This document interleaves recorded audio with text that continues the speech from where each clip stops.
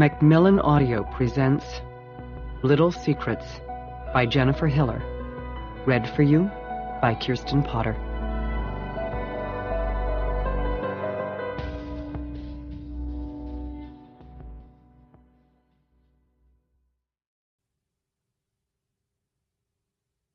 Chapter 1. Pike Place Market is a tourist trap on a regular day. Combine it with last-minute holiday shopping and an extremely mild, sunny weekend, almost unheard of in December, and you are in the busiest 9 acres on a Saturday afternoon in Seattle. Sebastian's jacket is shoved into one of Marin's shopping totes, but still he's sweaty. His little hand keeps slipping out of hers every time he yanks too hard, trying to pull them in the direction he's determined to go. "Mommy, I want a lollipop," he says for the second time. He's tired and getting cranky, and what he really needs is a nap. But Marin has one final present to buy. She prides herself on giving thoughtful, personal gifts. Her 4-year-old son couldn't care less about Christmas shopping. Sebastian believes Santa is going to bring all his presents, so in this moment, sugar is the only thing he's interested in. "Bash, please, 5 more minutes," she says, exasperated, "and then we'll get your treat. But you have to be good. Deal?" It's a fair negotiation, and he stops whining. There's a candy store in the market. They know it well. They've been many times.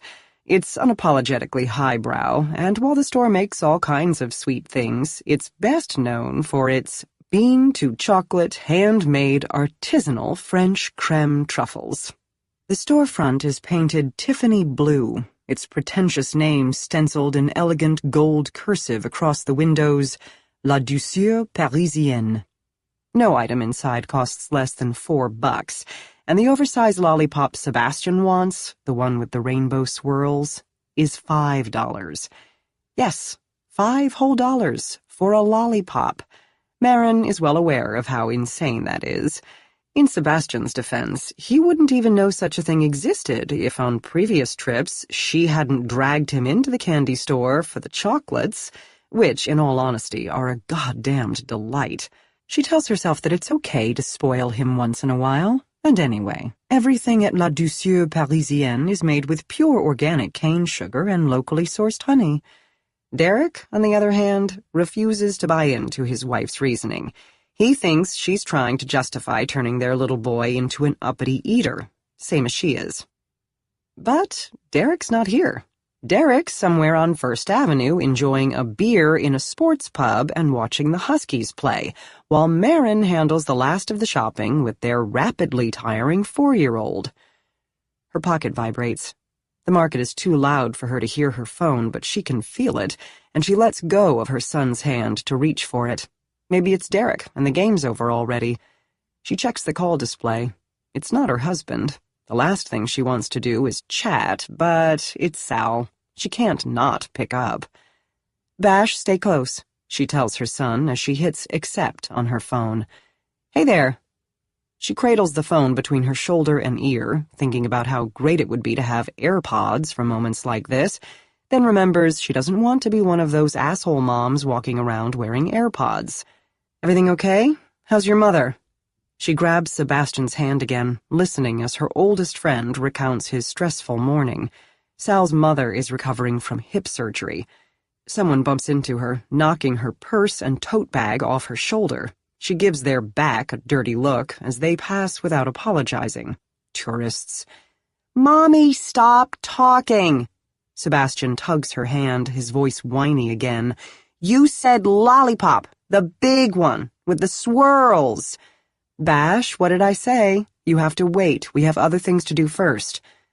To her phone, Marin says, "Sal, sorry, can I call you back a bit later? We're at the market and it's insane in here." She sticks the phone back in her pocket and reminds Sebastian again of their deal. The deal thing is relatively new for both of them, having begun when he started refusing baths a couple of months ago. "If you take a bath, we'll read an extra book at bedtime," she'd said, and the negotiation worked like a charm. It ended up being a win for both of them. Bath times now go more smoothly, and afterward, with his sweet-scented hair resting against her cheek, She reads aloud favorites from her own childhood. Curious George and Goodnight Moon are always in the rotation. The bedtime ritual is her favorite, and she's dreading the day when cuddles will be refused and her son will prefer to read his own books in bed by himself. For now, though, Sebastian is quiet when she suggests he might not get a lollipop at all if he whines one more time. She's as tired and hot as Bash is, and also hungry and severely undercaffeinated. Sugar and coffee will have to wait. They're meeting Derek at the world's oldest Starbucks, which is right beside the candy store, but there are no treats for either of them until the last of the shopping is done. The last gift on her list is for Sadie, the manager of Marin's downtown salon. She's 6 months pregnant and hinting that she might quit work to be a stay-at-home mom. While Marin respects any woman's choice to do what's best for herself and her family, she would really hate to lose her. Sadie had mentioned seeing a first edition of Beatrix Potter's The Tale of Benjamin Bunny in the vintage bookstore on the market's lower level. If it's still there, Marin will buy it for her. She's been a valuable employee for 10 years, and she deserves something extra special. Also, maybe it will remind Sadie how much she loves her boss and her job, and she'll choose to come back after her maternity leave. Sebastian yanks again, but Marin holds on firmly to his hand and directs him to the bookstore, where she's relieved to learn they still have the Potter First Edition. She manages to slip a couple of Franklin and the Turtle books onto the counter as she's paying. As they head back to the upper level, her phone vibrates again. A text this time. "Game's over." It's Derek, thank God. She could use the extra hands. "Heading your way. Where you guys at?" She feels Sebastian's sticky little hand slip out of hers. It's okay. She needs both hands to text back. In any case, her little boy is right beside her, keeping up with her brisk stride for once, his arm pressing against her leg as they head at a decidedly quicker pace out onto the street toward the candy store. A promise is a promise, though she can admit that the thought of a chocolate raspberry truffle melting in her mouth makes it easier to make good on her word. Heading to the fancy candy store, she texts back, and then Starbucks. "Want anything?" "Tacos," her husband replies. "I'm starving. Meet you at the food trucks instead?"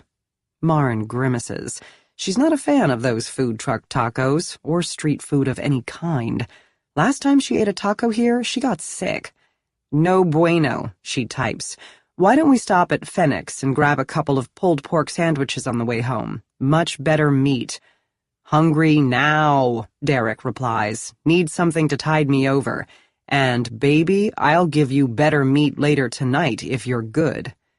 She rolls her eyes. She has friends who complain their husbands never flirt with them anymore. Hers never stops. "Fine, get your greasy taco, but you owe me, big guy." "Okay, good, because I'm already in line." His reply comes with a winking emoji. "Meet you in a few. I'll get Bash a churro." She's about to veto the fried dessert when it occurs to her that she can no longer feel Sebastian against her leg.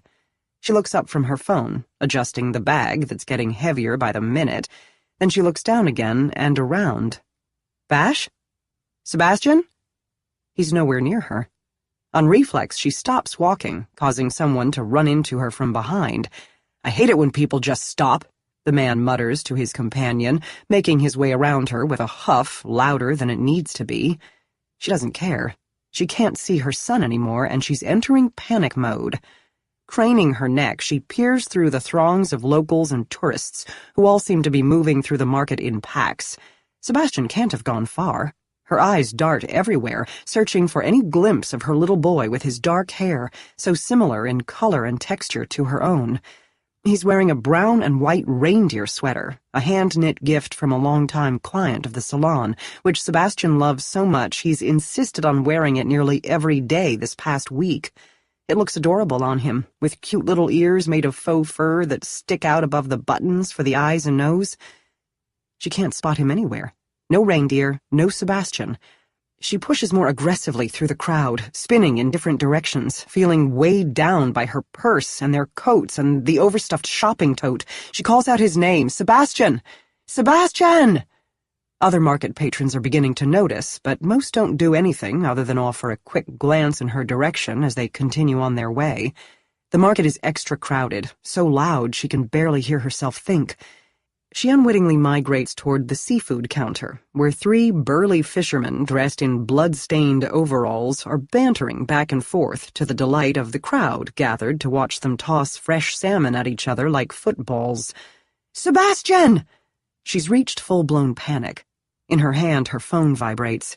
It's Derek with another text. He's about to order at the food truck, and he wants to know one final time if she wants anything. The text is unreasonably annoying. She doesn't want a fucking taco. She wants her son. "Sebastian!" She shrieks at the top of her lungs. She's gone way past panic mode and is nearing hysteria, and she's sure she's starting to look crazy, because people are now watching her with equal parts concern and fear. An older woman with coiffed silver hair approaches her. "Ma'am, can I help you? Did you lose your child?" "Yes, he's 4, and he's this tall with brown hair wearing a reindeer sweater. His name is Sebastian." It all comes out in one breathy gasp, and Maren needs to calm down, to breathe, because hysteria isn't going to help. It's probably silly to be panicking at all. They're in a fancy, touristy farmer's market with security guards, and it's nearly Christmas, and certainly nobody would take a child right before Christmas. Sebastian's just wandered a bit, and in a minute someone will bring him back to her, and she'll sheepishly say thank you, and then fiercely hug her kid. And then she'll bend down and lecture him sternly about always staying where he can see her, because if she can't see him, then he can't see her, and his little round face will crumple because he always gets upset whenever she's upset, no matter the reason. Then she'll pepper his face with kisses and explain that he always needs to stay close to her in public places, because it's important to stay safe. She'll reassure him again that everything's fine, and there'll be more kisses, and of course the lollipop, because she promised.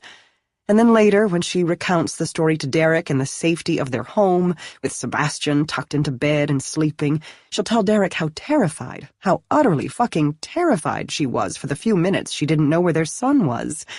And then it will be her husband's turn to reassure her, and he'll remind her that everything turned out okay. Because it will be okay. Because they'll find him. Of course they will. She punches her phone and calls Derek. The minute her husband picks up, she loses it. "Sebastian's gone!" Her voice is 3 times louder and a half-octave higher than it normally is. "I've lost him!" Derek knows all her volumes, and he knows immediately that she isn't joking. "What?" "I can't find Sebastian." "Where are you?" he asks, and she looks around, only to realize she's migrated again, all the way past the fisherman. She's now standing near the main entrance under the iconic neon-lit public market sign. "I'm by the pig," she says, knowing he'll understand her reference to the popular sculpture. "Don't move, I'll be right there." The older lady who's helping her has turned into 3 concerned ladies of various ages, along with a man, someone's husband, who's been sent to notify security. Derek shows up a couple of minutes later, out of breath because he ran all the way from the other side of the market. He takes one look at his wife, sans Sebastian, and his face freezes. It's almost as if he expected that everything would be resolved by the time he got there, and that his only job would be to comfort a scared, relieved wife and a scared, crying child, because comforting is something Derek is good at. But there's no crying kid, and no relieved wife, and he's momentarily paralyzed as to how to handle it. "What the hell, Maren?" her husband blurts. "What did you do?" It's a poor choice of words that comes out sounding more accusing than he probably meant. His voice jabs, and she winces. She knows that question will haunt her forever. What did she do? She lost their son, that's what she did, and she's prepared to take all the blame and apologize to everyone 1,000 times once they find him, because they will find him. They have to find him, and once they do, once he's back and safe in her arms, she'll feel like a prize idiot.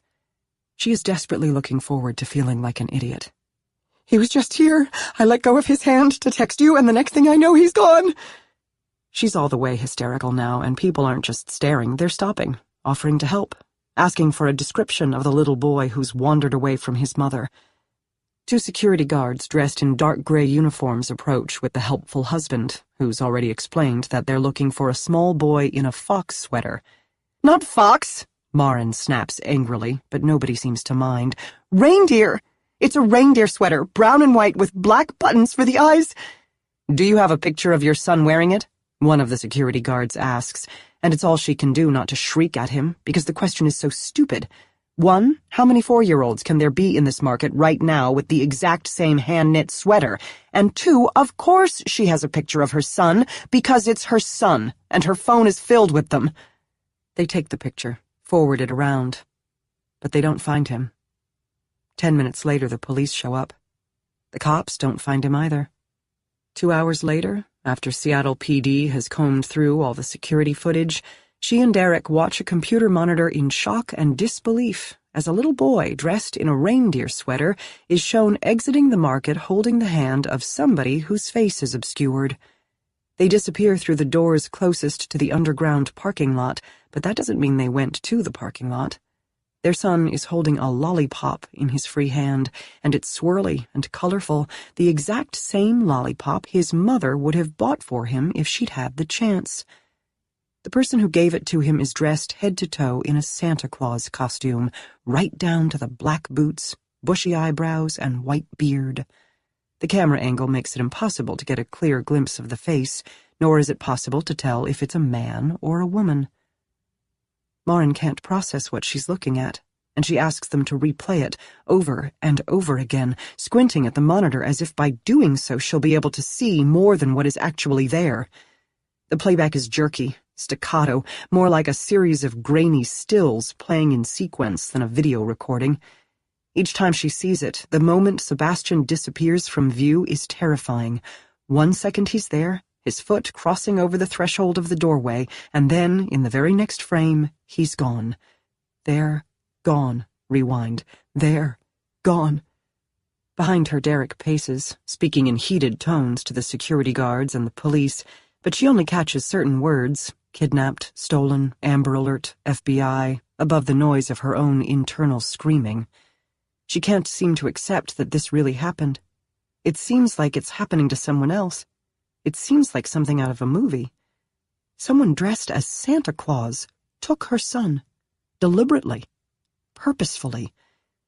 While the security footage is black and white and fuzzy, it's clear Sebastian wasn't coerced. He didn't seem frightened. His face was just fine, because he had a $5 lollipop in one hand and Santa in the other. The ladies working at La Douceur Parisienne checked their computer and confirmed they'd sold 7 lollipops that day, but they don't remember any customers dressed as Santa, and there are no security cameras inside their tiny store. There's only one CCTV camera across the street from the underground parking garage that Sebastian and his captor are thought to have entered, but because of the angle, the camera only catches a distant side view of the cars exiting the garage. No license plates are visible. 54 vehicles exited in the hour after Sebastian was taken, and the police can't trace any of them. The timestamp on the video footage they do have shows that Sebastian and his kidnapper exited the market a mere 4 minutes after his mother realized he was no longer with her. The Pike Place security guards hadn't even been notified at that point. 4 minutes? That's all it took to steal a child. A lollipop, a Santa suit, and 240 seconds. Part 1. 15 months later. Listen, are you breathing just a little and calling it a life? Mary Oliver. Chapter 2. They say if a missing child Sebastian's age isn't found within 24 hours of his disappearance, chances are he never will be. This is the first coherent thought Maren Machado has every morning when she wakes up. The second thought is whether this will be the day she'll kill herself. Sometimes the thoughts dissipate by the time she's out of bed and in the shower, obliterated by the steaming water bursting out of the shower head. Sometimes they dissipate by the time she's finished her coffee and is driving to work. But sometimes they stay with her all day, like whispering, ominous clouds in the background of her mind, a soundtrack she can't shut off. On those days she might pass as normal from the outside, just a regular person having regular conversations with the people around her. Internally, there's a whole other dialogue going on. This happened just the other morning, for instance. Marin showed up at her downtown salon wearing a pink Chanel shift dress she'd found at the back of her closet, still in its dry-cleaning plastic. She was looking pretty fabulous when she walked into work, and her receptionist, a young blonde with an impeccable sense of style, noticed. "Good morning, Marin," Veronique called out with a bright smile. "Look at you rocking that dress. You look like $1,000,000. Marin returned the receptionist's smile as she walked through the elegant waiting room to her private office in the back of the salon. "Thanks, V. Forgot I had it. How's the schedule looking?" "Fully booked," Veronique said in a sing-song voice, the same one all morning people seem to have. Marin nodded and smiled again, heading to her office, all the while thinking, maybe today is the day. I'll take the shears. Not the new ones I used on Scarlett Johansson last summer, but the old ones I used on J-Lo 5 years ago, the ones that have always felt best in my hand. And I'll stab them into my neck, right where I can see my pulse. I'll do it in front of the mirror in the bathroom so that I don't screw it up. Yes, definitely the bathroom. It's the easiest place for them to clean up. The tile is slate, the grout is dark, and the bloodstains won't show. She didn't do it, clearly. But she thought about it. She thinks about it. Every morning. Most evenings. Occasional afternoons. Today, thankfully, is starting out as a better day, and the thoughts that attacked her when Marin first woke up are beginning to fade. They're fully gone by the time her alarm goes off. She switches the bedside lamp on, grimacing at the foul taste in her mouth from the entire bottle of red wine she drank the night before. She takes a long sip of water from the glass she keeps by the bed, swishing it around her dry mouth, then unplugs her phone from the charger. One new message. "You alive?" It's Sal, of course, and it's his usual text, the one he sends every morning if he hasn't already heard from her. To anyone else, a text like this might be considered insensitive, but it's Sal. They go back a long way and share the same dark sense of humor, and she's thankful she still has one person in her life who doesn't feel the need to tiptoe around her precious feelings. She's also fairly certain that Sal's the only person in the world who doesn't secretly think she's a piece of shit. She replies with numb fingers, eyes still bleary, head pounding from the hangover. "Barely," she texts back. It's her usual response, brief, but it's all he needs. He'll check on her again around bedtime. Sal knows bedtimes and mornings are the worst for her, when she's least able to deal with the reality that is now her life. Beside her, the bed is empty. The pillow is still perfect, and the sheets are still flat. Derek didn't sleep here last night. He's out of town on business, again. She has no idea when he's coming back. He forgot to tell her yesterday when he left, and she forgot to ask. It's been 485 days since she lost Sebastian. This means she's had 485 evenings where she hasn't bathed her son, put him in clean pajamas, tucked him into bed, and read him Goodnight Moon. She's had 485 mornings of waking up to a quiet house, devoid of laughter and stomping feet, and no calls of "Mommy, wipe" emanating from the hallway bathroom, because while he was fully potty-trained, he was only 4, still learning how to handle his own basic hygiene. 485 days of this nightmare. Panic sets in. She takes a minute and does the deep breathing exercises her therapist taught her until the worst of it passes and she can function.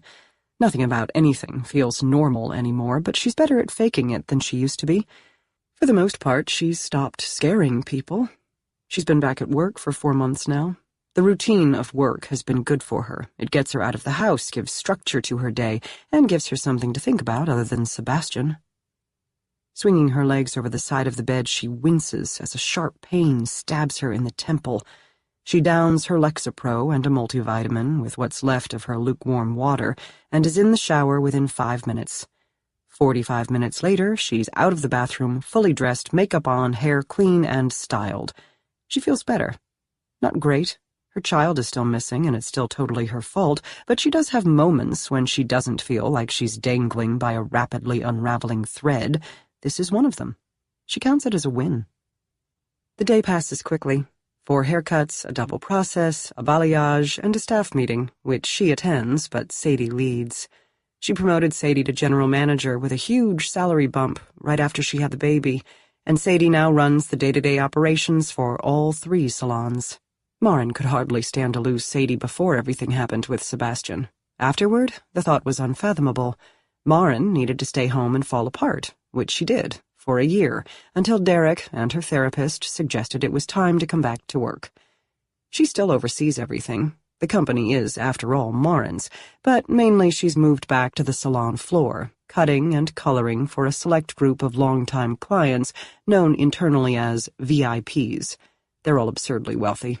More than a few are minor celebrities, and they pay $600 an hour to have their hair done personally by Marin Machado of Marin Machado Salon and Spa.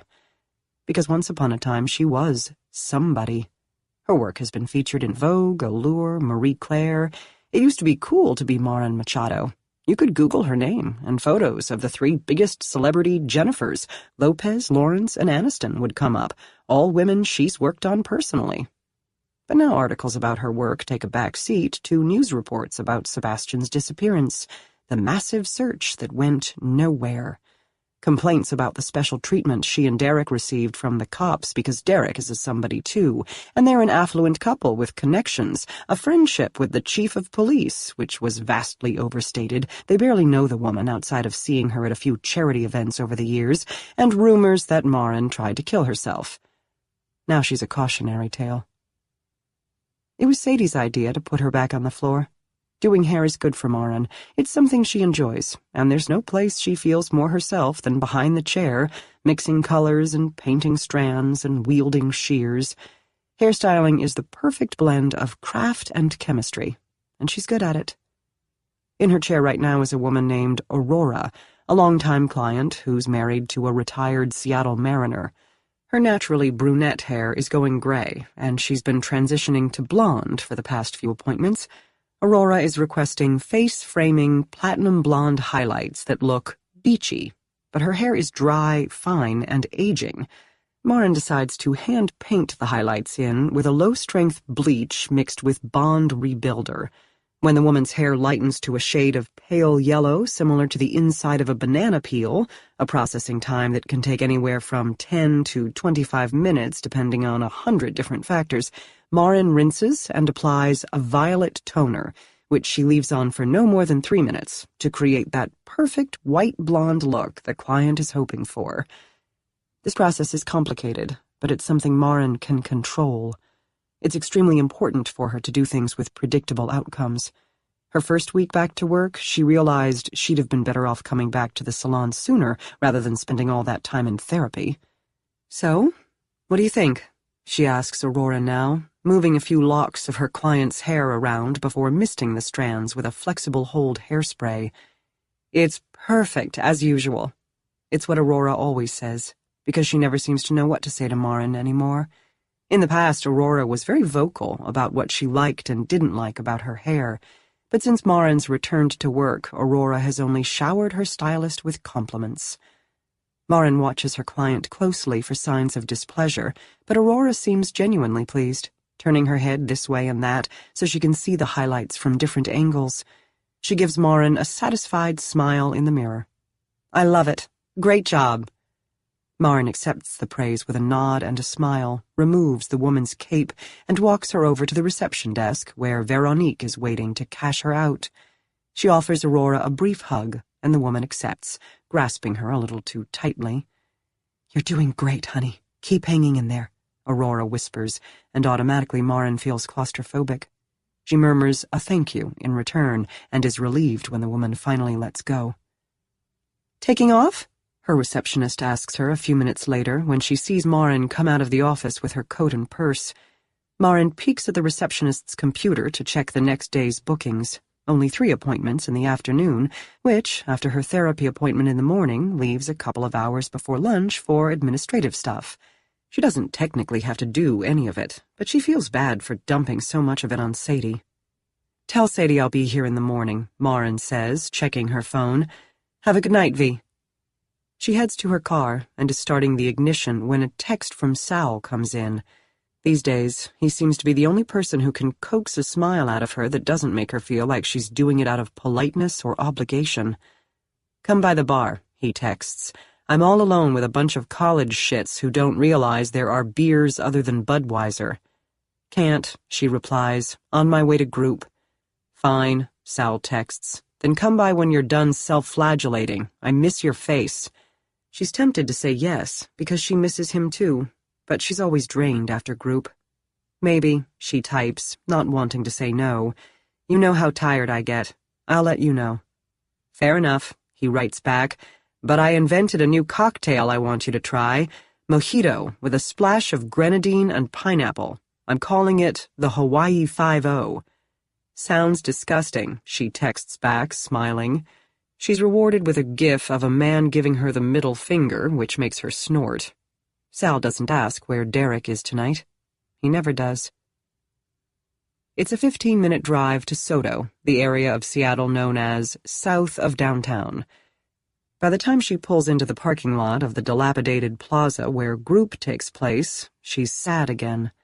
Which is fine, because this is probably the one place in the entire world where she can feel as miserable as she needs to, without feeling the need to apologize for it, while still not necessarily being the most miserable person in the room. Not even therapy is like that. Therapy is a safe space, certainly, but there's still judgment involved, and an unspoken expectation that she's there to get better. This meeting tonight, on the other hand, forces no such pretense. The Support Group for Parents of Missing Children, Greater Seattle, is a fancy name for a bunch of people with one terrible thing in common. They all have missing kids. Sal described going to group as an act of self-flagellation. He isn't wrong. Some nights that's exactly what it is, which is exactly what she needs. 1 year, 3 months, and 22 days ago was the worst day of her life, when Maren did the worst thing she will ever do. It was nobody's fault but hers. She has nobody to blame but herself. If she hadn't been texting, if she hadn't let go of Sebastian's hand, if they'd gone to the candy store earlier, if she hadn't dragged him to the bookstore, if she had looked up from her phone sooner, if. Her therapist says she has to stop fixating on that day, that it's not helpful to replay every second again and again in her head as if some new detail will magically present itself. He says she needs to find a way to process what happened and move through it, which doesn't mean she's letting Sebastian go. It would mean she'd be living a productive life despite what happened, despite the things she let happen, despite what she's done. Maren thinks he's full of shit, which is why she doesn't want to see him anymore. All she wants to do is fixate on it. She wants to continue picking at the wound. She doesn't want it to heal, because if it heals, that means it's over, and her little boy is lost forever. It boggles her mind that nobody seems to understand that. Except for the people at group. She stares up at the aging yellow sign of the donut shop, which is a shade somewhere between mustard and lemon. It's always lit. If someone had told her last year that she'd be here once a month to spend time with a group of people she hadn't even met yet, she wouldn't have believed it. There are a lot of things she wouldn't have believed. Her keys slip out of her hand and she manages to catch them before they land in a dirty parking lot puddle. And that's what life is these days, isn't it? A series of slips and catches, mistakes and remorse, a constant juggling act of pretending to feel okay when all she wants to do is fall apart. One day all those balls will drop, and they won't just break. They'll shatter. Chapter 3. The FBI estimates that there are currently over 30,000 active missing persons cases for children. It's an alarmingly high number, and yet somehow, being the parent of a missing child is weirdly isolating. Unless it's happened to you, you can't possibly understand the unique nightmare of not knowing where your child is and whether he's alive or dead. Maren needs to be around people who get this specific brand of hell. She needs a safe place to dump out all her fears so she can examine and dissect them, knowing the others in the room are doing the exact same thing. She asked Derek to attend the group meetings with her, but he declined. Talking about feelings wasn't his thing to begin with, and he refuses to discuss Sebastian. Anytime anyone mentions their son, he shuts down. It's the emotional equivalent of playing dead. The more you show concern for Derek's well-being, the less he'll react, until you give up and leave him alone. He even does this with Maren. Maybe especially with Maren. A little under a year ago, when she first started attending group, there were 7 people. The meetings took place in the basement of St. Augustine Church. The group is now down to 4 and has since moved to the back of this donut shop. An odd choice of location, but the woman who owns Big Holes is the mother of a missing child. The name Big Holes should be funny, but Frances Payne does not have much of a sense of humor. One of the first things she said when she met Marin was that Big Holes wasn't a bakery, since it only made 2 things consistently, coffee and donuts. Calling it a bakery, she insisted, suggested a level of pastry skill that she doesn't have. Frances is in her early 50s, but looks 70. The lines in her face so deeply etched it's like looking at a relief map. Her son, Thomas, went missing when he was 15. He went to a party one night where everyone was underage, drinking and doing drugs. The next morning he was gone. Nobody remembers him leaving the party. Nothing was left behind, just gone. Frances is a single mom and Thomas was all she had. His disappearance happened 9 years ago. Lila Figueroa is the youngest member at 34. She's a mother of 3, a dental hygienist, and married to Kyle, a pediatric dentist. Together, they have 2 toddler boys. The child who's missing is Devin, her eldest son from a previous relationship. He was picked up from school one day by his biological father, who did not have custody, and was never seen or heard from again. This happened 3 years ago, when Devin was 10, and the last place he and his father were spotted was Santa Fe, New Mexico. Though Devin isn't a victim of stranger abduction, his father is abusive, Lila has said. When Devin was a baby, his father burned their son's leg on the stove on purpose when he wouldn't stop crying, which is the primary reason she took Devin and left. Simon Polniak is the only father in their little group. He manages a Toyota dealership in Woodinville, and every few months pulls up in whatever new car he's demoing. He and his wife Lindsay used to come to group together, but they divorced 6 months ago. She kept the Labradoodle, and Simon kept group. He likes to joke that she got the better end of that deal. Their daughter Brianna was 13 when she was lured away from home by a stranger on the internet, someone who'd pretended to be a 16-year-old boy named Travis. The investigation showed Travis to be a 29-year-old part-time electronics warehouse employee who still lived with his parents, and when Brianna disappeared, so did he. This was 4 years ago, and neither has been heard from since.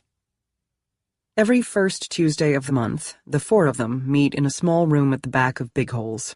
Occasionally, someone new will find them. Frances keeps a Facebook page, and there's a sign on the St. Augustine Church bulletin board and on their website, and the group is searchable online. But they don't always stick around.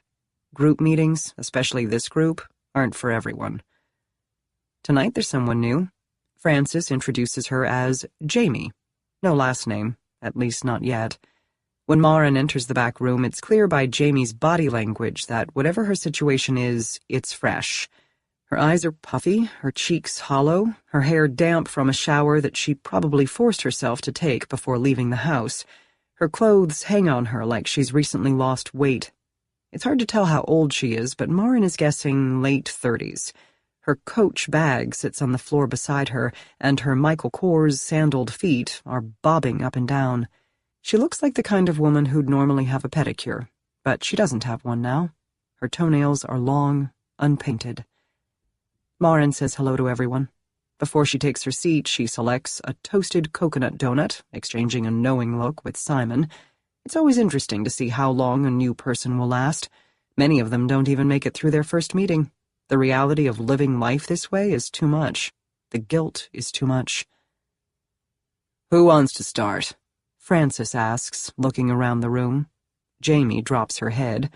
Lila clears her throat, and they all subtly turn toward her, giving her the floor. "Kyle and I aren't doing well." Lila looks thinner than the last time Marin saw her. Her under-eye circles are more pronounced. She's wearing jeans and a thick cable-knit sweater with a giant sequined raspberry on the chest. She likes to dress in kitschy clothes for the kid patients at the dental office. Her old-fashioned glazed donut is untouched, but she's powering through her coffee, lipstick faded, the cracked lines in her dry lips exposed. "I don't know how much longer we can pretend we're okay. We fight all the time, and the fights are ugly. Screaming, punching walls, breaking things. He hates that I come here. He says I'm dwelling." Lila looks around the room, exhaustion seeping out of every pore. "Do you guys think that's what we do here? Dwell? Of course that's what they do, but Marin doesn't say it, because it isn't what any of them want to hear. Simon is on his second donut, and she's predicting he'll have a third before they leave tonight. He's gained weight since he and Lindsay split, all of it in his belly and face, and he's started growing a beard to hide the softening chin. His hair is a mess of kinky curls. There are several things Marin could do at the salon to soften those curls, but she has no idea how to offer her skills without sounding like a snob. She suspects they already think she's pretentious, and showing up here tonight in the Chanel dress she wore to work probably doesn't help. "So what if we dwell?" Simon says. "It all has to go somewhere. The thoughts, the wondering. What are we supposed to do with it if we don't bring it here?" He polishes off the last bite of his donut and wipes his hands on his jeans. "Lindsay thought this wasn't healthy for her towards the end. She wanted to stop thinking about it, stop talking about it. She said sometimes she felt worse after group because you were all a reminder that there will probably never be a happy ending."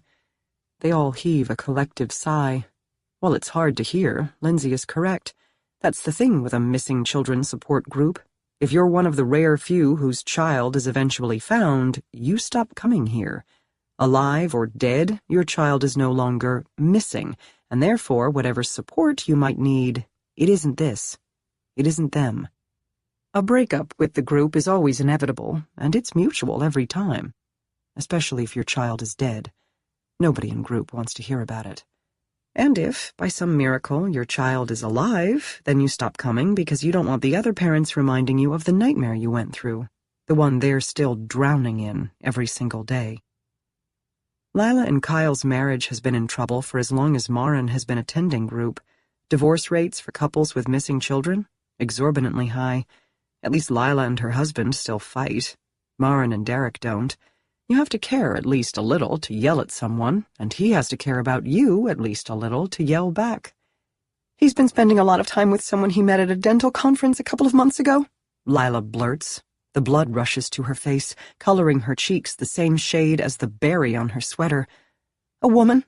He says they're only friends, but there have been coffee dates and lunches, and when I asked if I could meet her, he got defensive and said that he should be allowed to have friends that aren't also my friends, but I think he's cheating." A silence falls over the group. "Nah, I'm sure he's not," Simon finally says. Someone has to say something, and Simon almost always speaks first, because long silences make him uncomfortable. "He loves you, honey," Frances offers, but she sounds less than convinced. Jamie says nothing. She keeps her gaze down, twirling a lock of damp hair around her finger. There's another long sigh, and when they all turn to Marin, she realizes she was the one who let out the exhale. "Maybe he is cheating," she says. Simon and Frances shoot her a hard look. Marin doesn't care. She can't spew bullshit and lie to Lila and tell her things she doesn't believe are true just to make the other woman feel better. Lila's child is missing. The very least they can do is not try to talk her out of what she knows she knows. You know Kyle better than anyone. If your gut tells you he's cheating, then you shouldn't ignore it. I'm sorry. You don't deserve this. A giant tear trails down Lila's cheek. Frances passes her a tissue. "I should have known something was up," she says. "Kyle hates making new friends. So do I. You all know what it's like talking to someone new." All of them nod, including Jamie. They do know. New friends are the worst. They don't know your history, so right off the bat, you're forced to make a choice. Do you want to pretend you're normal and that your child isn't missing, which is exhausting, or are you willing to tell them all about it, which is also exhausting? There's no halfway point, and either way you go, it sucks. Lila is overcaffeinated. Marin can tell by the way her leg is bouncing up and down. "I don't have proof. It's just a feeling." "Are you going to confront him about it?" Marin's tone is gentle. "I don't know." The other woman's thumbnail is buried in her mouth, and she's gnawing on it like a puppy with a bone. "I don't know what to do. I don't know if I can even get angry. We haven't had sex in 2 years. Shit, maybe 3. I can't even remember the last time. If I bring it up, he's going to deny it, and we're going to fight. God, I am so sick of fighting." "Men do have needs, though," Simon said. "Don't be a douche." Frances reaches over and smacks him on the thigh. Marin's glad she did, because she would have punched him. Ignore Simon, Marin says to Lila. Whatever needs men have, it's not okay what Kyle is doing. But you don't have to bring it up until you're ready. What if I'm never ready? Lila's eyes begin to well up. What if I want to stick my head in the sand and not deal with it? I have enough to deal with, you know? If you think he's cheating, you should leave him. Francis speaks bluntly. Once a cheater, always a cheater. But we work together. The tears are coming out faster now, cutting trails through her foundation and faded blush, and she swipes at them, which only makes it look worse. We have 2 kids together. It's not that simple, Francis. All I'm saying is that you shouldn't stay married to someone who betrays you. Francis crosses her arms over her chest, something she does when she believes she's right. You're better off alone. No offense to our sweet Simon here, but I figured out a long time ago how to make a life without a man. Yeah, and what a life it is. Lila and Marin trade a sideways glance. They're both thinking the same thing. Francis has a support group and a donut shop, and that's about it. What if I don't want to figure it all out? The thumbnail is back in Lila's mouth. What if I don't want anything to change? What if this is as good as it gets for me? What if this is all I deserve? Bullshit, Simon says, but the resigned look on his face doesn't match his forceful tone. Francis has nothing to add, and frankly, neither does Marin. She's too tired for a pep talk, and she doesn't have the energy to convince Lila of something she hasn't been able to convince herself of. They all know exactly what she means. Everyone in this room lives every single day with the burden of what they've done. They didn't protect their children. As parents, above all else, that's the one fucking thing they're obligated to do. So no, they don't deserve a good life. Not if their children aren't okay. Be kind to yourself. It's the best Marin can come up with, and as soon as the words are out, she winces. They're so trite, so shallow. She knows better than to spew words taken straight out of an inspirational meme, and Lila pounces. Oh, like you? She says, and Marin blinks. Why do you stay in your shitty marriage? You and Derek barely speak. When's the last time you guys had sex? And you? She turns her glare to Francis. You haven't been married since the Stone Age, and everybody you speak to is sitting in this donut shop right now. You're not exactly a shining example of what I want my life to be in 20 years. Lila, come on, Simon says, reaching for yet another donut. His third, by Marin's count. That's not nice. Oh, and nice is working for you? Lila's voice grows louder. Where has nice ever gotten you, Simon? Your wife left you, and you've gained 20 pounds from all the donuts you eat when you come here. She turns to Jamie, who seems to shrink once Lila's gaze lands on her. You sure you want to be here? Because this is your life now, too, and there's still time to stay in denial if you need to. Hey, Marin says, raising her voice. It's one thing for Lila to snap at her and Francis. They can handle it. Simon, on the other hand, is way more sensitive, and when he cries, which he will, it's awful for everyone. And a new person should never, ever be subjected to this. They're having a hard enough time already. I get that you're angry, but quit taking shots. We're all on your side. But I don't want to be on this side. Lila's voice is shaking. Her hands are, too. I don't want to be here on this side with you people. Don't you get it? I don't want this to be my life, and I really don't want to hear it from you, Marin, because if Derek isn't cheating on you now, he will be. That's what men do. Whoa, whoa, whoa! Simon holds up 2 chubby hands, and it's the loudest Marin's ever heard him speak. Let's take a time out, ladies. Oh, fuck off with your ladies, Francis says, standing up. In about a minute, she's going to need a cigarette. Lila, honey, put up with it or don't put up with it, but for God's sake, stop screaming at us. All I'm saying is you have a choice, okay? And you're entitled to make it. But staying married to a cheating husband because you blame yourself for your kid getting snatched is punishing yourself and your other kids. What happened with Devon isn't your fault. I was late picking him up. Lila's voice breaks. I was late, and if I hadn't been, his father wouldn't have been able to take him, and my son would be home with me and safe. Yeah, well, the teacher should never have let him go.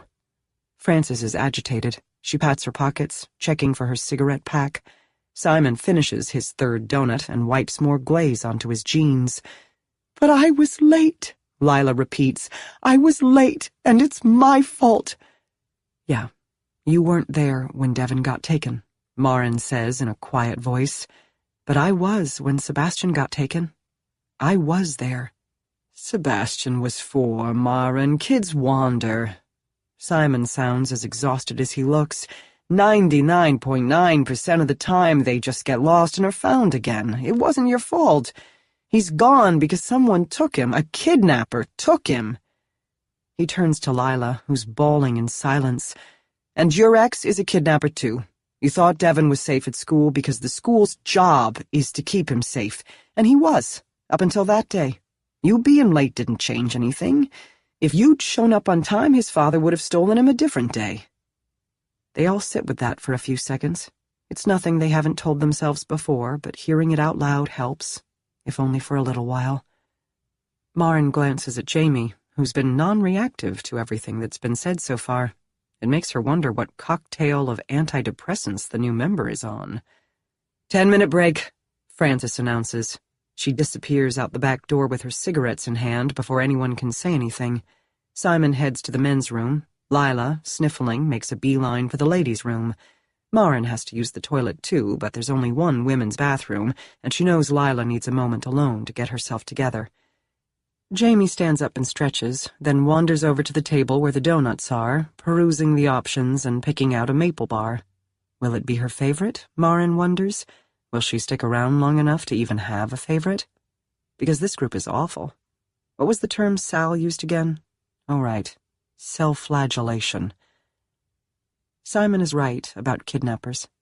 When Sebastian was barely 3, he ran away from her once at the Wonderland amusement park on 4th of July weekend. After the world's longest 5 minutes, a stranger walked him back to her, because the stranger saw that a little boy was lost at a busy park, and he took it upon himself to help the child find his mother, because that stranger was not a kidnapper, or a pedophile, or a murderer. The stranger who took Sebastian, on the other hand, was a kidnapper.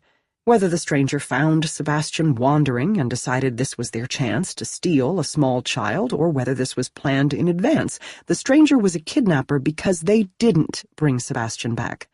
That's the difference. It's still hard to make sense of it, almost 16 months later. Sebastian was only 4, but he was a smart kid. Both Marin and Derek had talked with him again and again about the dangers of talking to strangers, about not taking toys or food or any kind of gift from someone without checking with Mommy or Daddy first. He learned about it in preschool. It was discussed at home. But it was Santa Claus. Kids are taught to love Santa, to speak to him even if they're intimidated or frightened, to sit on the goddamned jolly old elf's lap and tell him what they want for Christmas. In turn, they're rewarded with a candy cane. They're given a treat for confiding in a stranger. When Lila gets back, her eyes are red and swollen, but she's calm. She gives Marin's arm a squeeze as she heads to refill her coffee, and it's her way of saying sorry. Marin gives her a smile, which is her way of accepting the apology. They know each other's silent gestures. They do this every month.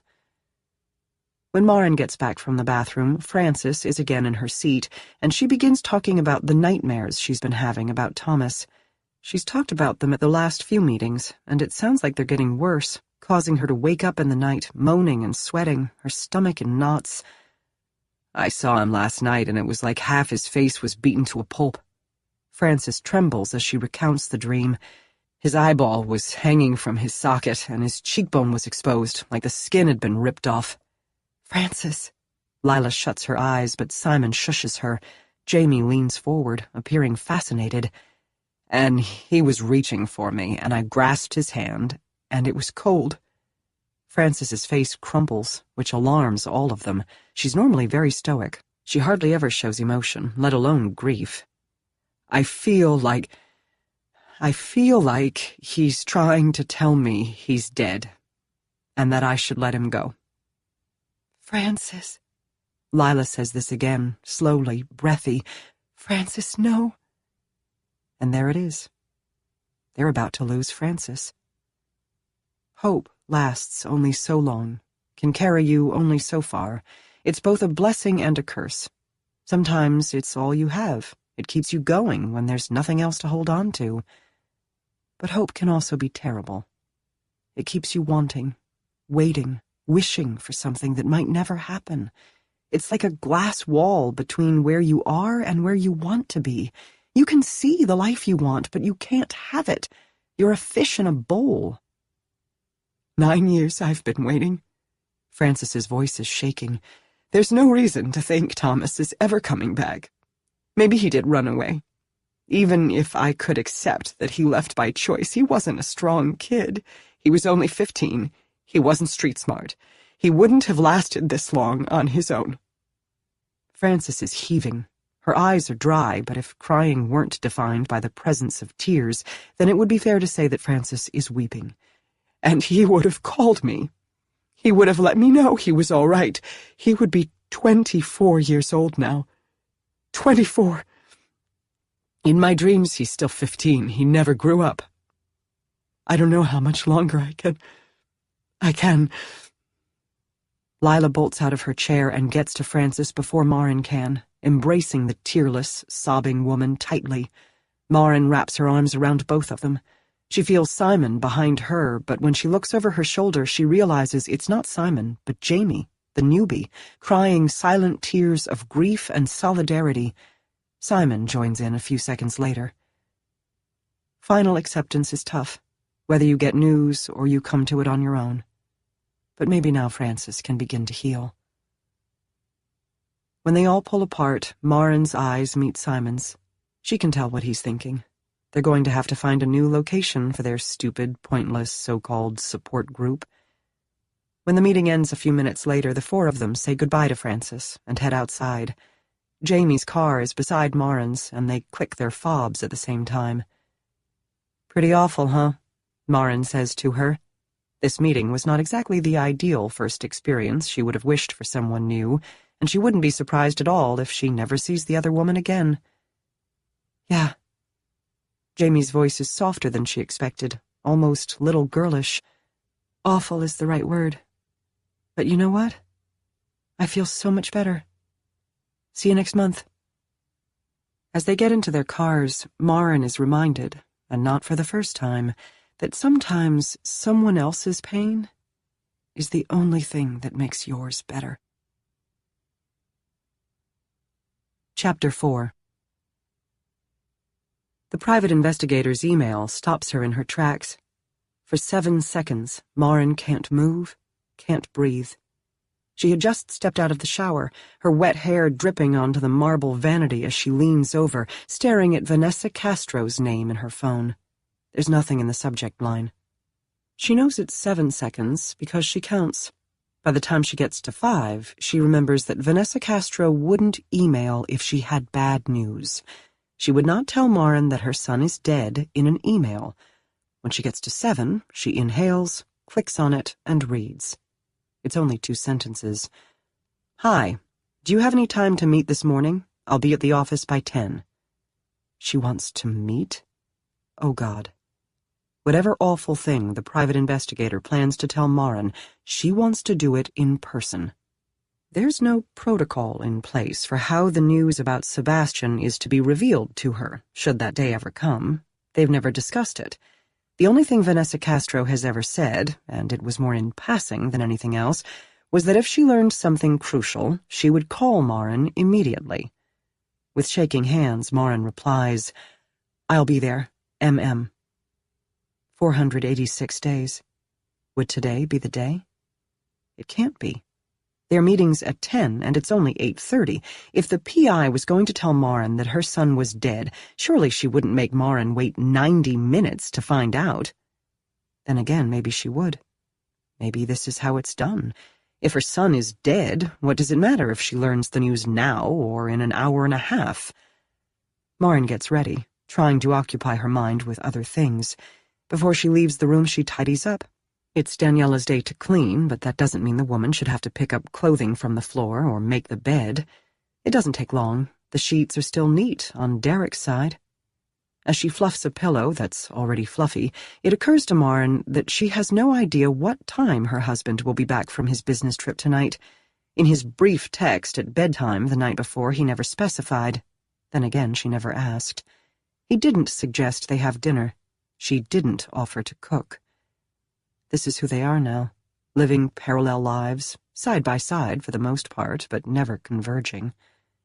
As she passes Sebastian's room, she places a hand over his door.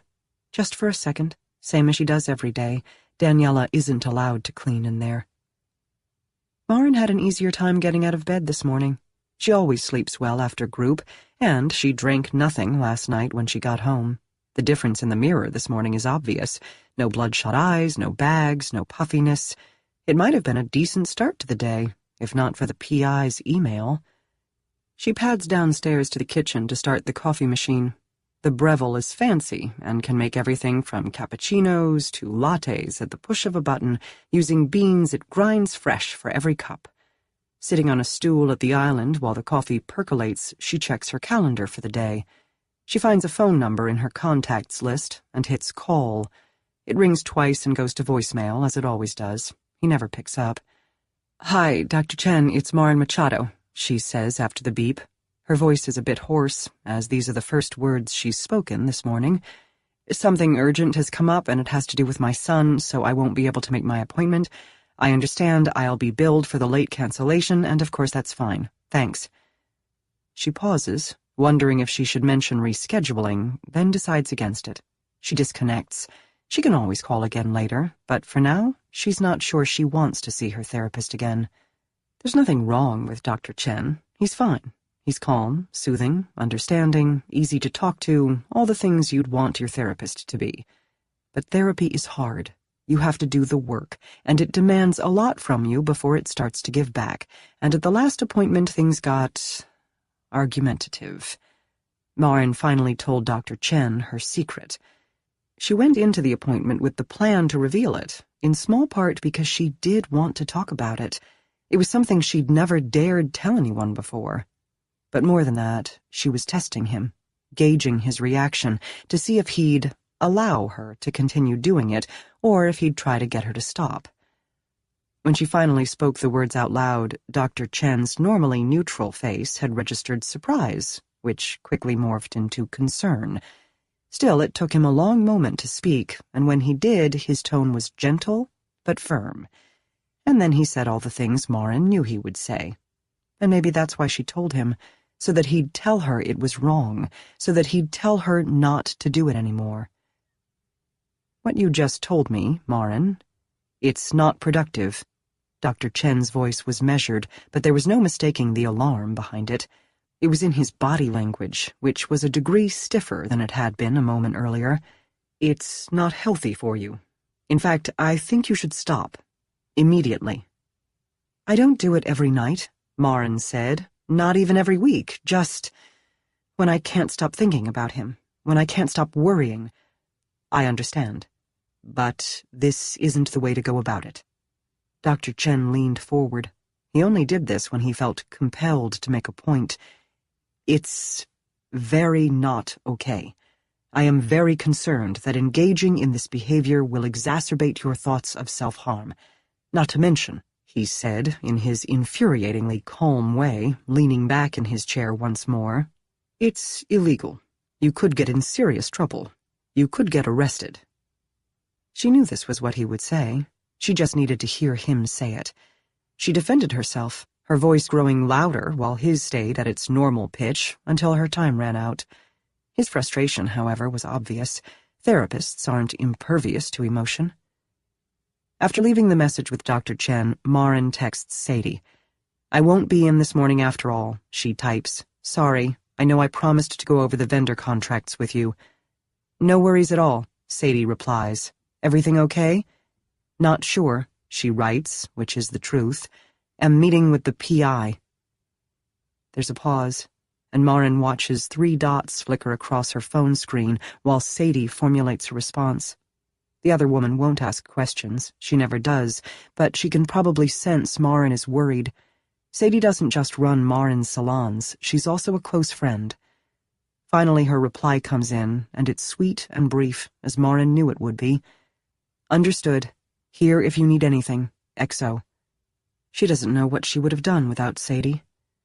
When the FBI told them a month after Sebastian went missing that the search for their son would always be considered ongoing, but that, in the immediate, there were no new leads to pursue, fancy speak for, we're putting this on the back burner, it was like losing her child all over again. And Maren didn't handle it well. At all. When she was discharged from the hospital a week later, the first thing she did was call the private investigator. She'd had Vanessa Castro's card for a while. A couple of weeks, at least. Castro had left her business card in the plastic bowl by the front desk of the downtown salon, having come in for a pedicure sometime earlier. Every month, the salons do a drawing for a free service, but Vanessa Castro's card wasn't a winner. Maren only saw it because her sleeve had caught on the edge of the bowl and knocked it over, causing all the cards to spill onto the floor. Nothing about the PI's business card was particularly interesting. Isaac and Castro was written in plain blue letters across the middle, and below it, Vanessa Castro, private investigator, in smaller type. But out of the 24 cards splayed out on the tile, it was the only one that landed face up. Maybe it was the only one she needed to see. The universe is funny that way. Sebastian had been missing for 2 weeks by that time. Maren pocketed the card, and later, after she was released from psychiatric hold, she called. Castro and her business partner are both ex-Seattle PD. She specializes in finding missing children, and she's made a name for herself because she looks in places the police won't, or can't. She's unconventional, a bit of a renegade. Classy on the surface, she's unafraid to get her hands dirty. She's also ridiculously expensive. When they first met, she told Maren to call her Vanessa, but that didn't feel right. They weren't girlfriends, and it wasn't Sunday brunch. Maren hired the woman to find her son. She couldn't live with the thought that nobody was looking for him. Someone always has to be looking. Whether the person who took Sebastian was someone who actually knew him was a bone of contention between Maren and the police, and later the FBI. They found no evidence to suggest that the person was a friend or acquaintance of the family, and cited statistics for stranger abductions as being small but significant. The Santa costume, they believed, denoted the person's intent to steal a child. Possibly any child from a place that was crowded, busy, and congested, because there is no bigger representative of Christmas for small children than Santa Claus. Even a child who doesn't automatically trust adults might be lured by the red suit and white beard. As for the lollipop, she and Sebastian hadn't been far from the candy store.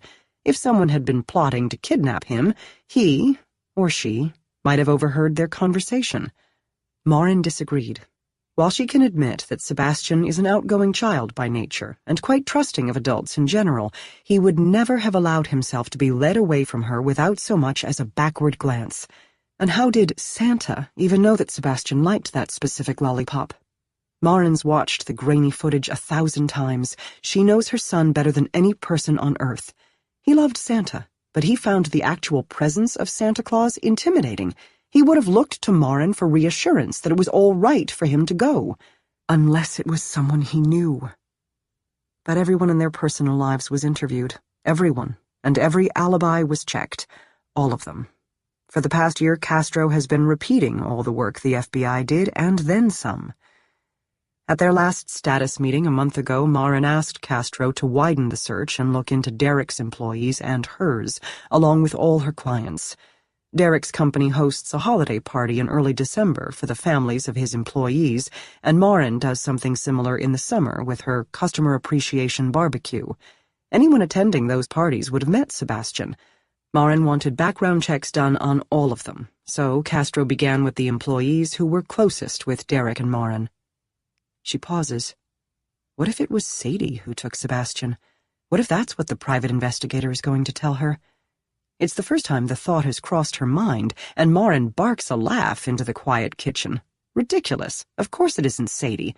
Besides, the woman just had a baby of her own. Why would she want Maren's? Maren prepares her coffee, pouring it into a tumbler featuring the salon logo etched down the side. They sell the extra-large rose gold-tinted tumblers at all 3 locations for $65, an outrageous price for what amounts to a coffee mug, but the clients buy them regularly for themselves and as gifts for other people. Sometimes Maren puts wine in hers, but not today. She gets into her car, wondering if she should call Derek in Portland to let him know about the possibility of bad news. Despite the emotional distance between them, she wouldn't mind hearing his voice right now, always so reassuring and practical. He would certainly remind her that Vanessa Castro is a former cop and professional private investigator who would have said something immediately if she had definitive news about Sebastian, who would never make her wait for a face-to-face appointment. She'd like to talk to him, but she can't. She can't tell Derek a damned thing.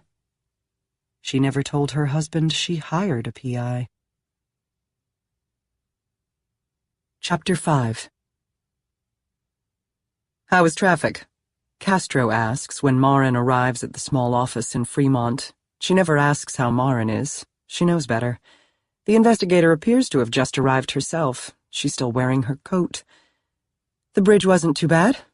Marin takes a seat across from her, noticing that some things have been changed around since she was last here a month ago. The small fish tank, which used to sit on the low bookcase by the wall, is now on the corner of the desk, where Marin can see it up close.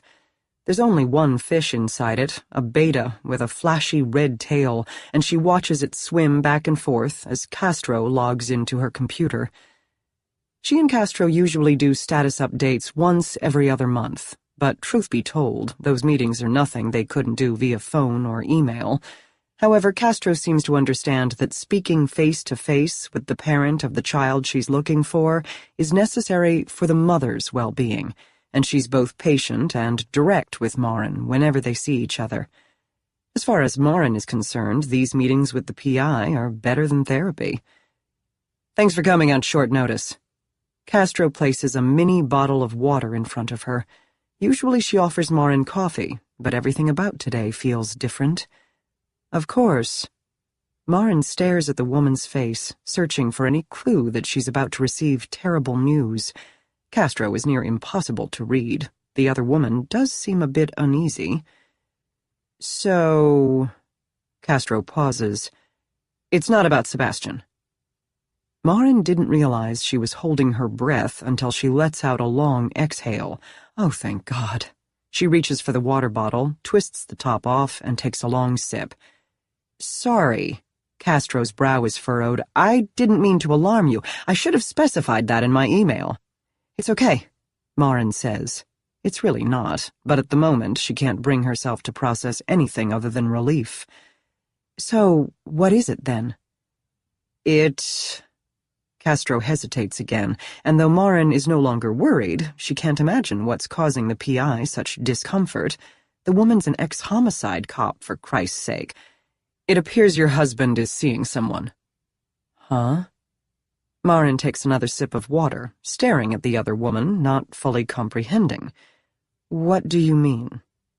I'm not sure where things stand with you two, but last we spoke you didn't mention anything about a separation. We're not separated. Then I'm very sorry to tell you that your husband is having an affair. Marin blinks.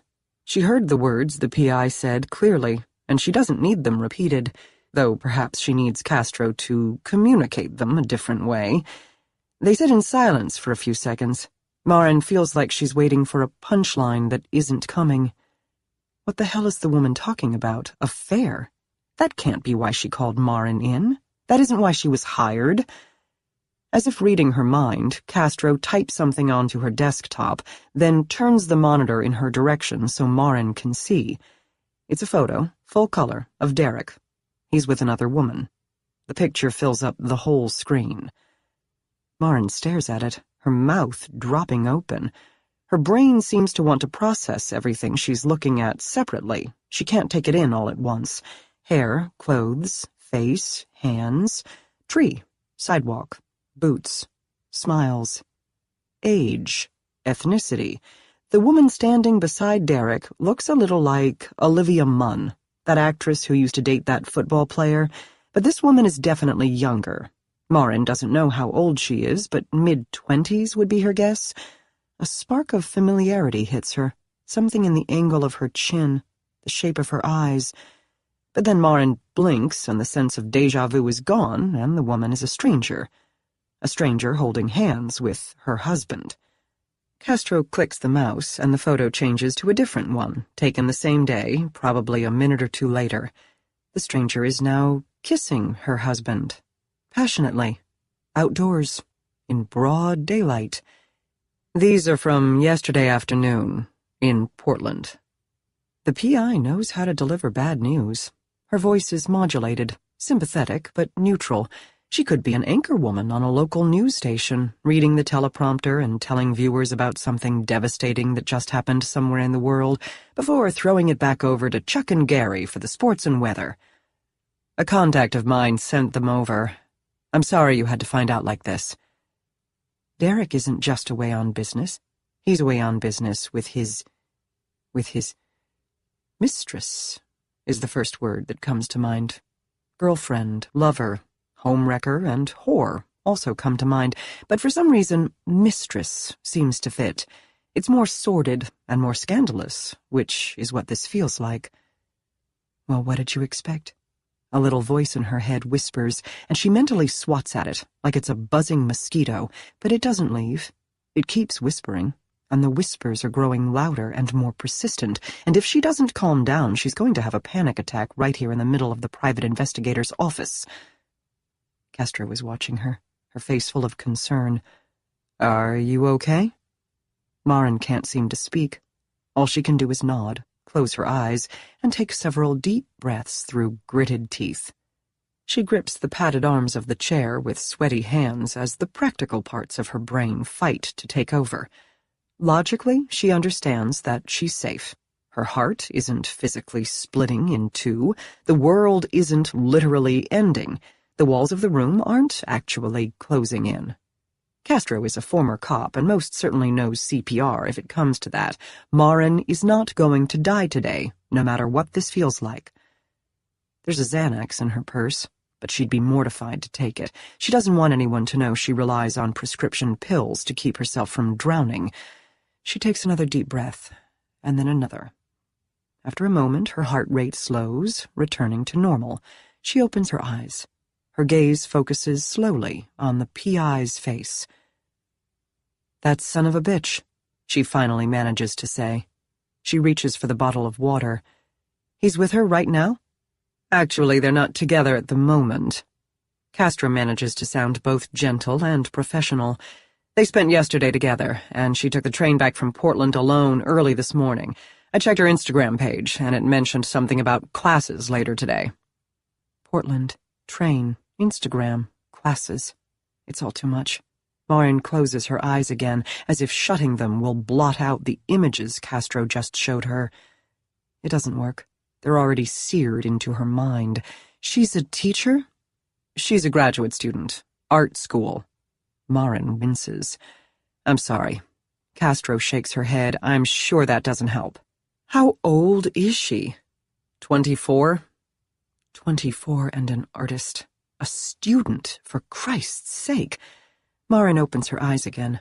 Her gaze meets the PI's, who's watching her with a look of utter compassion, so genuine it almost makes her want to cry. Another moment passes, and then Castro begins to describe how her discovery had come about.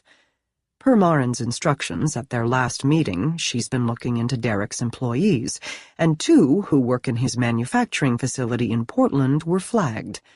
Castro engaged a contact in Oregon, a cop who moonlights as a PI on his days off to do some digging. He learned that both employees have arrest records, and both were charged, though the charges were ultimately dismissed in both cases. What were they arrested for? Marin asks, trying to focus on the investigative details and not the sight of another woman's lips pressed against her husband's. One was arrested for a bar fight, Castro says. The other was accused of assaulting her next-door neighbor. Her? A hint of a smile passes over Castro's lips. Apparently they don't get along. It started when one neighbor accused the other of stealing her ceramic garden gnomes. Castro explains that her Portland contact ended up outside the hotel where Derek is staying, and that's when he happened to spot Marin's husband coming out the side door with a woman he knew wasn't Marin. Curious, he followed them for a bit. They were heading to dinner. Henry's Tavern in the Pearl District. When Castro says this, Marin winces again. Henry's is one of her favorite casual spots, and she and Derek always eat there at least once whenever they're in Portland. They do a great mango martini. They also do a fantastic calamari, tempura battered, flash fried, dusted liberally with cracked pepper and sea salt with a jalapeno aioli dipping sauce, enough to share. What led your contact to the hotel in the first place? Marin tries not to imagine her husband feeding his mistress fried squid. Surely he wouldn't order the appetizer they always get. He looked into the employee's cell phone records, the one who'd been arrested for the bar fight, Castro explains, and there was a 10-minute call from the Hotel Monaco to the employee's phone. He staked out the hotel, and when he saw Derek come out with another woman, he snapped pictures and sent them to me. She clicks on her mouse. That lead didn't check out, by the way. It turns out the employee's brother-in-law is in town for a Blazers game, and they were making plans to meet up. The brother-in-law made the call from his room. A new photo is on the screen. Now they're inside the restaurant. Derek is speaking, gesturing with his hands. His mistress is laughing at whatever he's saying. They each have a cocktail, an old-fashioned for Derek, which is his go-to drink, and even if she didn't know that, the orange slice is a dead giveaway. Something pink, strawberry daiquiri with an umbrella for the mistress. They're sharing the fucking calamari. The thing that's surprising is how shocked Marin feels now that it's finally sinking in, even though she sensed it, even though on some level she knew.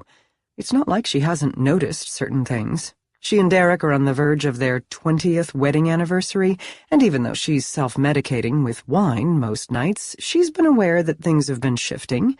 It's not just that they haven't been having sex, or that Derek has been away overnight for work more and more often and for longer periods of time. It's that when he's home, there's an emotional distance between them that's growing, and currently it's the size of a continent. I didn't email you last night because I wanted to dig a bit deeper first, Castro says, because I was assuming you'd have questions. How long? The words come out a croak. Marin takes another sip of water to lubricate her dry throat, finishing the tiny bottle. Castro tosses it into the recycling bin beside her desk and places a fresh water in front of her. At least 6 months, from what I can tell. Castro is typing again. 6 months. 6 months? That's not a fling, that's a relationship. Marin lets out a long breath as the full weight of it hits her. Where the hell has she been for 6 whole months that she didn't notice? Oh, right. Trying to cope with the disappearance of their child. It tends to keep a mother occupied. The restaurant photo disappears, and Marin braces herself for another emotional stab wound. But it's not another picture. It's a spreadsheet. Derek's cell phone records. Castro scrolls rapidly through the pages where she's already highlighted every instance of when the other woman's phone number appears, either as the caller or as the recipient of the call. They flash by in bright yellow sparks. Derek and his mistress are in constant communication by the looks of it. 6 months is as far back as the phone records go. I could go back further, but I'd have to access that information a different way. I was only able to access these because his cell phone account is under yours. Marin isn't planning to ask her how she'd even accessed these records. At their first meeting last year, she'd been very clear in her instructions. Look under every rock, leave no stone unturned, follow every lead, no matter where it goes, no matter who's involved.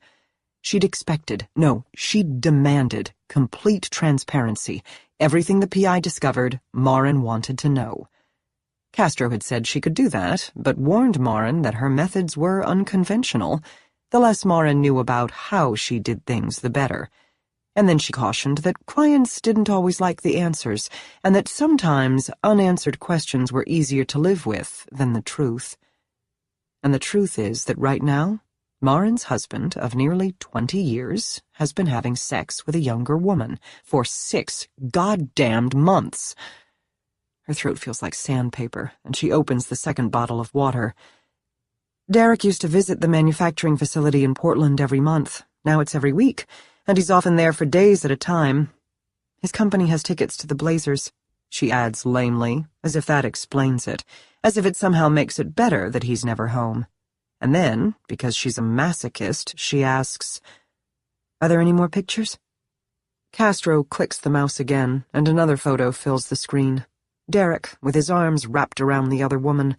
They're both smiling, and once again Marin's hit with the feeling that she's seen her before. It's not uncommon for her to think this about someone. She owns 3 salons that have thousands of clients, most of them women, and maybe Derek's mistress has been in one of them before, for a haircut or a manicure. Again, the feeling is fleeting, and it's gone before she can dig deeper. In these stunned, shell-shocked moments, Maren can't seem to process the details of the other woman's appearance. Looking at her makes her feel physically sick. She can't seem to stare at the woman long enough to decide whether she's pretty or not, or understand what it is her husband sees in her. By the time she starts figuring it out, she's nauseous, and she has to switch gears and focus on Derek. And when she does, all she can see is her husband's smile. The look in his eyes as he looks at the other woman. He hasn't looked at Maren like that in a long time. 486 days, to be exact. The pictures are clear and in full color, high definition, not grainy and black and white like she assumed they would be. Nothing about this is how she assumed it would be. In the movies, the private investigator who delivers the bad news about a cheating spouse is an older, weathered man, cynical and lonely, and dressed in a wrinkled, ill-fitting suit, and his pictures are printed and delivered in a manila envelope. In reality, the private investigator is a woman around Maren's age, quite attractive, in her dark blue skinny jeans and a fitted jacket. She's not wearing a wedding ring, but these days that means nothing. Castro was looking at Maren's ring, something other women do, often. 10 years ago, Derek upgraded her engagement ring to a 5-carat Asher-cut diamond. It seemed like a reasonable size at the time. Most of the women in their social circle had diamonds the same size or bigger, but here, in the small office, with its plain yellow walls and leafy potted plants and the tiny fish in the tiny aquarium and the pictures of Derek with another woman on the computer screen, the ring seems like a joke. It's huge, flashy, expensive, which is what Maren wanted, wasn't it? For everyone to know how well they were doing, how fortunate, how, and she hates this particular word, blessed. She's tempted to take her diamond ring off and toss it into the fish tank. Her eyes are stinging, and she blinks rapidly, willing the tears not to fall. She stares at the photo of Derek and his lover, the images blurring through her tears, turning into a mess of colors and shapes that don't make sense. "I have to take this," Castro says suddenly. Maren turns away from the computer screen to find the PI holding her cell phone. She didn't hear it ring. "I'll be back in a minute." The office door closes behind her. Maren doesn't hear her speaking in the waiting room, which has a receptionist's desk but no receptionist. She realizes after a few seconds that there is no phone call. Castro is giving her client some time alone to react, to fall apart if she needs to. It's kind of her, but Maren isn't going to fall apart. At least not right now. She's good at faking it. She knows she can quash it until she gets home, where she can lose it in private, without anyone watching, with her pills and a bottle of wine. Maren gets cocky. It's the only explanation, especially once she had Sebastian after 4 difficult rounds of IVF. She'd been given too much. Too much money, too much success, too much love from her husband and child, so the universe set out to correct that imbalance of abundance by taking the one thing from her that meant anything. Her son. Numbness is beginning to set in, and she's grateful for it. She knows from experience that humans can only tolerate intense emotional pain for so long before things begin to dull. It's the body's way of coping, and it isn't so much relief as it is a reprieve. The pain will be back. Maren will feel every ounce of it later, and when she does, she'll wash it down with a Xanax and a bottle of Cab Sauv before it gets too bad. The office door opens again. "I'm back." Castro drops into her seat. Maren notices, and not for the first time, how slim she is. A size 4, maybe even a 2. Maren's never been that tiny, not even when she was 16 and bulimic. The PI looks at her closely. Maren knows she looks fine, and she wonders if the other woman is judging her for it. Is it more acceptable for her to be a basket case than to handle all this information about Derek like a champ? She wants Castro to like her. Maren wants her to feel for her, but not feel sorry for her. She's never done well with other people's pity, especially other women. She does, on the other hand, crave their validation. She suspects it comes from having a mother who was really hard on her, right up until the day she died. I put a small file together for you if you want to look at it when you get home. Castro types something. I just emailed it to you. Marin's phone vibrates a few seconds later. She pulls it out of her pocket and checks to make sure the file opens properly. She taps on it and it downloads. Got it, she says. I want to be honest with you. For the first time since they met, Castro looks upset. When I got these photos yesterday, I wasn't even sure I should tell you about it. It isn't what you hired me for, and I thought it might be possible that you already knew about the affair. I didn't want to make it awkward. You're already dealing with a lot. You did the right thing, Marin says. I was clear with you at the beginning, and I asked you to tell me everything you discovered. Don't feel bad. I'd rather know. I can't deal with any more unknowns. Castro exhaled. Okay, that's what I figured. She catches the PI glancing at her watch. That must be it for today, then. Marin finishes the second bottle of water, then reaches for her coat. It feels like she's moving in slow motion. Being emotionally blindsided knocks the wind out of a person. One more thing before you go, Castro says gently. This might be a good time to reevaluate our goals here. Marin pauses, resting her coat in her lap. What do you mean? My goals haven't changed. At our last meeting, I told you I've been repeating the entire investigation PD did 16 months ago. Nobody in your inner or outer social circles has flagged as suspicious. I've sifted through all of Derek's past and present employees, his business contacts, your employees, your business contacts, and your entire client roster for the year leading up to Sebastian's disappearance. The camera footage from the market has been dissected by 2 different video forensic specialists I hired personally. Nothing new has surfaced. It's been more than a year now, and we have no new leads. Marin suspects what the PI is going to say and braces herself. Seattle PD and the FBI did a comprehensive search immediately after Sebastian went missing. Their son's picture was all over the local news within 2 hours, and his missing child poster went viral on Facebook and Twitter the next day. A few days after that, the case had garnered national attention, prompting accusations of classicism and elitism because the authorities appeared to be giving the Machados special treatment. But neither Marin nor Derek could apologize for that. Why not use every advantage they had?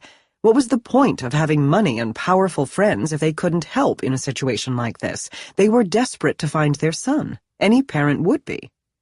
Castro is watching her closely, and Marin forces herself to focus. I don't want to waste your time and money, but I feel like we've come to a place where I can say to you... Castro sighs and puts her hands in her lap. I know it doesn't make any sense at all, and it's incredibly painful and unfair, but a lot of the time, these kidnappings just aren't personal. Jesus Christ. Marin hates it when people say that. It's the exact same thing the police said. Dr. Chen said it too, but it doesn't make it easier to know that it wasn't personal. It doesn't help at all to think that her 4-year-old child got kidnapped only because he happened to be the kid in closest proximity to the psychopath who stole him. She doesn't say any of this to Castro. She keeps it together. The PI is just doing her job. You have about 2,500 unused in your retainer, Castro says. I'm more than willing to keep going, but I think at this point you might want to consider... We're not done. The strength of Marin's voice surprises them both. Her throat isn't dry anymore. She sounds like herself again, decisive and commanding and a total lady boss, as Sadie would say. We're not even close to being done. I want you to keep looking. Their eyes lock. Castro's face is expressionless, but Marin can picture her mind working, attempting to read her.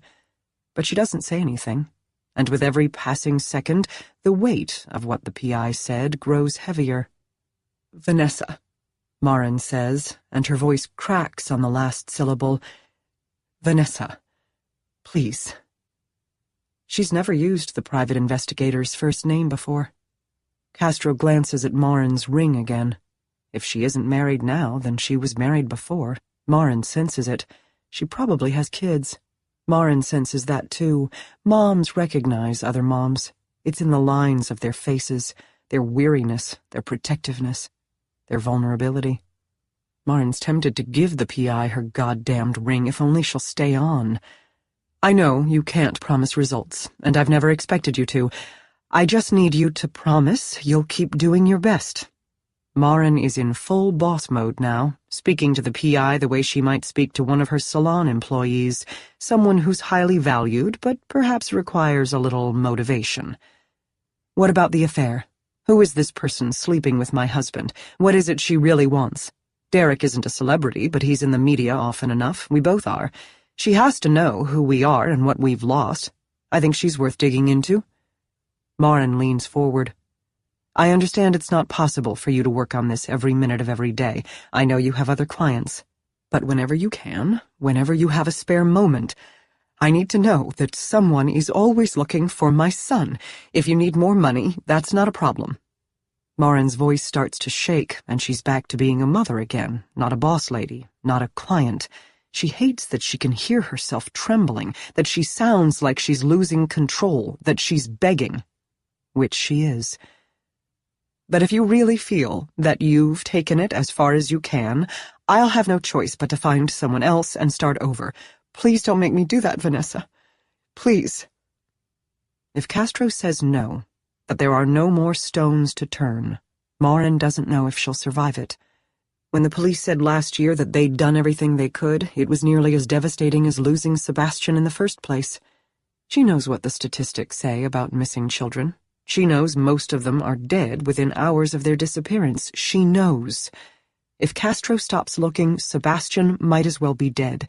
And if he's dead, then Marin is too. I'll keep looking as long as you want me to, Marin. It's the first time Castro's used her first name, too. Again, it's like she's read her mind. And Marin thanks God she found her. Vanessa Castro is the absolute right person for this. Perhaps the only person. I promise, okay?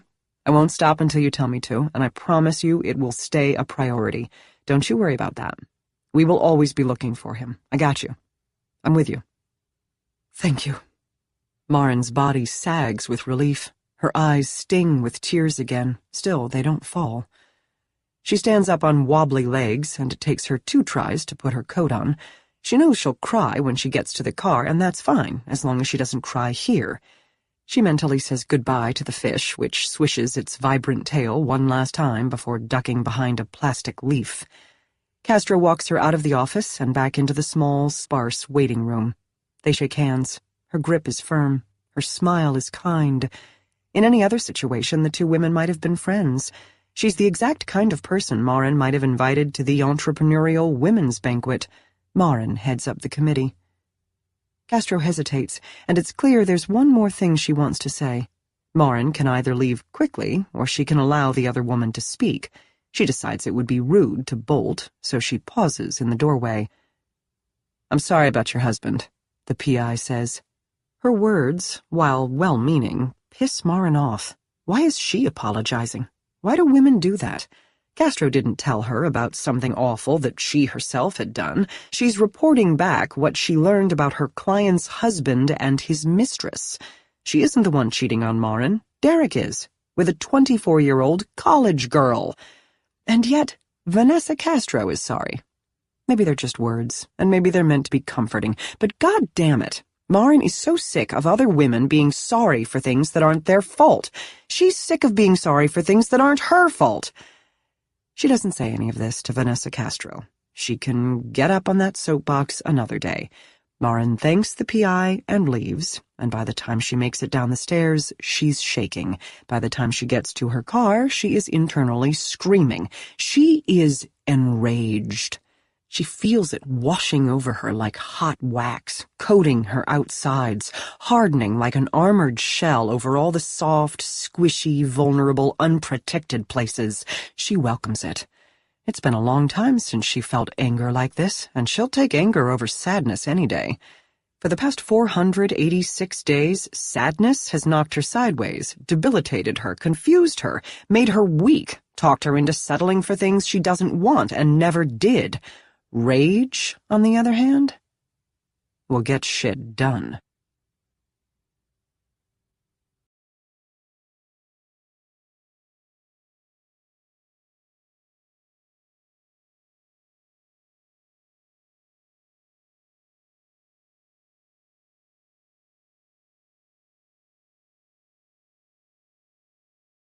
Chapter 6. A strange thing happens when you're going through something terrible. It's as if your body and mind separate, and you cease to become a whole person. Your body goes through the motions of what you need to do to survive: eat, sleep, excrete, repeat, while your brain further divides into compartments of things you need to do now and things you should process later when you're in your right mind. Marin's been numb for so long that this spark of anger surprises her. It's like a limb waking up after falling asleep. The pins and needles sensation hurts, kind of, but it also feels good, because it reminds you that you're alive. She sends Sadie a text. "Not going to make it in this afternoon, need some space. Don't worry, I'm okay." Sadie responds immediately. She's probably dying to know what Marin learned at the PI's office, but she won't ask. The reassuring, "I'm okay," is all she needs for now. Sadie is one of the few people Marin's allowed herself to trust. "Understood," her GM replies. "I'll clear the decks. Take care of you." Sadie attaches a picture of her daughter Abigail wearing the pink elephant onesie Marin gave her for her first birthday last month. Pictures of Abby always make her smile, and she responds with several heart emojis. It's not raining for once, so she rolls down the windows and inhales the fresh spring air. She has the whole day free, but the only thing she wants to do is go home. The house in Capitol Hill is not exorbitantly large, not a mansion by any means, but it's stunning. A little over 4,000 square feet on a pie-shaped lot. She and Derek bought the house as a fixer-upper in 2009 after the worst of the crash and took their time renovating it from bottom to top while they continued to live in their tiny two-bedroom house in Queen Anne. The Capitol Hill home is currently worth a hair over $5 million. The house in Queen Anne, which they kept and currently rent out, is worth a little over $1 million. They've never talked about selling either, but it's good to know these things. She pulls into the driveway and then straight into the garage, entering the house through the mudroom that connects the garage to the kitchen. When Sebastian lived here, the mudroom was always a disaster.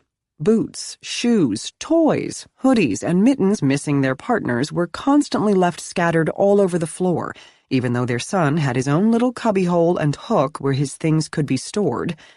The cubby even has his name on it. One of her clients, the same one who knitted him the reindeer sweater, had hand-painted all their names in perfect cursive on small pieces of reclaimed wood as a gift. "What does it spell, Mommy?" Sebastian had asked when she mounted his on the wall. She stood back to admire it. "It says your name, Sebastian."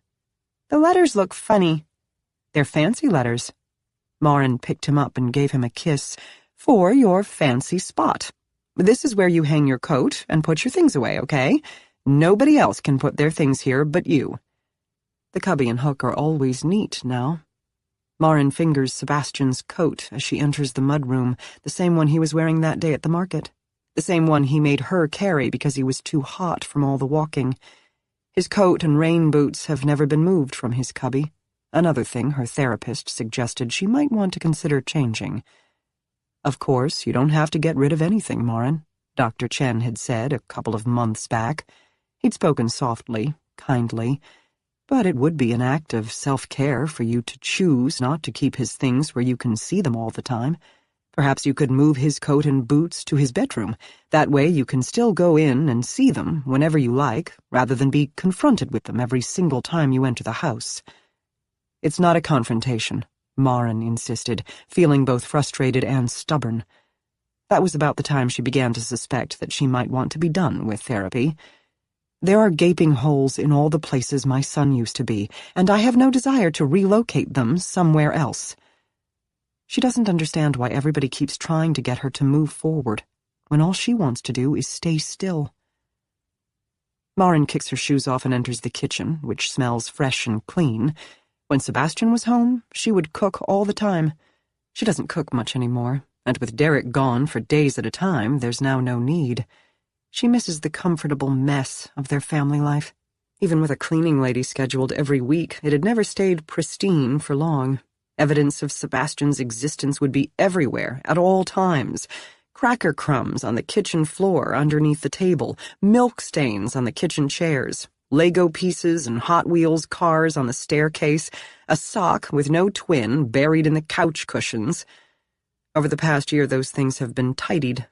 Not all at once, but gradually, as they've been discovered, and there is no Sebastian here anymore to mess everything up again. Which is why nobody's allowed to touch his mudroom cubby or his bedroom.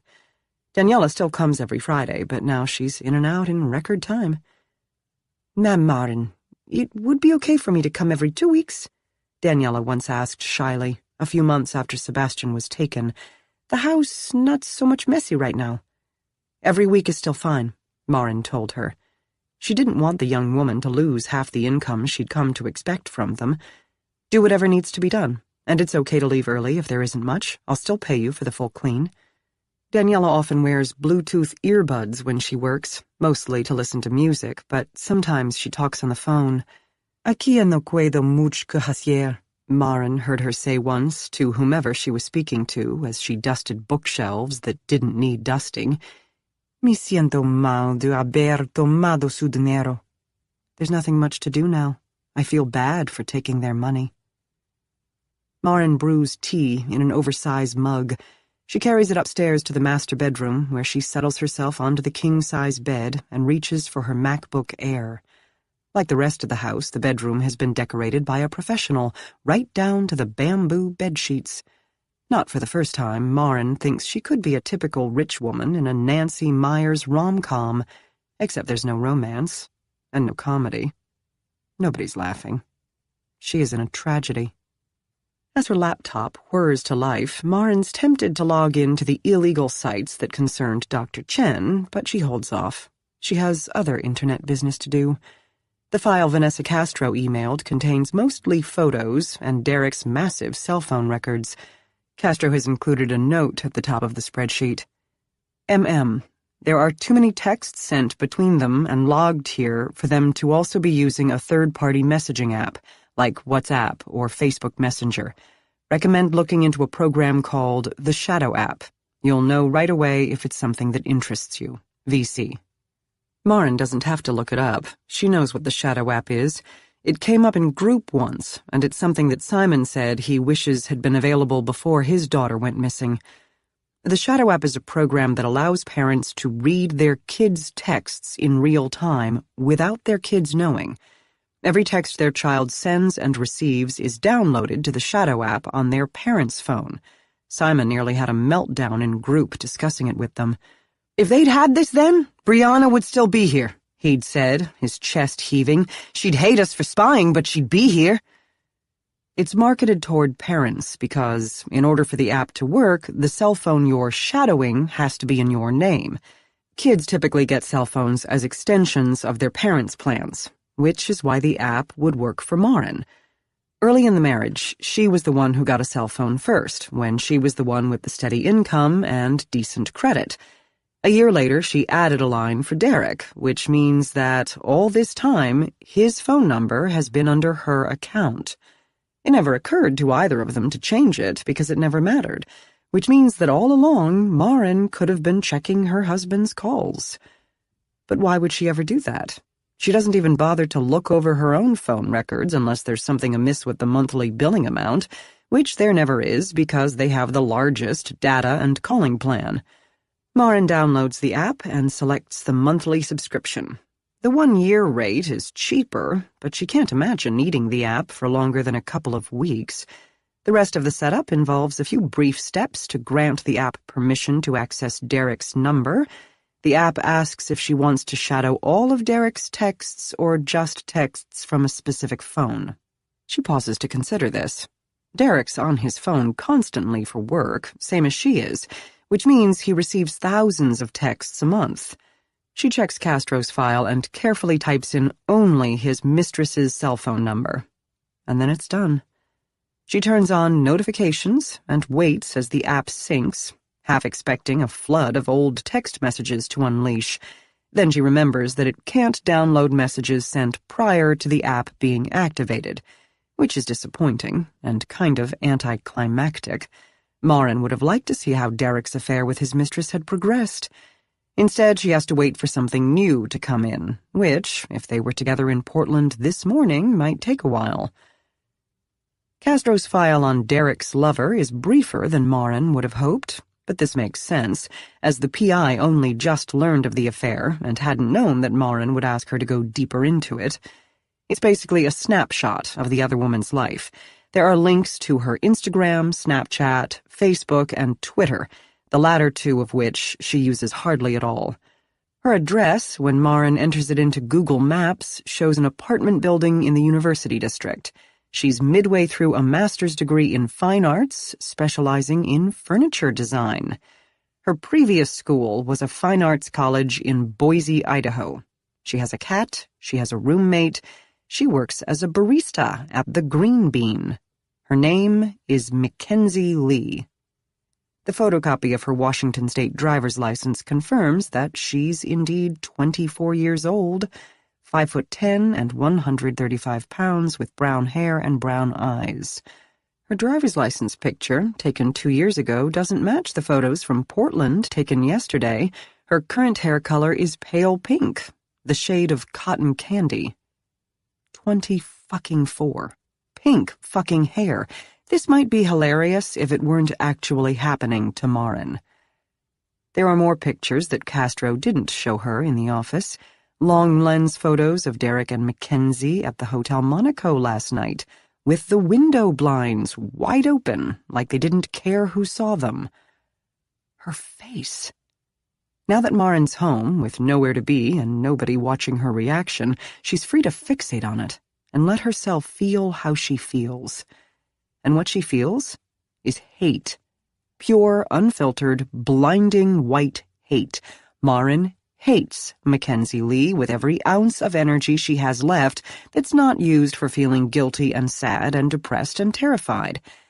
And oh God, the hate feels good.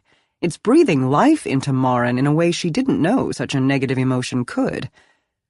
Based on Derek's records, it's obvious that he and his mistress only talk on the phone on the days he isn't physically with her. There were 3 whole days 2 months ago when there was no cell phone contact between them of any kind. Marin checks where Derek was during that time. They have a family calendar they try to keep updated with each other's schedules. Her husband was in New York City that week, raising capital. 4 solid days of meetings with investors in Manhattan. She opens Safari and looks up Mackenzie's Instagram, which is public, no privacy settings in place. Scrolling through dozens and dozens of photos, Marin finds a bunch from that same week. And there, diluted behind soft focus filters, is pictorial proof of their New York trip.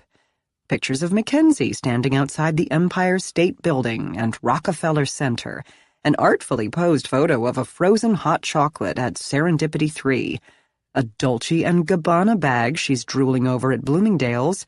A picture outside the Richard Rodgers Theater, gleefully holding up 2 tickets to Hamilton. Fucking Hamilton? Marin's never even seen Hamilton.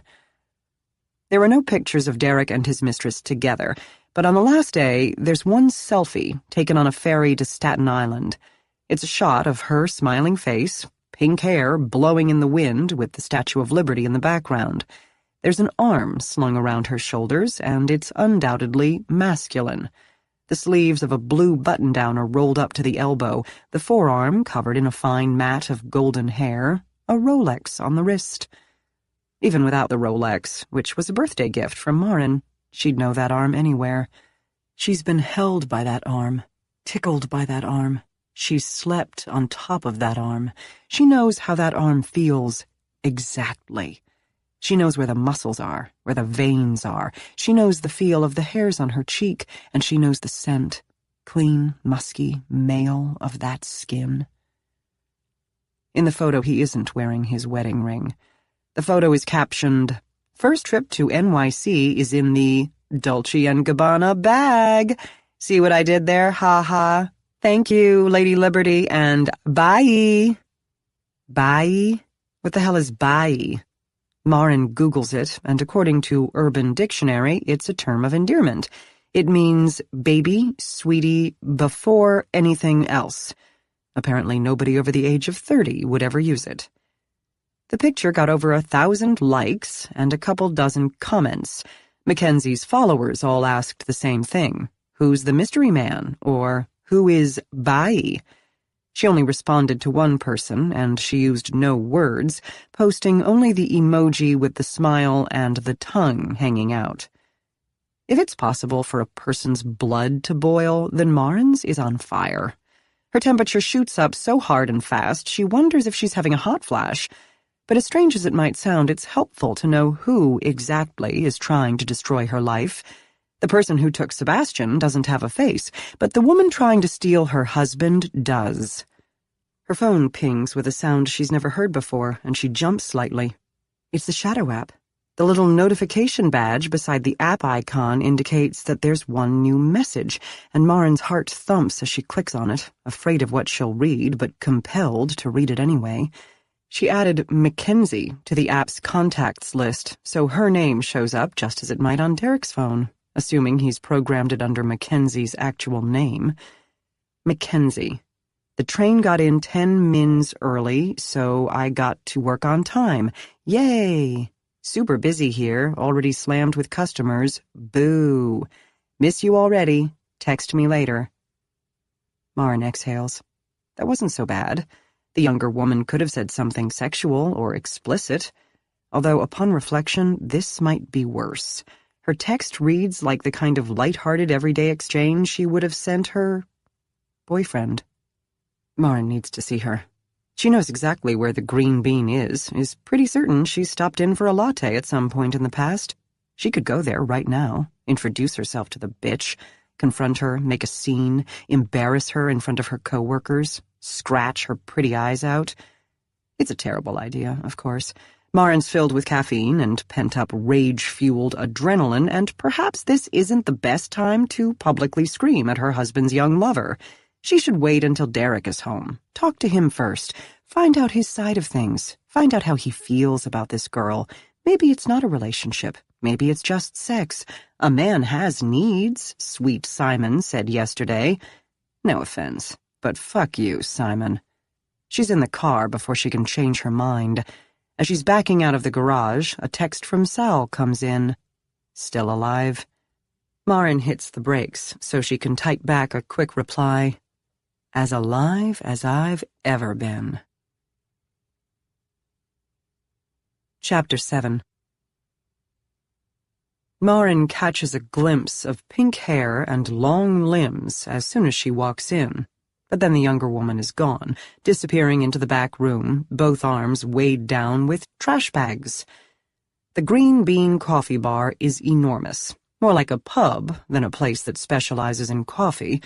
Like almost every coffee shop in the U District, it's extremely busy, packed with tables full of college students, hipster professionals, and a half-dozen aspiring writers who look as if they are seriously questioning all their life choices.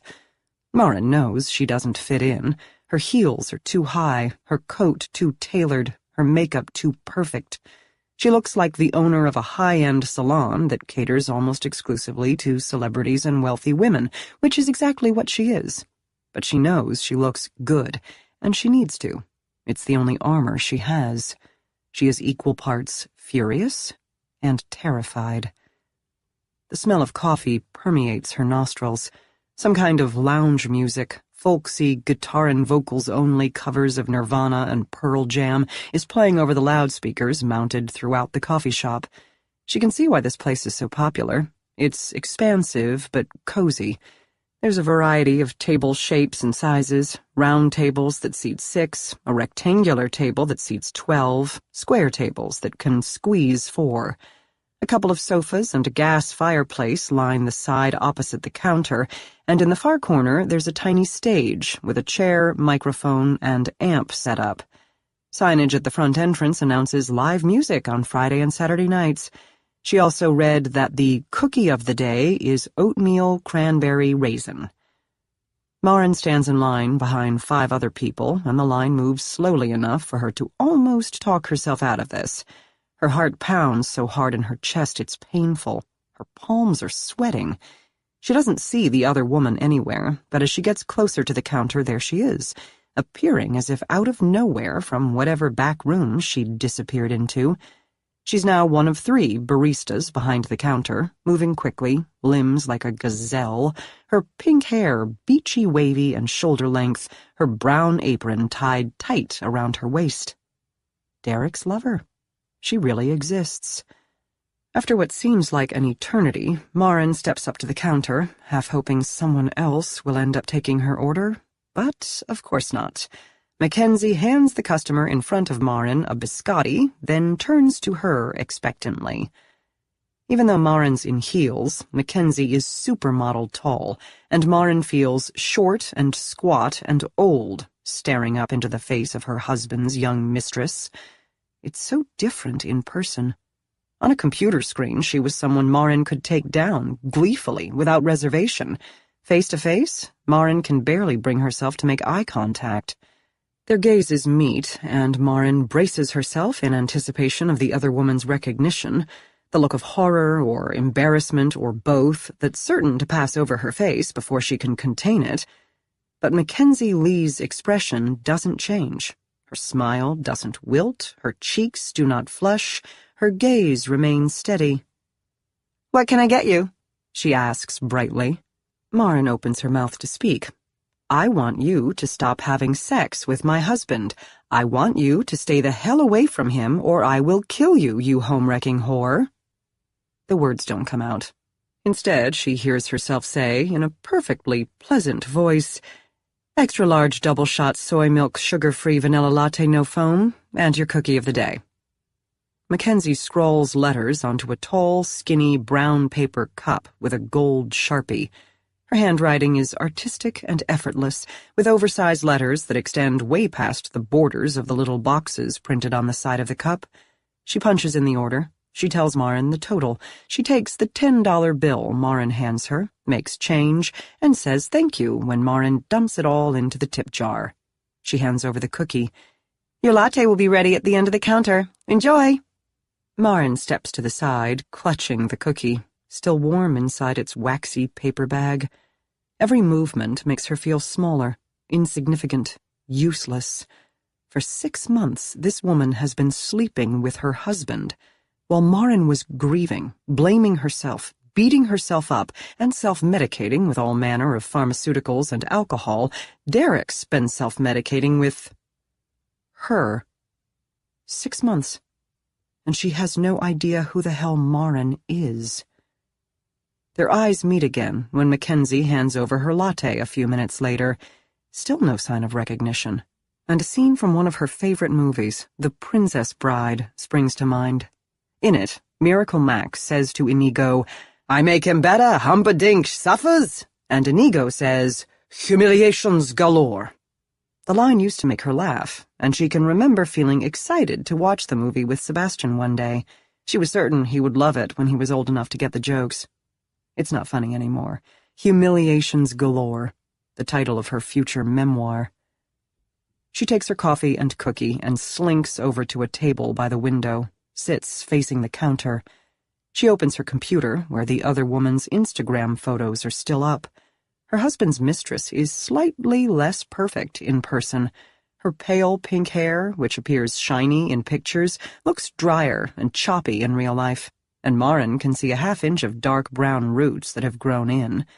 To get that specific shade of pink, her naturally dark hair would have first been bleached to a near white blonde, with the pastel pink added after, a process that's very damaging. They carry a treatment at the salon that repairs hair bonds and restores shine. If they were friends, Maren wouldn't have thought twice about bringing her a sample to try. But they aren't friends. They are enemies, of the most mortal kind. To anyone who might casually look over, Maren looks like any other person, sipping coffee, catching up on work, looking up random stuff on the internet. Except it's not stuff. She's looking at pictures of the other woman when the other woman is right the fuck there, but she dares anyone who hasn't been through this to judge her. Unless it's happened to you, you can't possibly understand how this feels. Everything Castro's notes don't say, Mackenzie Lee's Instagram account does. She hashtags all her photos, telling the world that she's an #artist, #book lover, and #tea lover, and she drinks mostly hashtag craft beer when she's out with friends. Hashtag Buford the cat, some scraggly thing with giant ears and watery eyes, appears at least once a week. Hashtag adopt, don't shop. She takes a ton of selfies, usually because she's showing off a new hashtag flea market find outfit or a new hashtag hairspiration hair color. But it's okay because they're all hashtagged with hashtag shameless selfie just to make sure her followers know that she knows how narcissistic selfies are. Her favorite hobby is hashtag repurposing old furniture, which she paints and sells through hashtag Facebook Marketplace. She loves to hashtag binge watch, hashtag Netflix, and she seems to have no problems sharing the most mundane details of her life with complete strangers. Even the day she woke up hashtag sick, and her eyes were puffy and bloodshot, and she looked, quite frankly, terrible. She was hashtag keeping it real. And her followers loved it. That one photo got almost 2,000 likes. She has over 50,000 followers. 50,000 people care what Mackenzie Lee posts. The Instagram account for Marin Salons, in comparison, has barely half that, and the business netted over $3 million last year. She is everything Marin resents about the younger generation. Everything the woman does is documented online, except for her married lover. It must kill her that she can't talk about him. But people wouldn't like her so much if they knew who she really was, would they? There are hints, here and there, of someone special in Mackenzie's life, but they're only hints. Marin would be happy to suggest a few hashtags for her. Hashtag homewrecker, hashtag whore, and hashtag gold digger for starters. She has no appetite for the cookie. She takes a long sip of the latte. She can't say if it's good because she can't taste it. The metallic tang in her mouth won't dissipate. Copper pennies, she's learning, is what betrayal tastes like. Her husband's lover is now 10 feet away from her at the coffee-fixing station, refilling the cream and the milk and the napkin dispensers. Marin's body goes tense, and she holds her breath, waiting for Mackenzie to look over and finally realize who she is. But the other woman never even glances in her direction, as if Marin's not there, as if Marin doesn't exist. But Mackenzie had existed to Marin all along. On some level, she had known. She just hadn't wanted to see. Derek's lover has been right under Marin's nose for 6 months. She's the reason he turns his phone away when he's texting, the reason he travels twice as much as he used to, the reason Marin barely hears from him when he's away. But living in denial is easier than confronting it. Denial is a safe little bubble that protects your soft underbelly from things that scratch, bite, and burn. Her phone pings, and it's the Shadow app again. It's going to be a while before she gets used to the sound. Derek has finally replied to Mackenzie's earlier text, and Marin feels a wave of nausea pass over her when she reads it. Derek, miss you too, babe. Today's been a shit show. Could use some extra time tonight with my girl. I'll be back in Seattle by 7, and I made a reservation at our favorite hotel if you're up for it. Smiley face. Mackenzie, yes! The younger woman's smile stretches from ear to ear. It's directed at no one in particular, and her obvious happiness is like a fist wrapped around Marin's beating heart, squeezing it like a balloon. One squish for every exclamation mark. Derek is supposed to be home later tonight. Does Mackenzie understand that he has to lie to his wife in order to be with her? Does that bother her at all? Does she find that quality attractive in a man? Even if Mackenzie doesn't recognize Marin, she has to know he's married.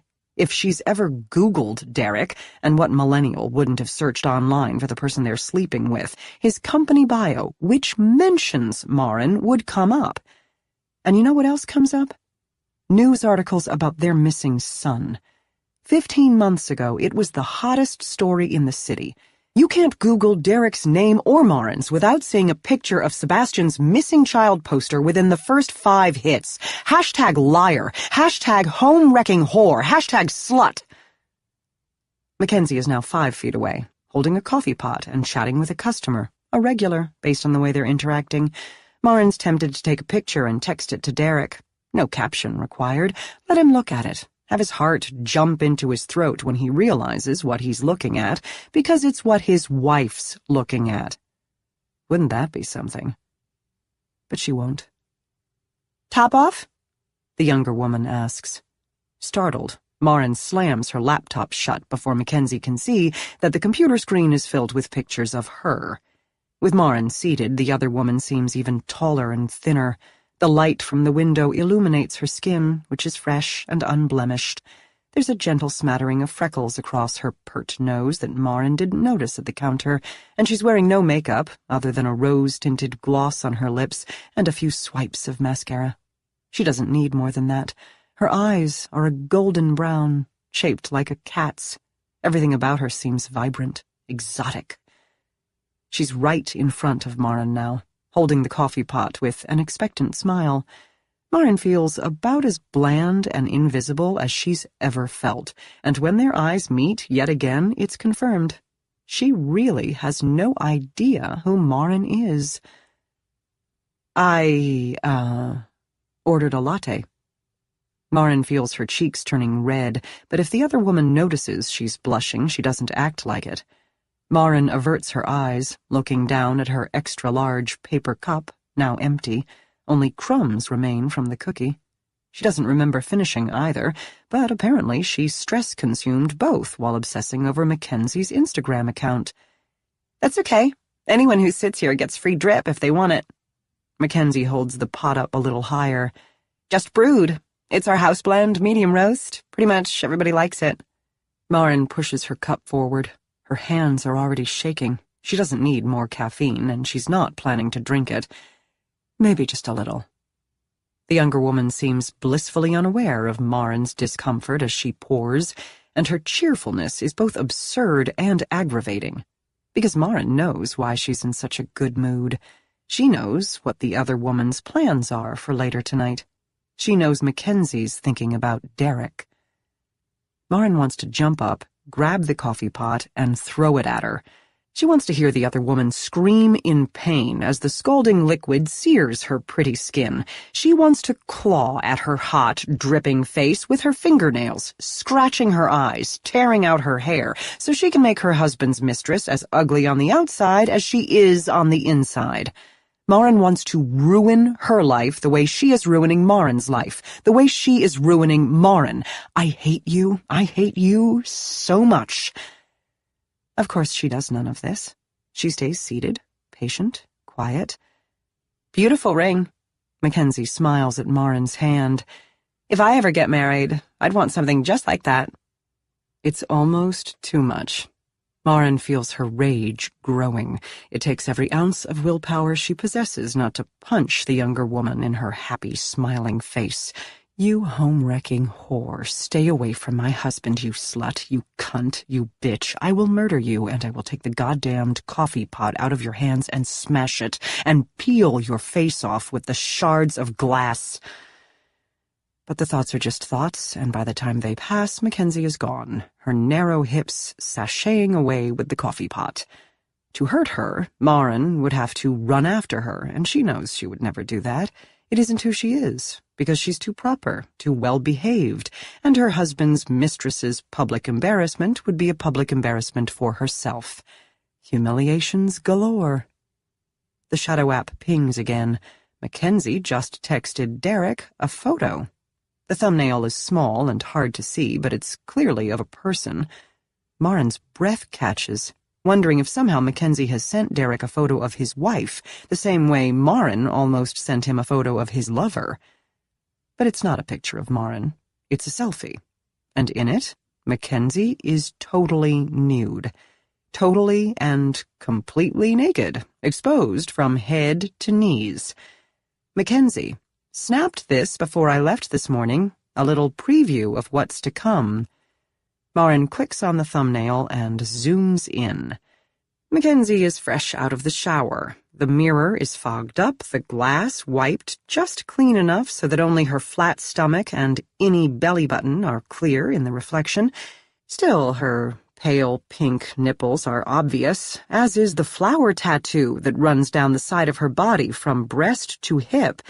Maren didn't realize she had a tattoo. Either she wasn't looking closely enough, or the other woman doesn't show it in her Instagram pics. And other than her head, she's totally hairless. They're both waiting to see if Derek will respond. Mackenzie is hovering by the cappuccino machine, phone in hand, until a customer approaches and she's forced to put her phone away. Nude selfies? Really? Does she stockpile them in her phone and send them out at opportune moments? #I hate you.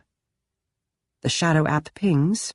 Mackenzie is still busy with her customer and can't check her phone, so Maren gets to read her husband's reply to his mistress before she does. Derek, I am going to lick every inch of you. Maren is going to kill her. Chapter 8. I know a guy, Sal says to her a few hours later. He's a fixer, expensive as fuck, but there'll be no trace of the bodies left when he's done. Want his contact info? Sal Palermo isn't even certain whether Maren is joking, but already he's on her side. He gets her. On the surface, it seems like they have nothing in common. He's an ex-convict, a casual drug dealer. He's always got Oxy and Vicodin, and can produce 3 different kinds of marijuana on short notice, and a shady bar owner. Once upon a time, they dated pretty seriously, for a year in college. More than 2 decades later, they're still best friends. He's the man she's always loved, but was never in love with, whose heart she never meant to break when they were only 21. I'm kidding, she says. I'm not, he says. And for the first time in what feels like forever, she laughs. She pushes her empty glass toward him. It used to have an amaretto sour in it, and she wants a refill. It's the same cocktail she drank when she and Sal used to date. The only time she drinks it now is when Sal makes it for her, here, in his bar. Otherwise, she sticks to red wine. Another, she tells him. Sal's bar, because yes, that's what he named it, is dark and janky. It's located near the football stadium, and it's popular for 2 reasons. Cheap beer on game nights, hard pass, and garlic parmesan fries. Extra garlic, please. It used to be called Fred's Backyard, and back in college they all used to come here to drink on the weekends, because old Fred treated them like they were in his backyard. He never carded. And then Fred dropped dead of a heart attack during Sunday night football. Sal's father died 3 months later, and by then the bar was in shambles, badly managed by Fred's sons and losing customers quickly. At Sal's request, Maren and a bunch of friends took Sal to the bar after the funeral and reception, and after several tequila shots and a few rounds of Coors Light, Sal approached the sons and offered to buy the bar from them. They didn't take him seriously at first, annoyed at the drunken cockiness of the college kid with the loud friends. Sal explained that he'd inherited just enough money to buy it outright, in cash. A week later, the deal was done. He dropped out of PSSU once the papers were signed, and none of them were surprised. Sal's grades were lackluster at best, and the only thing he'd resented more than his father was school. Sal Sr., a winemaker who'd studied in Italy under his father, would have hated that his only son had passed up working in the family winery to buy a bar in the city instead. Hated. It felt a bit radical back then, a 21-year-old college dropout buying the bar they used to get drunk in after exams. But in hindsight, it wasn't any more radical than Maren marrying Derek right after graduation. It's easier to make spontaneous, life-changing decisions when you're young and fearless and have nothing to lose. Luckily, Sal turned out to be a pretty decent business owner, and in a neighborhood where bars and restaurants come and go, Sal's bar is still here, still profitable. Maren and Sal were still technically together when he bought the bar, and she'd been against the decision. It seemed like another one of Sal's harebrained ideas, and she was adamant that he should finish school. They fought a lot about it, but in fairness, they fought all the time. Fighting and sex were 2 things their relationship had a lot of. The sex, from what Maren remembers, was great. The fighting, not so much. They're better as friends. "If I killed her, you think I'd do okay in prison?" she asks Sal. "I think I would. I'm a tough bitch. I'd probably run the place." She downs the second cocktail faster than the first and taps the side of the glass.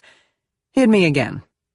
Sal stares at her, and she can tell he doesn't like how she's acting or how fast she's drinking. He's seen her like this before, out of control, on the edge of losing her shit, but never in public. She's making him nervous. "I'm not driving home," she rolls her eyes. "Relax." In fact, that was the first thing she said when she got to the bar, that she'd be taking an Uber home and that she needed a cocktail, or 5. Sal, not assuming anything was seriously wrong, asked if her SUV was in the shop again. It was a fair question. Derek had bought her a Porsche Cayenne Turbo for her birthday 3 years before, and it's been to the mechanic more than she's been to the doctor. She has a love-hate relationship with that car. She was thrilled when she opened the front door of their house on the morning of her 40th birthday and saw it parked in the driveway, angled for maximum impact, pearly white and glistening underneath a giant red velvet bow.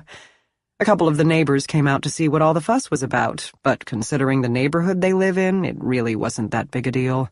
It wasn't even the first time that year someone on their street had received a car as a present, delivered in the exact same way. Marin learned 2 things that day. 1, the dealer keeps the bow. Nobody needs a red ribbon the size of a hydrangea bush for any purpose other than gifting someone a car. Besides, those bows are custom-made and expensive, so the dealer takes it back once the car has been delivered to the recipient. 2, nobody really buys someone else a car. Derek didn't walk into the dealership and charge 6 figures to his credit card. He leased it for 4 years on her behalf. The car qualifies as a business expense, something she can write off, and it makes 0 sense to own it when it's a depreciating asset. But he paid the deposit and taxes up front, also a write-off, handled the paperwork, and chose the color. He knew she would love the pearly white, and he was right. This is what rich people do. If they can finance something, they will. It's all about maximizing cash flow. Debt is only a number on paper. It's why she's not sure how to feel about the Porsche. It's like half a gift. They did get a cute photo out of it. One of the neighbors snapped a picture of them sitting on the hood looking like pretentious jackasses, while Derek kissed her on the cheek. It was her most popular picture on Facebook that year. It's now 2 in the afternoon. She should have gone back home to sleep after her coffee shop stakeout this morning, but she drove around for a while, attempting to clear her head. Her thoughts are getting darker, and instead of scaring herself with them, she's starting to find comfort in them. Marin is starting to imagine Mackenzie Lee gone. She's starting to imagine making Mackenzie Lee gone. "I can't believe you went to her coffee shop," Sal says. "That's some serious stalker-level shit right there." It's not her coffee shop. She works at the Green Bean. She taps her nails on the side of her glass again to remind him it's empty. "We can go over there right now if you want to take a look at her." "Fuck no," he says, and his face is as close to shocked as she's ever seen it. "We're not going there, and you're not going there, ever again, okay? Stay away, don't talk to her. The first step to fixing your problem is understanding what exactly your problem is, or in this case, who. This is all about the snake you married. If you want to kill anyone, kill him." She's listening, but she's not hearing him. After another pointed look and another tap of her glass, Sal sighs and goes to make her another cocktail. Marin often wonders what would have happened with them had she never met Derek. It wasn't easy being Sal's girlfriend. He'd had a tough childhood and was plagued by demons, neither of which were deal-breakers, by the way, but what she couldn't get past back then was the lack of direction in his life. He was fun to be with, but aimless. He hated school, and he seemed to have no ambition, no goals beyond whatever he had planned for the weekend, and sometimes not even then. It drove Marin nuts. They had a big fight after his father died, after Sal bought the bar, and mutually decided to end things. It wasn't their first big fight, or even their first breakup, but he was in a dark place, and things were really intense. She needed space. She impulsively took off to Cabo San Lucas with a group of her girlfriends for the weekend, and that's where she got together with Derek. They already knew each other a little. He was a friend of a friend, and there'd always been a spark, but she could never do anything about it because she had a boyfriend. But on that trip, she was technically single, and Sal and all his demons were 2,000 miles away. It felt so good to be with someone who was in line with her, who was as ambitious as she was, who had a clear plan for what he wanted his life to be. The thing that attracted her to Derek the most was his drive. By the time the weekend was over, she knew Derek was the one. Knew it in a way she never felt with Sal. When she returned from Cabo, Sal wanted to get back together, and in truth he had every right to expect they would. Fighting and making up had always been their pattern. But not this time. "I've met someone," she told him. She hadn't even unpacked yet. She had just gotten home, and it was late, and Sal wanted to come over. She suggested they meet at their favorite 24-hour diner instead. The Frankenstein was 3 blocks from the apartment she shared with 2 other girls, and when she arrived, hair still wet from a quick shower, he'd already ordered for her. She always got the same thing. Eggs over easy, hash browns, bacon, wheat toast. "Met someone? Who?" Sal asked. She told him about Derek. "So you had a fling?" Sal winced. "The thought that you were with someone else makes me sick, but I guess I can't get mad because we were broken up. I can be hurt, though." "I'm sorry," she said. But she wasn't. Not really. It had ended for her the moment she kissed Derek. Sal grabbed her hand. "So tell him to get lost and come back to me. Mar, it's you and me. There's nobody else from me but you. We can fix this. I know things got weird after my dad died, but it can be better. I can be better." "I'm sorry," she repeated, giving his hand a squeeze before letting it go. "I want us to stay friends, but we want different things. You've got the bar right now, and I'm with Derek, and we're both done with school in a few months. Everything's different. And maybe that's the way it should be." Yes, things with Derek had moved fast, but when you know, you know. Sal was never meant to be the great love of Marin's life. He could never fill her up completely, for reasons she could never articulate. Whatever X factor was supposed to exist between them back then just didn't. For her, anyway. Sal was shattered. He felt blindsided and abandoned. It took Sal a long time to want to be her friend, and the transition from boyfriend-girlfriend to a platonic friendship was rocky. It was trust that saved them.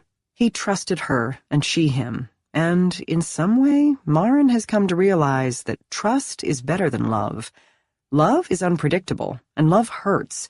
Trust is reliable, dependable, and solid, like Sal. He's never liked Derek. Not then and not now. At first, she assumed it was because he blamed Derek for them not getting back together, but over time it became clear that sometimes 2 people just don't get along, and never will, no matter what you do. The 2 of them could not be more opposite. Derek is charming, and Marin can take him anywhere. Sal is rough around the edges, and she never knows who he's going to offend. Derek loves the spotlight when it comes to work, loves giving interviews about his company, loves the publicity. Sal was once profiled in The Stranger the year after he bought the bar, and he cringed when one of the employees framed the article and hung it on the wall. The only reason it still hangs there now is because it's good for business. Thankfully, neither Derek nor Sal has ever forced her to choose between them. The 2 men rarely see each other, and when they do, they're polite. They can find something to talk about for an hour, if they have to. Sports, usually. They tolerate each other for her sake. Derek is the love of her life, but if she's being honest, Sal's the person she feels most herself around. There's no pretense with Sal. Unlike her other old friends, he's never punished her for jumping into a new tax bracket, for buying a bigger house in a better neighborhood, for succeeding. And unlike her new friends, he doesn't turn his nose up at who she used to be, that she and Derek are self-made, that she sits on charity committees even though she's technically new money. With Sal, it's okay to be imperfect. She doesn't have to have her shit together all the time, or ever. She probably depends on him for emotional support way more than she should. Who would have thought that who you love and who you feel safe with might not be the same person? The bar is near empty, and she sits alone with her third drink while Sal talks to one of his employees. Marin hasn't seen her here before, so she must have been hired sometime in the last couple of months, which is how long it's been since Marin last dropped by. She was a regular up until she started back at work, and usually came in around this time, after lunch but before the happy hour crowd. Sal's probably sleeping with her. She's exactly his type, with her dark hair, her round ass stuffed into too tight jeans, and a low-cut t-shirt that shows off the benefits of her push-up bra. In a strange way, she reminds Marin of herself when she was younger, before she developed her sense of style. The new server keeps looking over, probably wondering who the hell Marin is, but she doesn't need to worry. Marin doesn't steal other women's men, though part of her enjoys the fact that she can still make other women jealous.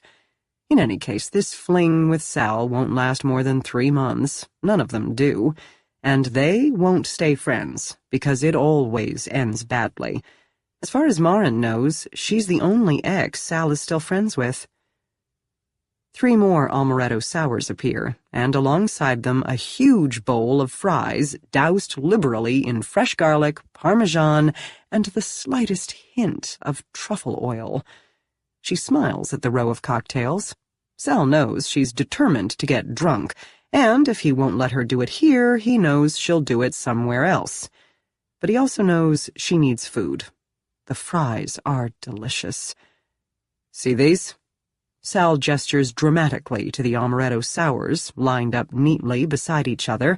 When those are done, you're done. Got it? He settles onto the bar stool beside her. She nods. When she finishes these drinks, he'll have to peel her off the floor, which is exactly what she wants. But the free drinks come with a price. They mean she has to talk. So what do you want to do? Sal plucks a fry from the bowl. Other than drink, that is.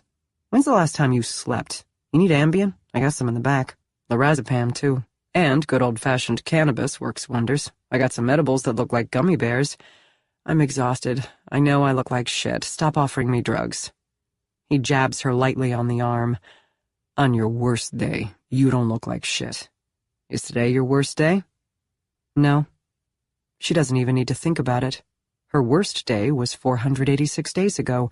Nothing before or after even comes close. Not until the day she gets that call telling her the exact thing she doesn't want to hear.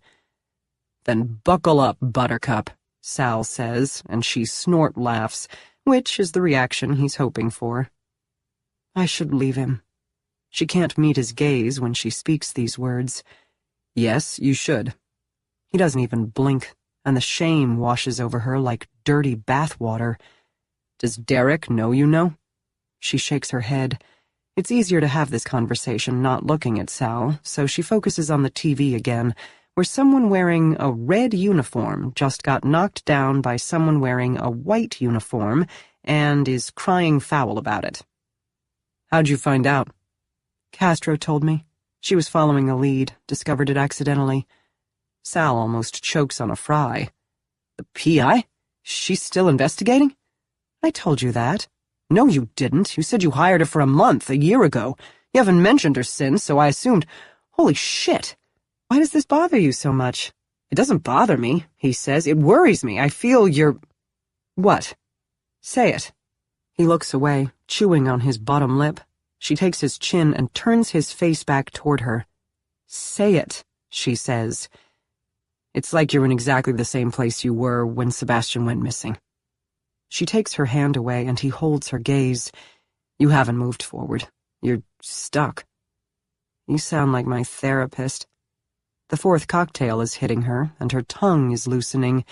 Am I going to have to break up with you, too? You stopped seeing Dr. Chen?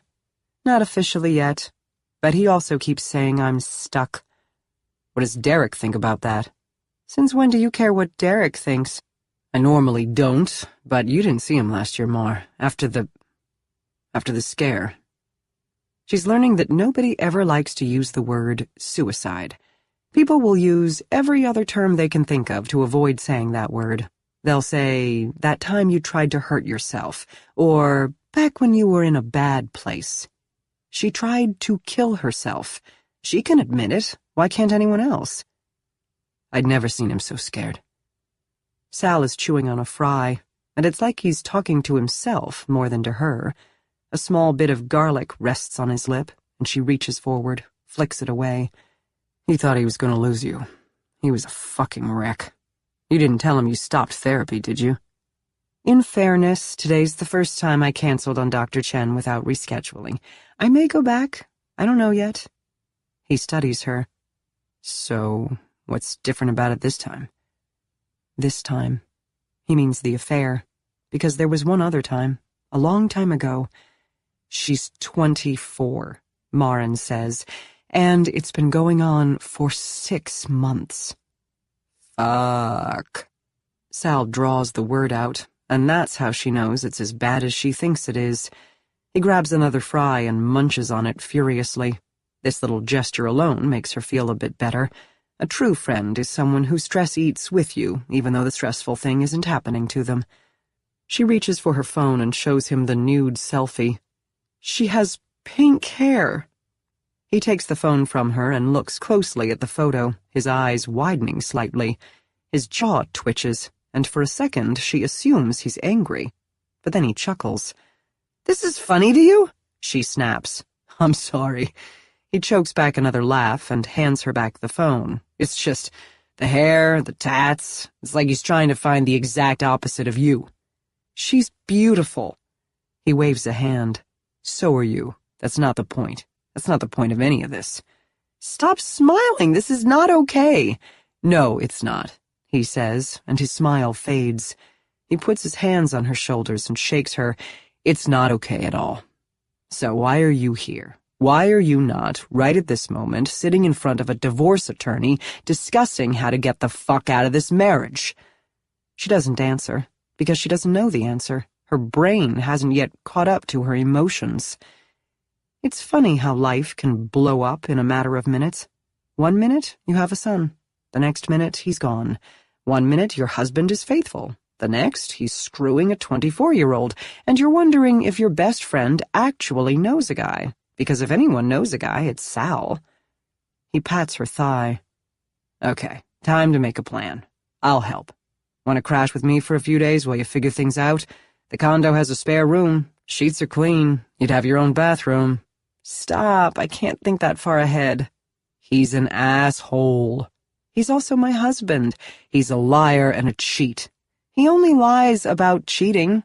"That you know of. Stop defending him. He's Sebastian's father." "So? That's not enough?" Sal's voice is pained. "You can't use your son as an excuse anymore." "I still love him." "So what?"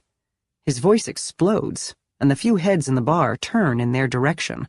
The new server watches them from the far end, her face knotted in suspicion and concern. It probably looks to her like Maren and Sal are having a lover's quarrel, the way they're sitting so close to each other, their discussion emotional and heated. "Where has love ever gotten you?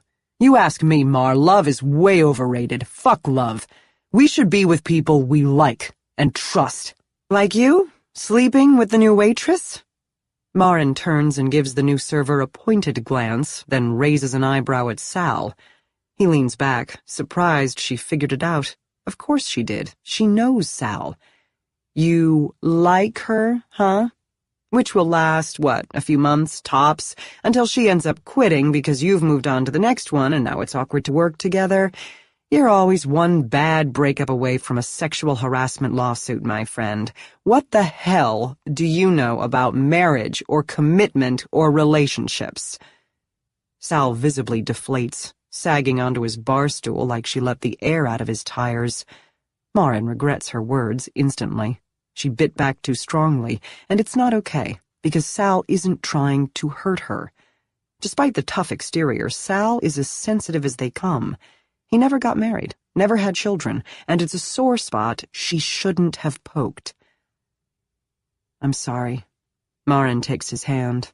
He lets her hold it, and a few seconds later he gives her palm a squeeze. He heals as fast as he hurts, thank God. I'm a bitch. That wasn't about you.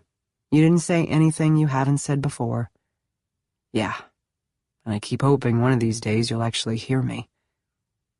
The expression on his face reminds her of how he looked when he asked her to come back to him in college, and she told him she was dating Derek. Puppy dog eyes, downturned mouth, now surrounded by salt and pepper scruff. You've always been too good for him, and I hate that you don't know that. He did this to you before, and there weren't any consequences, which is why he knows he can do it again. Wow, thanks, Sal. She dropped his hand. Blame the woman. So it's my fault he's cheating? No. Sal thumps a hand on the counter. But it's your fault you're staying. He cheated on you the first time while you were pregnant. Who does that? And you stayed. You had Sebastian, and now here you are again. Come on, Mar. Who knows how many others there are? Ones that you don't know about and never will. Sal's honesty is like a sledgehammer. Blunt force trauma to the heart. No bullshit, no wasted movements, no needless words. We're still married, she says quietly. I made vows. So did he. Sal's voice is thunderous. It alarms her. He rarely ever raises his voice. She's still facing the bar mirror, and behind her she sees heads pop up again. The waitress's gaze laser cuts her from across the room. She doesn't even know Maren, and already she hates her because she's upsetting Sal. You don't have to stay in a bad marriage as penance for what happened with Sebastian, Mar. Don't you understand that? Neither is your fault. Havana wasn't your fault. Enough already. He doesn't mean the Cuban city. All best friends have a shorthand way of speaking, and Havana was their nickname for a woman named Carmen, a Nordstrom sales consultant of Cuban descent whom Derek slept with when Maren was pregnant with Sebastian. After 4 rounds of IVF, it was her first pregnancy that had gone past 12 weeks, and Maren was both elated and terrified. Derek swore it was the only time. Ironically, it was Sal who told her. He'd been on a date, sitting at a restaurant at a table by the window, when he saw Derek walk by arm in arm, laughing with a woman who wasn't Maren.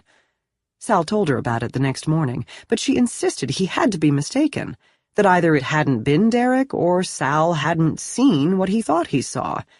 They argued, with Sal accusing her of being willfully blind, and she accusing him of trying to stir up drama because he always thought the worst about her husband. Then, 2 days later, a saleswoman from Nordstrom called to tell Derek that the Ferragamo shoes he'd ordered had come in. Derek's Nordstrom account must have been attached to Maren's phone number, and the woman didn't realize she was leaving a message on his wife's voicemail. Her greeting back then was generic, the auto-generated, "You have reached 206-971. Maren replayed the message twice, certain she'd misheard it. Hey Derek, it's Carmen. Your Ferragamos are in. I'll be at the store till close if you're planning on coming in. If you do, maybe we could get a drink? I had a really great time the other night. I can't stop thinking about you. Hope to see you later. Bye."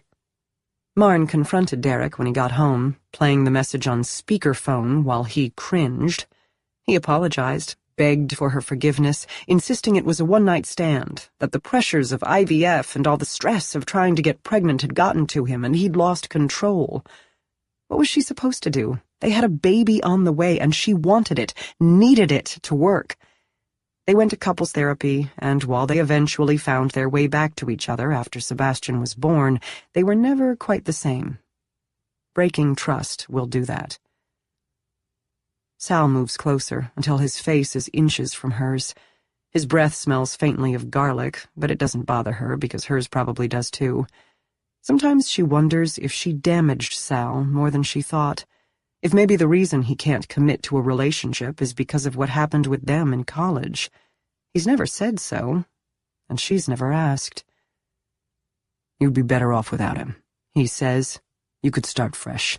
Derek is rich as fuck. You'll get half of everything. That's plenty." "You mean like Tia?" Sal knows who she's talking about. Tia is a friend of theirs from college who married a wealthy chef and restaurant owner. For 10 years, she lived in a house overlooking Lake Washington. She didn't have to work. She stayed home with their daughter, playing tennis and volunteering on charity committees. Then Brian met another woman. The divorce was ugly. Brian hired better lawyers than she did, and while she got a settlement, he got everything else, and went on to open 2 more restaurants. Tia now lives in a condo and shares custody of her daughter with her ex-husband and the woman he left her for. Maren hasn't seen Tia in over a year. The last time was when her old college friend dropped off a casserole when the news about Sebastian broke. Tia said she was happy in her new life, but it's hard to imagine how happy she could be. What Tia lost when she divorced Brian can never be replaced. Time with her daughter, financial security, status. Maren doesn't want to be happy in a new life. She wants to be happy in the one she already has. Or used to. "You're not Tia," Sal says. "You've always worked. Tia never did." "You know I couldn't afford to live how we live on my own." She feels awful for saying it, but it's true. The salons make money, but it's a fraction of what Derek earns. "Yeah, but you've got me," Sal says, "and you'll still be you, regardless of what your bank account says." "I don't want to lose everything I've built." "Would you trade it all to get Sebastian back?" "Every penny." She answers without hesitation, despite the alcohol that's making her head fuzzy. "Then if all you need is your son back to be happy, Derek's got nothing to offer you. Where's he even been the last year? He's never home. He's emotionally abandoned you." "Derek's a good man," she says. "No, he's not. He's nice. And there's a difference. You can be nice to someone and still cheat. You can be nice and do shitty things. You can be nice and ruin someone's life. He's nice, Mar, but he's not good. I hope one day you'll understand the difference." "Sal?" A voice calls out, and they both turn. The server with the tight jeans is watching them from the kitchen entrance. "Wine delivery. He says he needs a signature." "So sign for it," he calls back, annoyed. "That's Ginny," he says to Maren in a low voice. "She's getting annoying. You said 3 months? I don't know if we're going to make it 3 weeks. "How many times have you slept with her?" "Only twice." He looks offended, but now I think she's got feelings. "Well, you always were fantastic in bed." Sal throws his head back and laughs. It makes Maren feel better to hear it, to know that she can still make someone sound that way. "Sal!" Ginny calls again. "The wine?" He disappears into the back room long enough for Maren to order an Uber and returns just in time to catch her as she's wobbling off her bar stool. The room spins, and she nearly keels over. He grabs her and props her up. "Christ, you shitface. It's not even 4 o'clock. "Achievement unlocked," she says, and her words are slurring. "I ordered an Uber. Be here in 3 minutes." He takes her phone out of her hand. The Uber app is still open, and he cancels her ride. "I'm driving you home. Give me your keys." She digs them out of her pocket and hands them over. "Are you sure you're not needed here?" she asks as they make their way to the door. The floor is rippling. She moves to hug him, but she's sloppy, and she ends up draping herself all over him. From across the room, Ginny is shooting daggers at them with her eyes, and Maren waggles her fingers at her. The other woman doesn't wave back. "Ginny," Sal calls to her. "I'm out for the day. When Tommy gets in, remind him I'm heading up to the farmhouse tonight." Tommy is his head cook and assistant manager. "When are you coming back? We've got—" "I'm back when I'm back," he snaps. Chastised, Ginny's head drops. "You didn't say you were going to Prosser," Maren says, leaning against him. It feels and sounds like there are cotton balls in her mouth. "Last-minute decision." "Tell your mom hello. I miss her so much." Sal barks a laugh. "Now I know you're wasted." He helps her into the passenger seat of the Porsche and buckles her seatbelt. He fumbles with it for a moment, and as he's leaning across her, she inhales. Soap and water and shampoo. Same smell. Same Sal. The scent of him is comforting. He's comforting. She feels safe. She closes her eyes. She sleeps. Chapter 9. It feels like only a second later when Sal wakes her up. Maren must have passed out hard, because when she opens her eyes, they're in the driveway of her house, and Sal is once again leaning across her, unbuckling her seatbelt. He helps her out of the car and up the steps to the front door, propping her up again while she tries to remember the code. She hardly ever uses the front entrance. She and Derek park in the garage and enter the house through the mudroom, which is rarely locked. The first attempt, which she remembers too late as her ATM card pin, causes the little light to blink red. The second attempt, their wedding anniversary, also fails. And then she remembers. The door code is Sebastian's birthday, and an overwhelming wave of grief hits her as she enters the number into the keypad, and the light finally flashes green. "What?" Sal asks, feeling her sag against him. "What is it? You going to be sick?" No. She's not going to be sick. She never throws up, at least not from drinking. Not anymore. "Can you help me up to the bedroom?" He shuts and locks the door behind them. She kicks off her shoes and shrugs out of her coat, leaving both on the floor of the foyer. Sal helps her up the long, winding staircase and into the bedroom, where she plops onto the bed and closes her eyes. The room is still spinning, but she's a bit clearer than she was when they left the bar. Sal sits beside her, and she leans against his shoulder. She likes the way he feels. So solid. So present. "Do you have to rush off?" she asks, aware that they're both on the bed. But she doesn't want to be alone. She's always alone these days. "No," he says, resting his cheek on her head. "I can hang for a bit." She settles into him, wanting to lie down with him, but of course that would be wholly inappropriate. They're already close to crossing a line as it is. "Remember when I said I know a guy?" he murmurs, stroking her hair, which has fallen in messy strands across her forehead. Maybe it's because they're alone in the quiet bedroom, but his voice gives her the shivers. It's husky, intimate, a voice she hasn't heard him use with her since she was his girlfriend. It excites her, and she feels a tingle, but it's probably just the alcohol making her feel this way. "I wasn't kidding, Mar. I do. And he can take care of this problem for you." "Stop, I was joking." She tries to pull back to look up at him, but his arms are strong, well-muscled. They don't budge when she tries to extract herself from his embrace. "I wasn't," he says into her hair.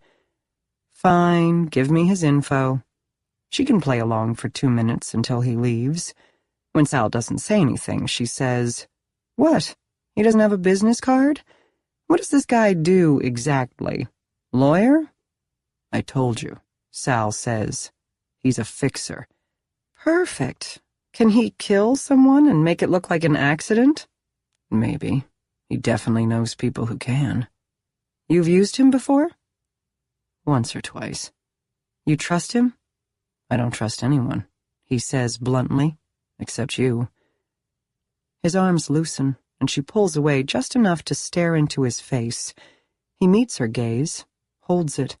It feels like an eternity, waiting for his lips to twitch, waiting for any hint of a smile to let her know that he's kidding, waiting to deliver the punchline. Because as shady as some of his friends are, and as shady as he is at times, of course he doesn't actually know people who can have other people killed. That would be absurd.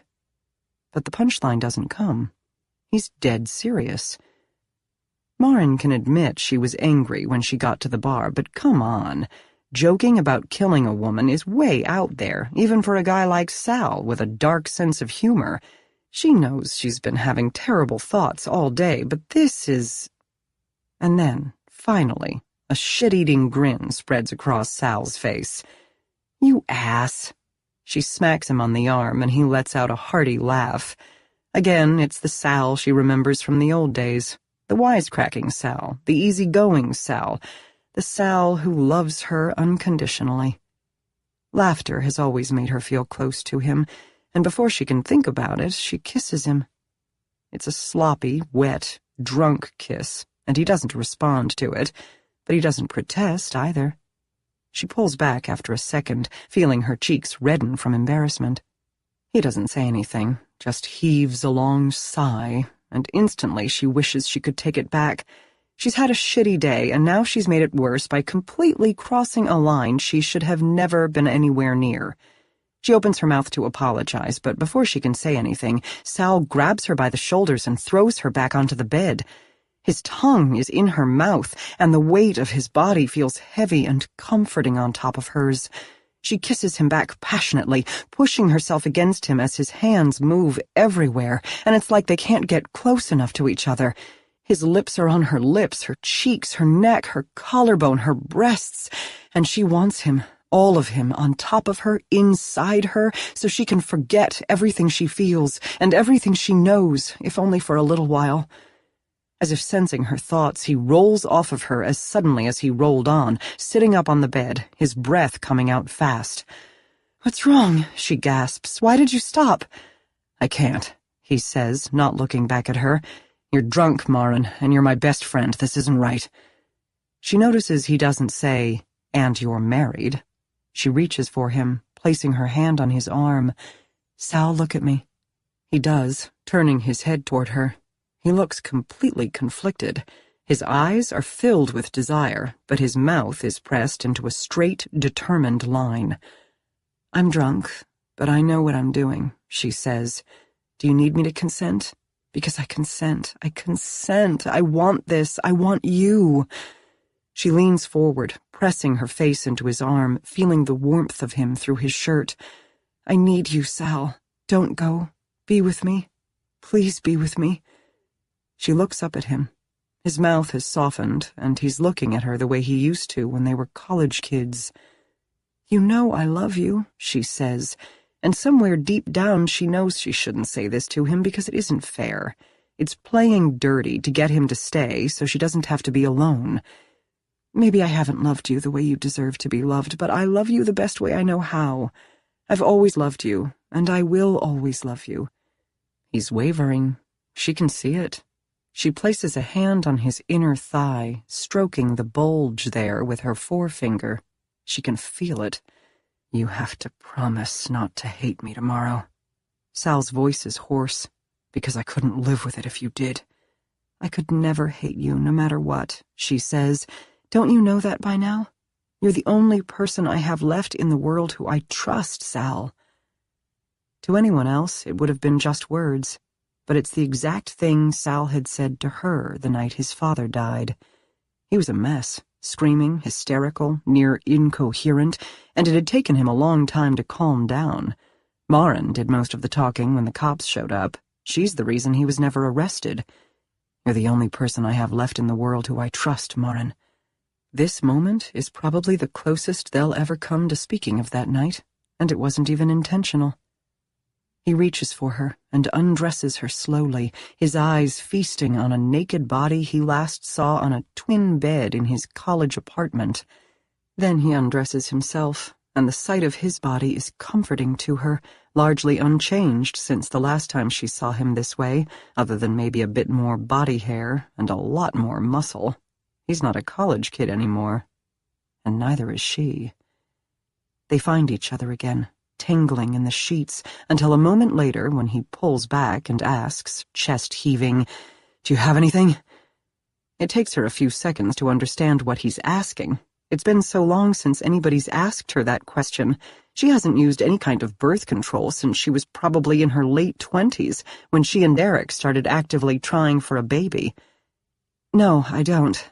She pulls him back to her. "It's fine." It took 4 rounds of IVF and $100,000 to have Sebastian. She's not worried about what might happen today.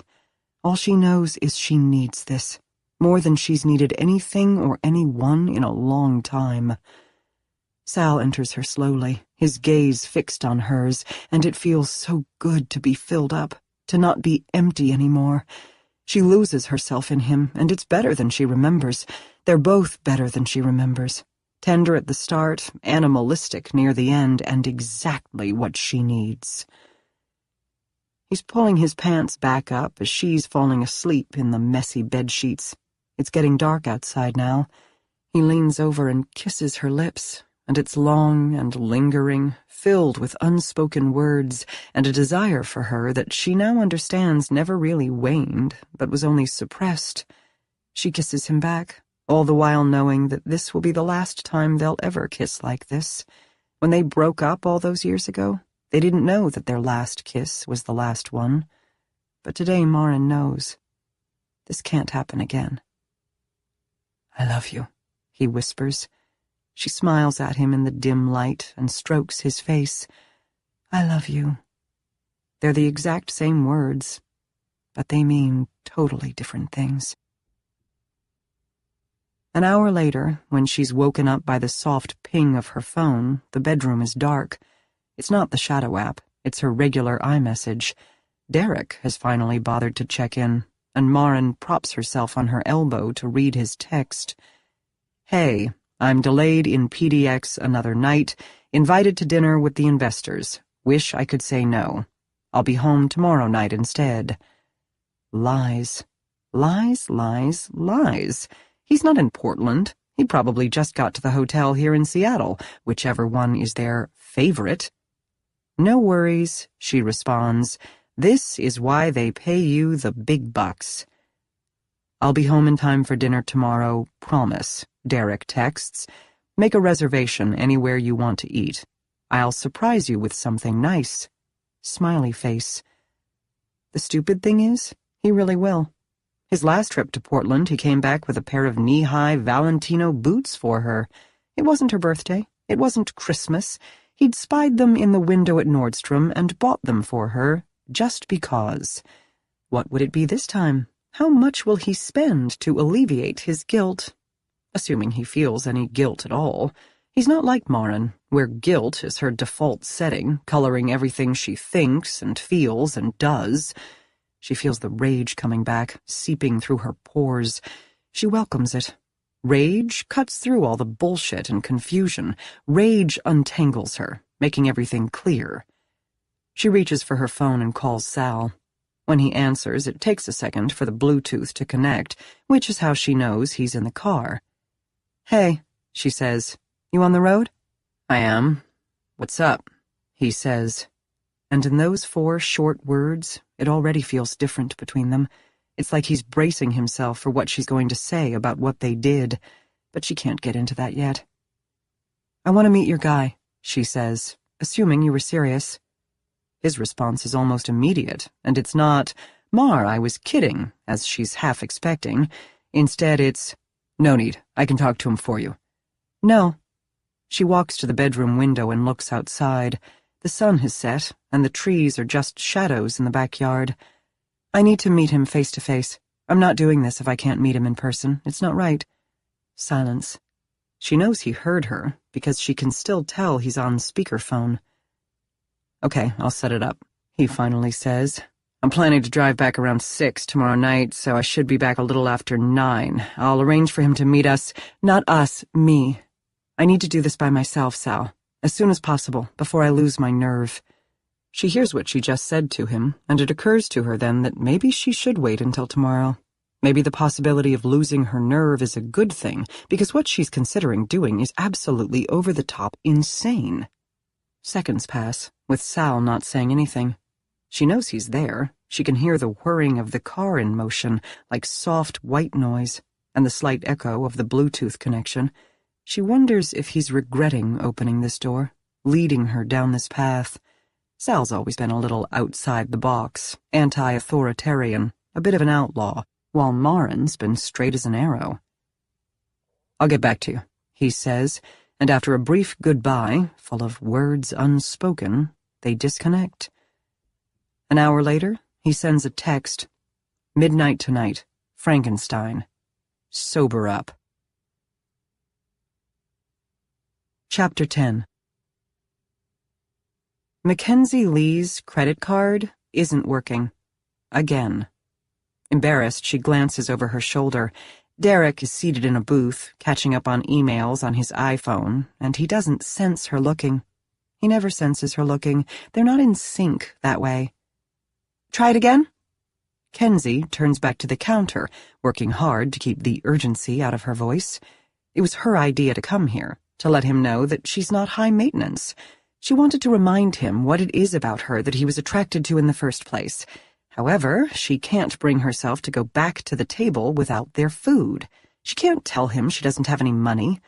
Usually, when she goes to order, he hands her some cash before she can think about it. But he's distracted tonight, and she can never bring herself to ask. He has to offer. The McDonald's cashier, who can't be more than 15, gives her a dubious look under his visor. He runs her Visa again, and once again the screen reads, "Transaction not approved." "Sorry, ma'am, declined. Do you have another one I can try?" First of all, he can shove it up his ass that she's a ma'am. She's only 24, for fuck's sake. Second, no, she does not. All her other credit cards are maxed out, and this is the second of the two she thought might work. The one with the low limit and high interest rate that she applied for only a month ago. She can't have used it that much, but maybe she has. She'd probably have a better idea if she'd bothered to open the first statement, which is still sitting on the kitchen counter, on top of all the other bills she hasn't opened yet. The lady behind her, with the two hyperactive grandkids, sighs with impatience, tapping one foot on the tiled floor as she snaps at them to, "Stay still, or you're going back to your father's." This might be less mortifying if the McDonald's they were in was busier, had more noise, more cashiers, more customers. Kenzie is hyper-aware of the annoyed judgment of the high school kid taking her order, who probably has more money in his pocket than she does in her bank account right now. Derek once said to her that growing up poor made him who he is. How great for him. Being poor sucks for her, and she knows that pursuing a master's degree in fine arts isn't exactly going to change that prospect once she graduates. Sure, she'd like to be the kind of person who doesn't care about money, like so many of her artist friends. But when you're drowning in student loans and credit card debt, and your mother has early onset Alzheimer's and is in a care facility that isn't even the most expensive, but it's still really fucking expensive, money is the difference between McDonald's and dollar store instant ramen. Because yes, there are levels lower than fast food. She fishes through her wallet, hoping that the extra $20 bill she keeps for emergencies is still stashed in the slot where she hides it. She can't remember if she used it or not. She doesn't know if a credit card being declined in a McDonald's qualifies as an official emergency, but this sure as shit feels like it. Her grandmother always taught her to keep a bit of cash in her purse, because sometimes credit cards don't work, and sometimes there's no ATM nearby. Grandmère had been right, and Kenzie suddenly misses her, making it hard to take a deep breath. Oh, grief, you sly bastard. She finds the 20, folded between an old Sears card and her Sephora VIB card, neither of which she uses anymore because the first one went out of business and the second one she can't afford. The McDonald's order is $14.68. She contemplates changing her grilled chicken combo to 2 hamburgers from the dollar menu, but the lady behind her sighs again, and Kenzie is forced to accept that she's too embarrassed to say anything. She unfolds the 20 and hands it to the cashier. He hands her back a 5 and some coins. She stuffs the change into her wallet and tries not to think about the fact that this is all the money she has left for the week. Derek doesn't look up when she returns with their food. He's consumed with his phone. He's consumed with his phone for work, the way she's consumed with her phone for everything non-work, and he doesn't like to be interrupted when he's typing, so she doesn't say anything. Before she sits down, she tries to peek at what he's looking at, but this, of course, he senses, and he tilts his phone away so Kenzie can't see the screen. She hates it when he does that. It reminds her that he has secrets. She should know. She's one of them. She unwraps her grilled chicken burger and takes a bite, keeping herself occupied with Instagram while he continues to act like she's not here. She posted a pic while they were driving to the hotel with her feet up on the dashboard, managed to snap it right before he told her not to put her feet up on the dashboard. Even though she'd taken her shoes off, she knew it would annoy him. She knows him better than he gives her credit for, and he'd probably hate it if he knew that he sometimes shows up on her Instagram, even though there's no actual name or face or any identifying characteristics. But what does it matter if he's not on social and never sees it anyway? Absently, he reaches for a fry. He doesn't say thank you for the food, and while he doesn't need to, God knows he'll pay for everything else, Derek dropping $100 on dinner is nothing. Kenzie spending almost $15 on McDonald's has wiped her out until payday. Besides, she can't remember the last time he made a point to be polite to her. She remembers thinking when they first met that he had the best manners. He was such a gentleman. He's not that guy anymore. 6 months of lying and sneaking around has changed him, but she can't get too upset about it, because it's changed her too. Kenzie used to be in control, but now it feels like he's slipping away. Going to a hotel tonight might have been his idea, but she's not stupid. There's a big difference between a man who genuinely wants to be with her and a man who just doesn't want to go home. "Everything okay?" she asks when he puts down his phone. "All good." But he's not smiling, and Kenzie doesn't know if it's because of his phone or because of her. She won't ask. They don't do that. They don't check in on each other emotionally. They don't go deep. That's never been part of their MO, even though she's tried. Instead, he looks at the food in front of him and frowns. He opens the box for his burger and his scowl deepens. "I said quarter pounder." "You said Big Mac." She knows he said Big Mac. She knows he said Big Mac because she remembers that when he said it, she thought to herself, "But you normally get a quarter pounder." She is confident in her correctness, and she can see from the shifting look in his eyes that he's wondering if that is actually what he said. But Derek hates to be wrong, and he's the king of doubling down, and so he's going to deny he said Big Mac until it ruins their night together. "When have I ever eaten a Big Mac?" he says, but his conviction is wavering. He's staring at Kenzie like she's supposed to know the answer. She gets that he's tired from driving back from Portland all afternoon, but she offered to drive to the hotel when he picked her up, and he insisted he was fine. What they both know is that he doesn't want her driving his precious Maserati. If he won't let her put her clean, socked feet up on his dashboard, he's sure as shit not going to let her behind the wheel of his obnoxiously expensive sports car.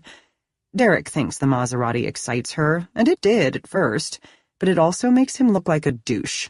And guess what? He's not the only one who's tired. She was on her feet all morning serving customers at the Green Bean until Marin Machado walked in, looking like she wanted to rip Kenzie's throat open with her perfect teeth, all the while still managing to look classy and completely fabulous.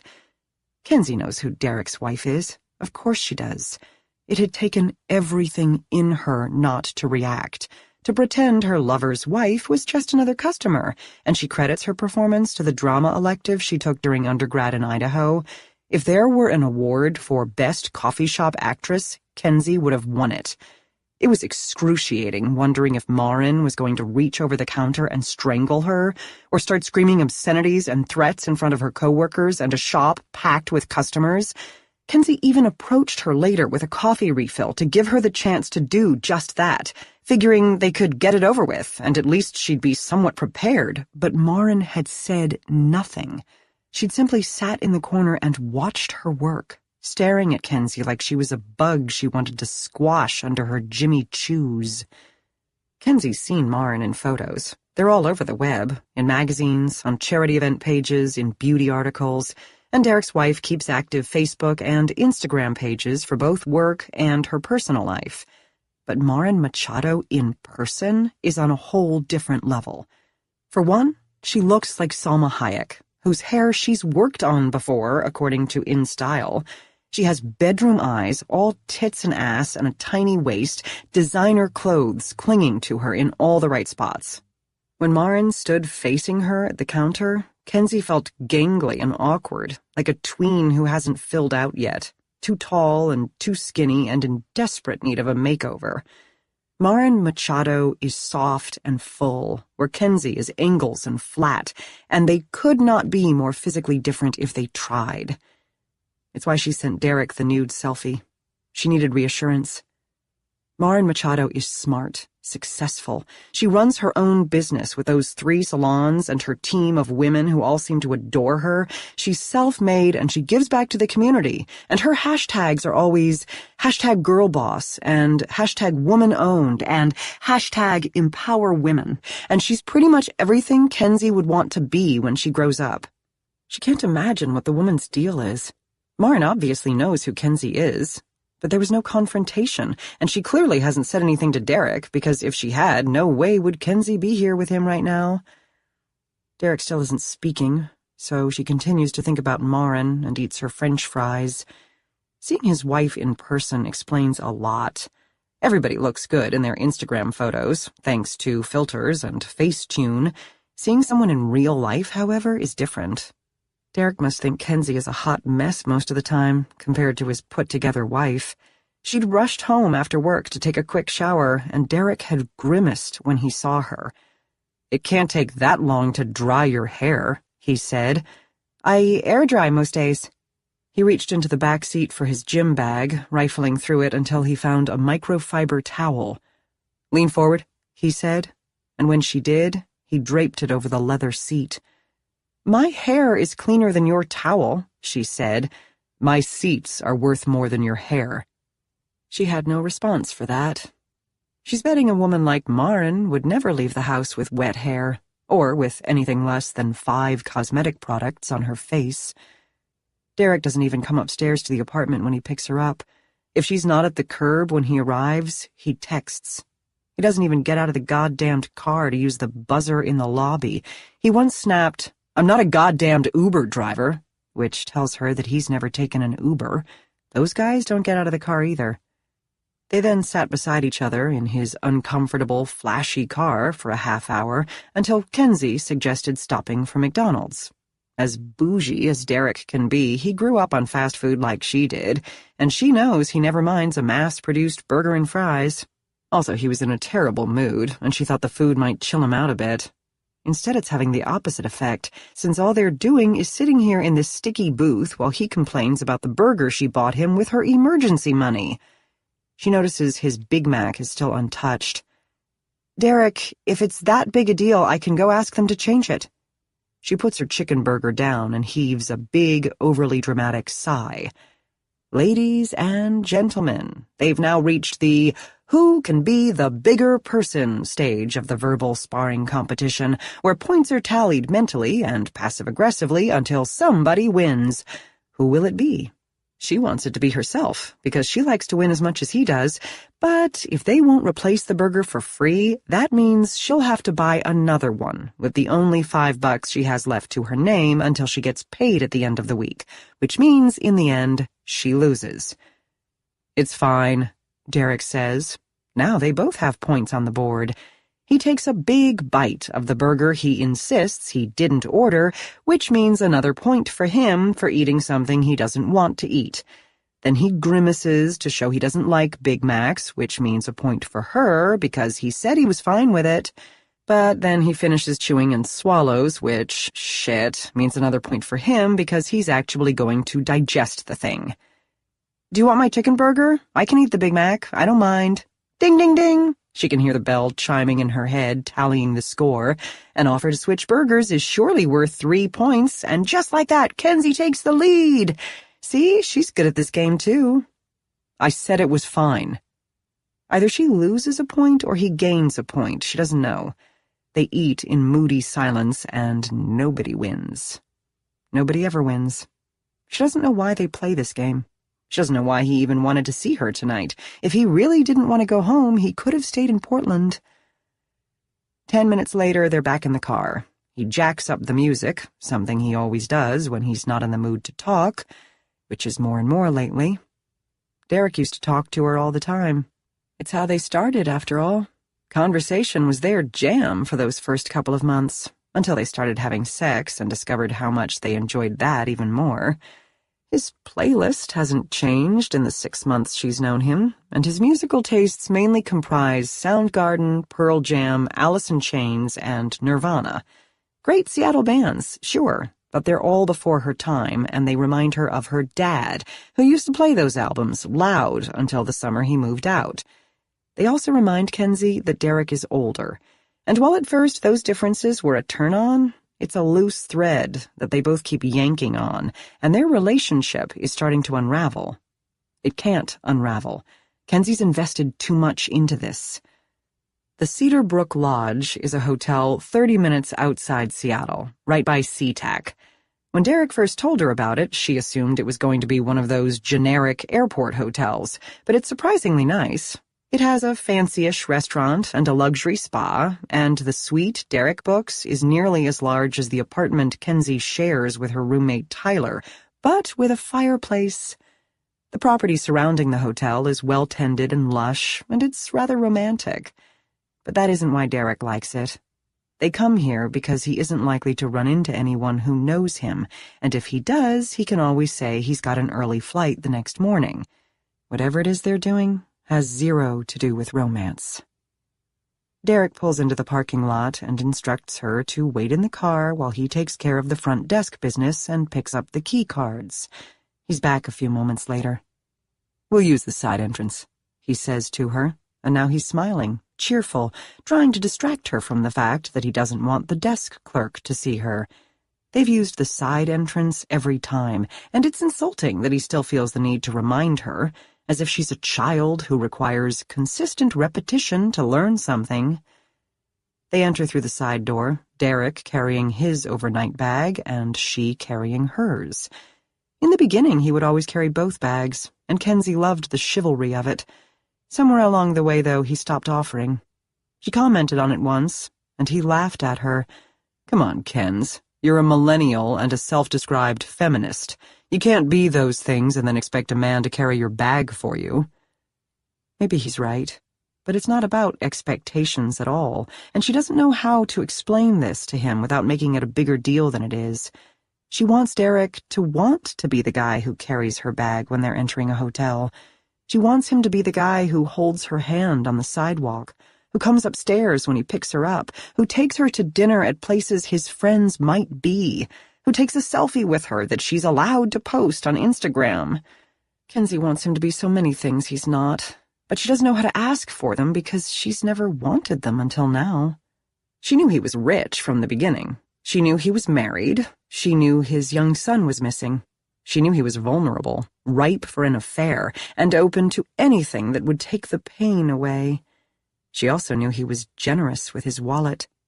He was, in short, the perfect Mark.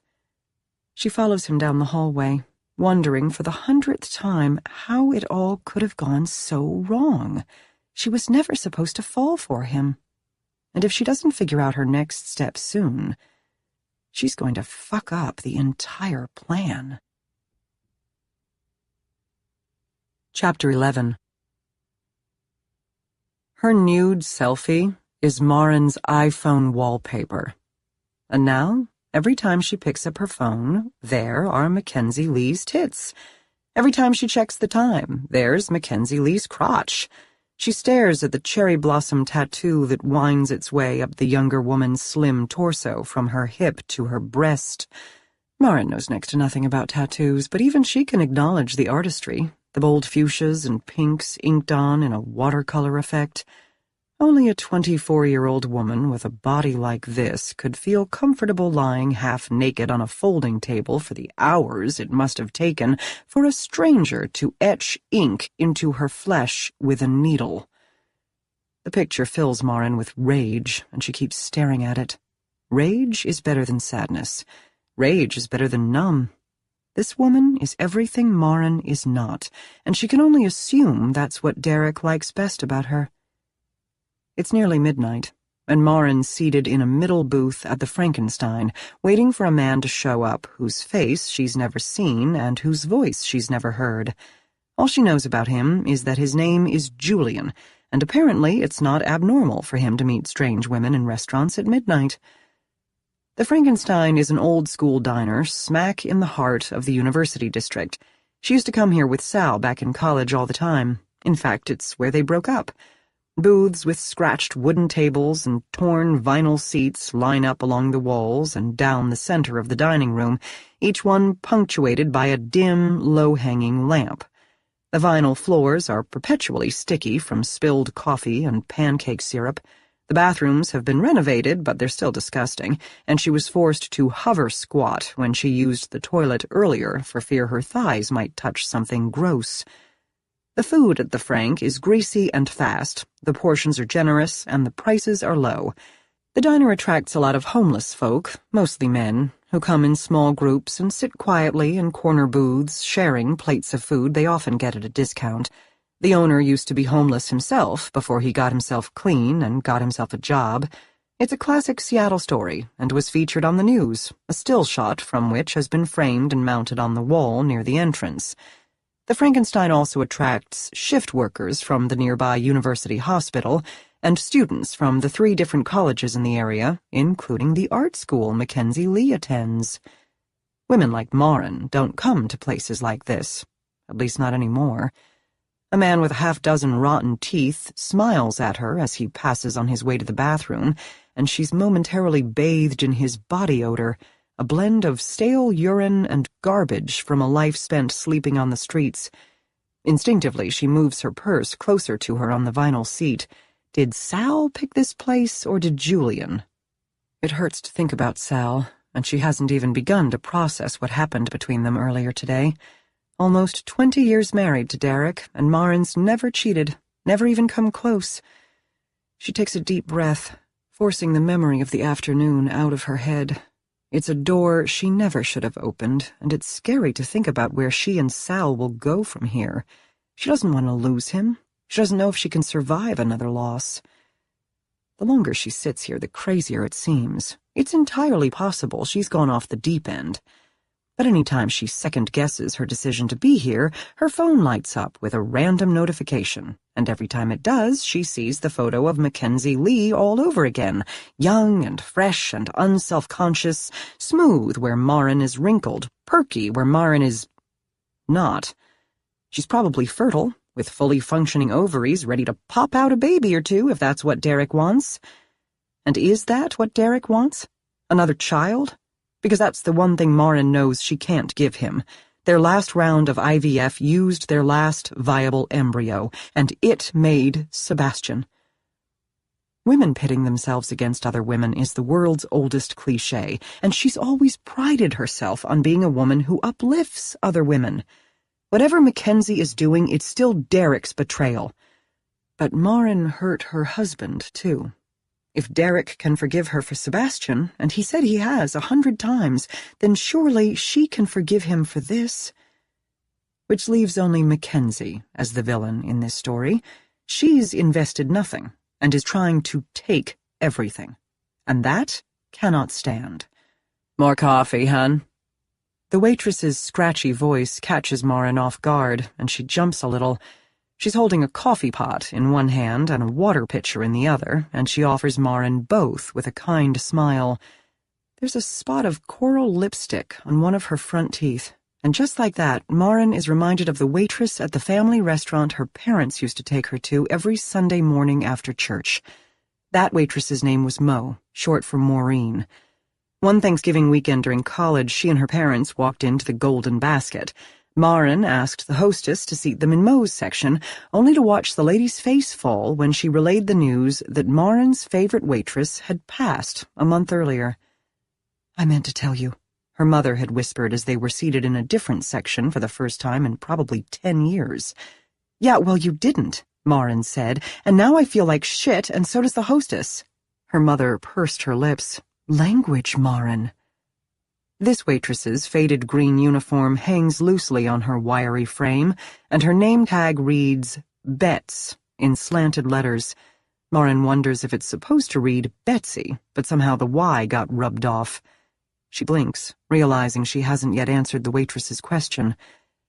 "More of both would be great, thank you." Betts/Betsy fills her mug and glass without spilling a drop. Her knuckles resemble ginger roots. "Something to eat?" the waitress asks, "or still waiting for someone?" The door to the diner opens, and a group of noisy college kids sweeps in, along with a gust of cold wind. There's nowhere for them to sit. Every table is occupied. The last thing Marin wants is food, but it doesn't feel right to occupy a booth big enough for 4 when all she's having is coffee. She looks over the waitress's head at the menu scrawled on the large chalkboard that takes up half the wall above the open kitchen. "I'll do the monster special, but with scrambled egg whites, please, and no pancakes, toast, or hash browns. Do you have turkey bacon?" Betts/Betsy raises a painted eyebrow. "Hun, that's not really the monster special. It costs extra for the egg whites, and you'll be paying for a bunch of food you won't eat, and we don't serve turkey bacon." She frowns as she says turkey bacon, as if the very idea is blasphemous. Which it probably is, because only an asshole comes to a 24-hour diner known for its all-day breakfast and tries to make it healthy. Marin smiles at her. You know what? I'll do eggs over easy, sourdough toast, hash browns, and the regular bacon, which, if I remember, is delicious. The waitress returns the smile. Want to add a pancake for $1? She won't finish any of it, but what the hell? Sure, why not? Bet/Betsy writes none of this down. Marin wonders how she ended up here, working the midnight shift at a greasy spoon at her age. Mo used to say she enjoyed it, that the customers at the Golden Basket were like friends, the co-workers like family. But the midnight shift at the Frankenstein is an entirely different situation. It's exactly midnight now, and Sal's guy still isn't here. She has no way of texting or calling to verify that Julian is still planning to come at all. Sal assured her that they would get along fine, and that's really all she knows. But what if Julian doesn't show? Her phone pings. It's a text from Sal. You alive? He's not here yet, she texts back with nervous fingers. I'm freaking out. I don't know if I can do this. Sal's reply is equally fast. You're fine. Stay put. It's just talking. With nothing to do but wait, she clicks on her Instagram app. She doesn't prioritize social media. Sadie and the managers at the salons handle the posts on Instagram and Facebook. But Marin's been addicted to it today, and she's learning that the younger generation seems completely comfortable uploading their entire lives onto these virtual platforms. And if you look closely enough, you can learn almost everything about anybody. Derek's mistress, for instance, posts something on Instagram every day. Every goddamned day. There's one new photo since she last checked, and it's of feet? Long feet attached to skinny ankles, encased in pink and white polka dot socks crossed casually on the dashboard of a car. It was taken at a strategic angle to show off the steering wheel, where the unmistakable Maserati Crown logo is right in the center. There's a hand on the steering wheel, clearly masculine, and the caption reads, Hot Rod, Hot Guy, with a sunglasses emoji face. There are over 100 comments on the picture, but the first one is the only one Mackenzie responded to. Sugar Baby, 1789. Bitch who dis? Kenzie Lee Art, got booed up girl, kissy face emoji. Again, Marin has to consult Urban Dictionary for the official definition. Booed up means with a boyfriend/girlfriend in a serious relationship. Humiliations galore. A man slides into the ripped vinyl seat across from her. Startled, Marin almost drops her phone. Again, she was so consumed with her thoughts that she didn't notice his approach. She didn't see him walking up to the booth, and she didn't feel the gust of wind on her face from the front door opening. The same rowdy college kids are still crowding the front entrance. He must have come in a different way, through the back door, or maybe through the kitchen. Her heart is pounding, and her palms are sweaty, and reflexively she sticks out her hand, but he makes no move to shake it. Instead, he signals the waitress, who comes over with a clean mug and the coffee pot. The usual bet, he says, and she nods. So her name really is Betts, and it's clear they know each other. If he uses a back entrance, he probably comes here a lot. Marin tucks her hands into her lap so he won't see them shaking. Is she really doing this? She's having trouble making eye contact with him, but he doesn't appear to be feeling any awkwardness whatsoever. He reaches into his jacket pocket, pulls out a packet of wet wipes, and extracts one from the plastic packaging. She watches as he wipes his hands meticulously, getting every finger, and when he finishes, he balls up the used wipe and wraps it in a napkin. He leaves the napkin on the corner of the table. He stares at her, taking her all in, his gaze moving over her face, her hair, her necklace, her blouse, the wedding rings on her left hand, the bracelet on her right wrist. He isn't smiling, but his face is naturally pleasant. What did Sal tell him? She wonders if she looks the way he was expecting. She wonders how many times he's done this. Finally, he speaks. I'm Julian. Don't be nervous, Marin. We're only talking. She didn't realize she was holding her breath until she exhales. Hello, she says. "Thanks for coming." Julian, if that's his real name, is about her age, maybe a few years older. Dark eyes, thick brows, strong nose, head shaved down to the skull. Scuffed black motorcycle jacket over a black V-neck t-shirt. Extremely muscular build, from what she can see. Strong hands, no watch, and no wedding ring, though she supposes it would be weird if he were wearing one in this scenario. He doesn't look like a guy who has a 9-to-5 desk job, but neither does he look like a... what was Sal's word? Fixer. Not that she has any clue what a professional fixer is supposed to look like. She's never seen Ray Donovan. He's watching her watch him, and another moment passes before he says, "So you're the one who broke Sal's heart." She blinks. This isn't how she expected the conversation to start. I mean, sort of. She doesn't know what Sal told him exactly, so she doesn't know how to explain it, how much detail he expects. "We dated in college, a long time ago." "And you dumped him for the guy you ended up marrying?" Julian asks, and it's more a statement than a question. "Jesus, Sal, what did you tell this guy?" "Not exactly."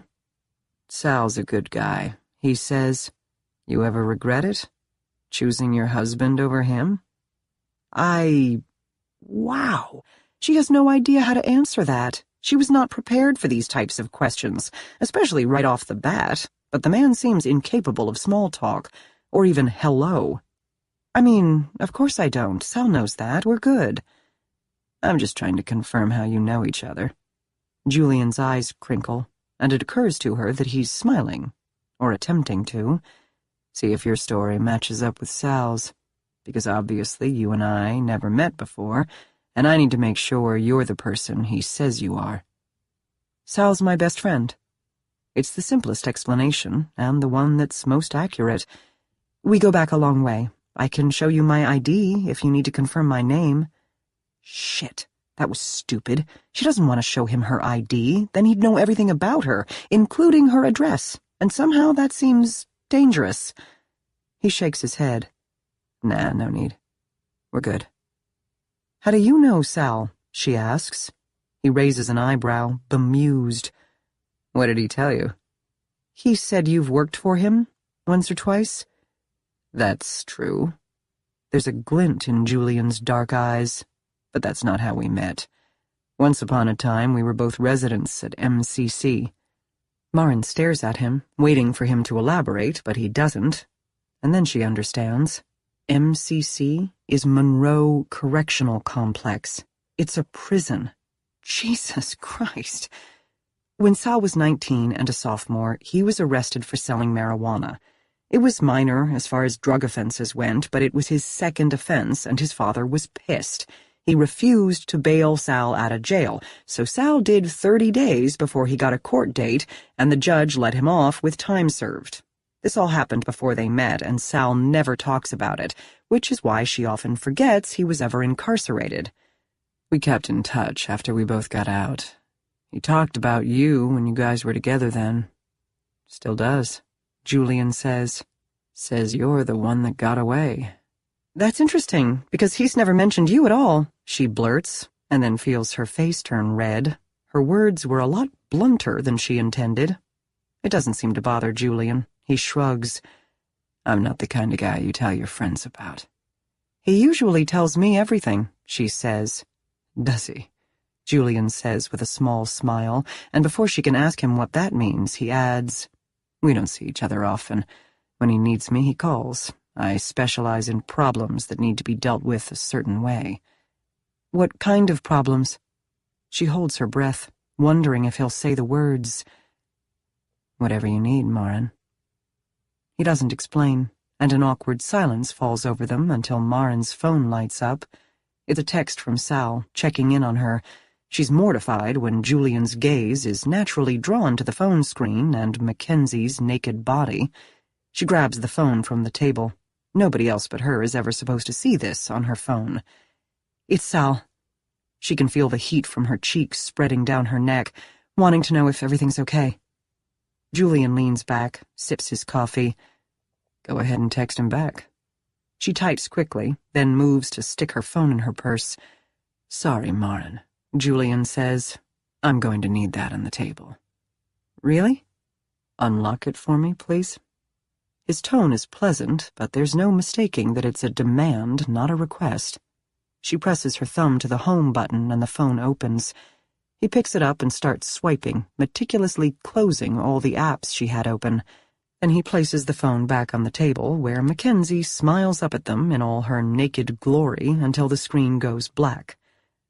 "I needed to make sure we're not being recorded," Julian says. "I wouldn't do that. She would have no good reason to record any of this. Whatever happens here tonight, she would never want anyone but Sal to know about it, or that she even thought about it, or that she seriously considered it enough to have a conversation with someone who could actually do something about it." "Food's here," Julian says. Bets, the waitress, places oversized plates piled high with food, gleaming with grease and butter on the table. She notices Julian has ordered almost the exact same thing she did, right down to the add-on pancake, only with wheat toast instead of sourdough. "What do you say we eat first and talk after?" He picks up his fork and uses the side of it to slice into an egg. The yolk runs out all over his hash browns. Conversations about murder are much easier to have when your stomach is full. Don't you think?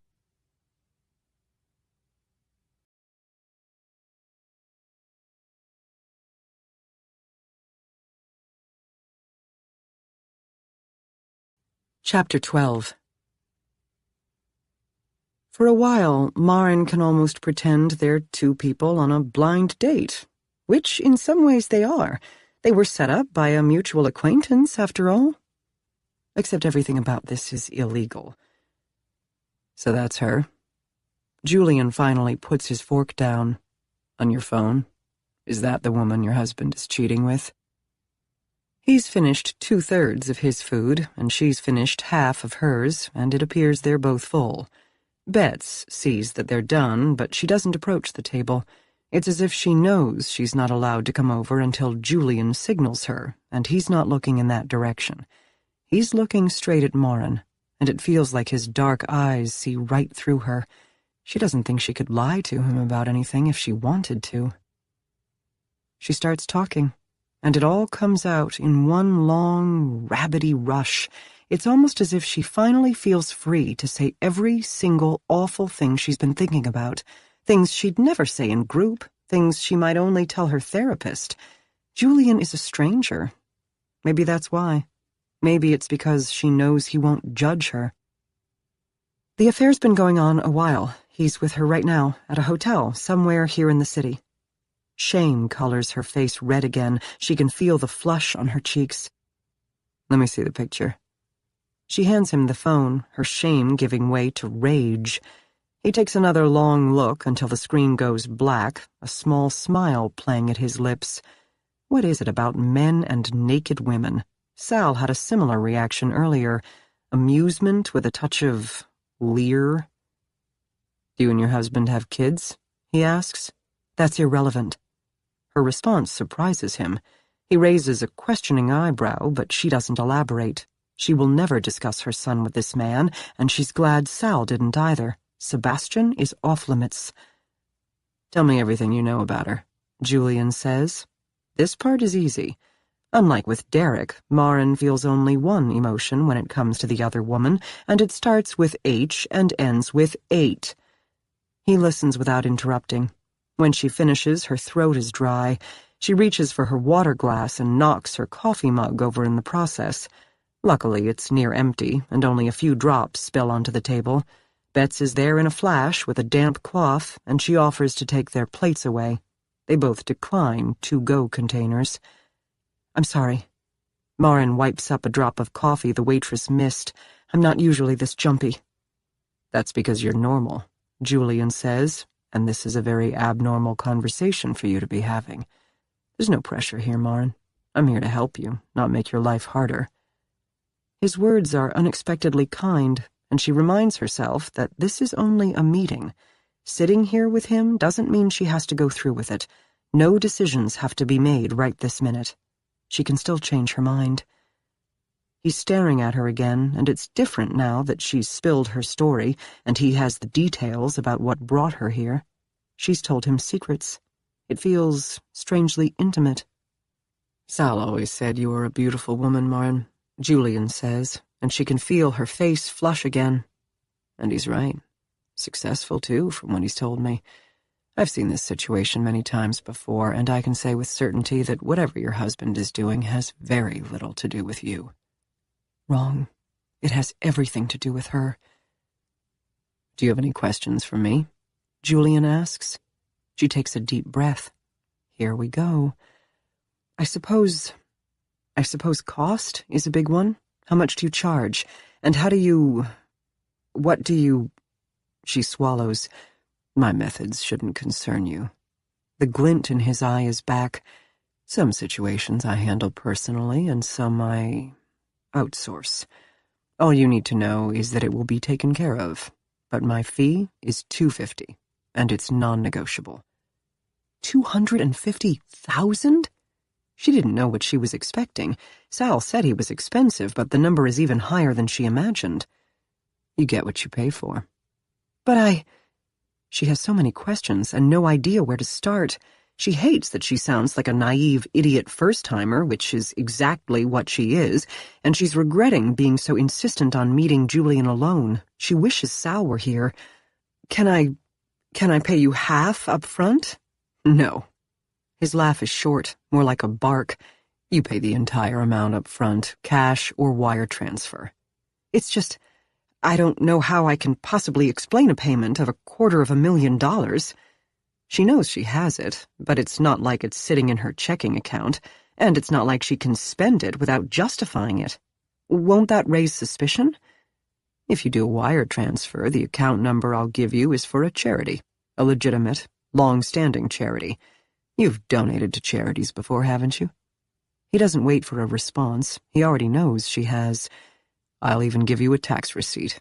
As far as the IRS or anyone else is concerned, it will look like you made a very generous donation to a women's shelter." "Seriously?" He sips his coffee. He doesn't bother to answer. It's clear he doesn't like to repeat himself. "But how do I know you'll actually complete the job?" "You don't. That's where trust comes in." Julian leans forward. "Trust is a big thing in my field, and it goes both ways, Marin. I have to trust you too, and I do, because I trust your good friend Sal."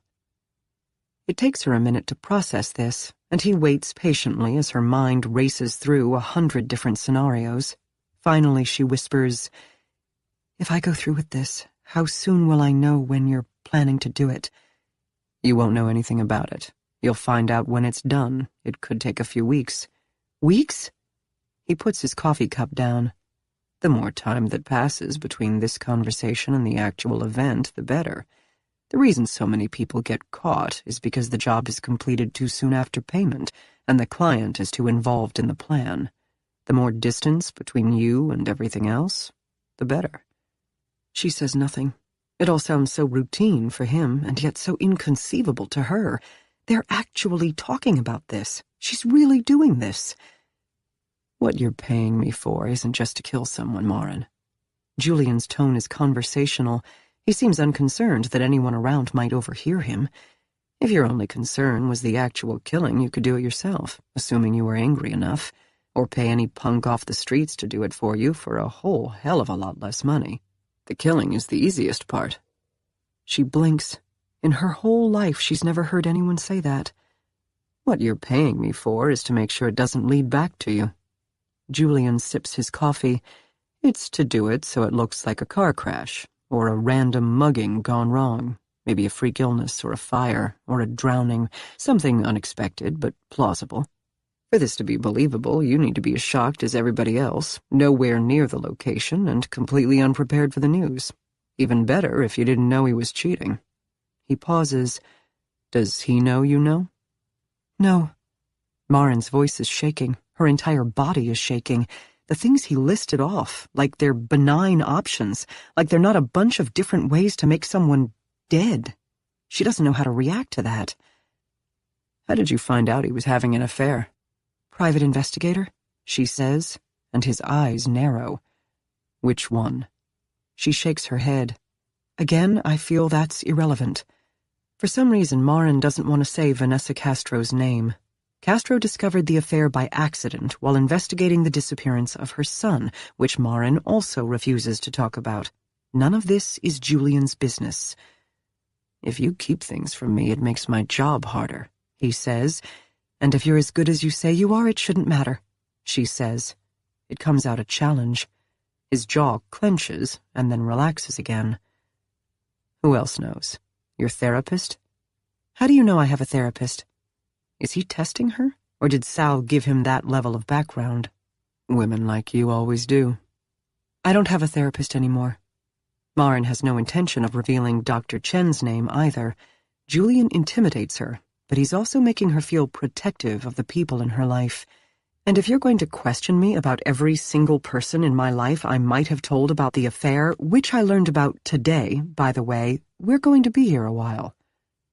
A small smile crosses Julian's lips. Whatever test she just took, it appears she passed.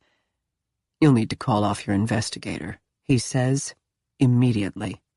Done, Marin says, but it's a lie. While she understands that Julian doesn't need the complication of a PI following the person he's been hired to kill, she has no intention of telling Vanessa Castro to stop investigating everything. She'll tell Castro not to bother investigating the affair, but nothing about her search for Sebastian will change. Okay, then. This brings us to the most important thing. Julian leans forward. Once you wire me the money, it's confirmed. Everything begins. You wake up a couple of mornings later, freak out, change your mind, fine, but the money is gone. You don't get it back. You understand that? Yes. She's starting to shake again, which feels silly because they've come this far. She's already shown him the worst part of herself, the part she could barely manage to tell Sal about except when joking or drunk, the part that might well send her straight to hell.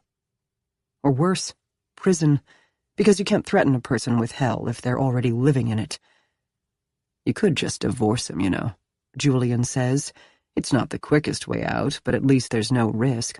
I have a great lawyer I can connect you with. For a fee, of course. He'll dig up every bit of dirt on your husband and ensure you'll get everything you're entitled to. She blinks. What are you talking about?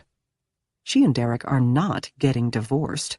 Divorce is ugly, and ultimately it would only free him up to be with Mackenzie, or whoever else he might meet after her. The only person who'd lose is Marin, and she doesn't want to end up with less, like Tia. She's already lost too much. I'm just saying it's an option, Julian says, because if you go down this path, there's always risk. Even if it looks like an accident, it's still a death, and the spouse is always the first suspect. There could be police involved, an autopsy, questions, and your husband's a high-profile guy. I'm sorry, but what are you talking about? She shouldn't cut him off mid-sentence, but she's confused. I'm not here about Derek. He's my husband. She nearly adds, and my son's father, but catches herself just in time. It's Julian's turn to look confused. He seems caught off guard, and she gets the impression that he's not caught off guard very often. You don't want your husband dead? Of course not. She jabs at her phone until the nude selfie appears again. Derek isn't the problem. It's her. He leans back in his seat and appraises her for a moment. That's not what Sal told me. Then our mutual friend misunderstood. God damn it, Sal. Marin has no doubt that it's what Sal was hoping she would do, but she would never want Derek dead. He's Sebastian's dad. No matter what, she could never do anything to harm her son's father. She stares at the photo until the screen goes black, inwardly cursing Sal for screwing this up. Is this a problem for you? She asks. Nope, Julian says, and the small smile is back. Actually, it makes things a bit easier. Neither of them says anything for the next few moments, but he's looking at her differently now. He came here thinking she wanted a man dead, but it's a woman who's ruining Marin's life. It's a woman who's trying to steal the last bit of family she has left. If that makes her a monster, so be it. In the past 14 hours, she's already imagined Mackenzie's death a dozen different ways. Getting hit by a bus, falling out of a window, falling into a giant sinkhole, getting shoved off a goddamned cliff, and each fantasy provides her with a moment of immense relief. Raucous laughter emanates from a booth in the corner where the noisy college students have finally finished eating. 3 are male, 2 are female, and her gaze focuses on one girl in particular, the one with the long brown hair and shining eyes, who's so clearly in love with the handsome, confident boy sitting next to her. She could have been Marin 20 years ago. And make no mistake, most of those years have been good. It's only the last one that's been hell. "I still love him," she says, more to herself than to Julian. He reaches into his inside jacket pocket and pulls out a shiny brochure. It's for Rise, a local shelter for women and their children who are victims of domestic abuse. It's a real charity, one she thinks she's donated to before. She's pretty sure she gets a holiday card from them every year. On the bottom of the back fold, he's scrawled a 16-digit number, which she can only assume is the bank account. She shivers. Julian's connections must run deep if he knows how to launder money through a legitimate charity. "After tonight, we'll never see or speak to each other again," Julian says. "Your consent to move forward happens when you transfer the full amount. You won't get details. You won't know when. And remember, no refunds. Do you understand?" It's the only time tonight that he's told her something twice. "I understand." "You have a bit of time to think about it. If the money isn't wired by tomorrow morning, 9 a.m., I'll assume your decision is no." "What if I can't decide that fast?" He studies her, a small smile on his face. "You've already decided, Marin, or you wouldn't be here. It's a matter of whether or not you can pull the trigger." His smile widens. "Bad joke. That's my job, not yours." Nothing more is said for the next few minutes. Around them, the diner noise picks up. The bars on University Avenue are closing, and college kids are piling in looking for cheap, greasy eats to soak up the Bud Lights they've been drinking. The check arrives, and Julian slaps down a $100 bill. It's way too much, and Marin would have paid, but Betts pockets the money with a coral-toothed smile and doesn't offer change. "Stay as long as you like," the waitress tells them. The college girls at the next table are shrieking with laughter, and there's a new group at the booth next to them, making bawdy jokes about whatever video they're all watching on someone's phone. At the table next to theirs, a homeless man is telling another homeless man a story about a third homeless man loudly. She can smell them, the stink of the streets on their clothes, their unwashed skin reeking of stale sweat. None of it bothers her. If anything, the noise is a welcome cushion. Nobody can hear this conversation. Nobody can be horrified by the words she's said and the thing that she has yet to say. The only person who might judge her is seated across from her, and it's safe to say that his lack of moral compass renders his opinion of her moot. "It was a pleasure meeting you, Marin," Julian says, and just like that, the meeting is over.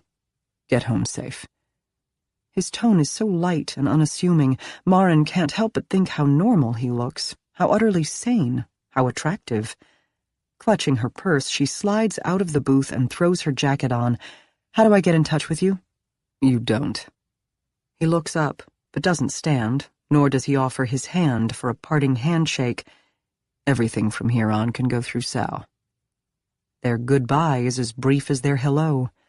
It's raining when she exits the diner, and she looks up at the black sky and pauses for a moment, letting the drops wet her face, smear her makeup, wash away her sins.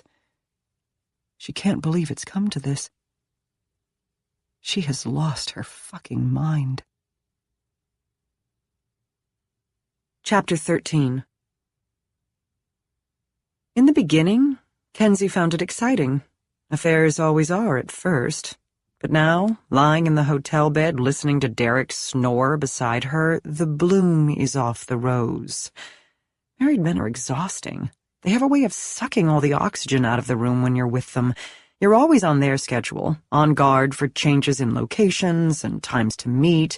There are only specific places you can go, and only for so long before there's somewhere else they have to be. Their families are their priorities, and you're not family. You're the side piece.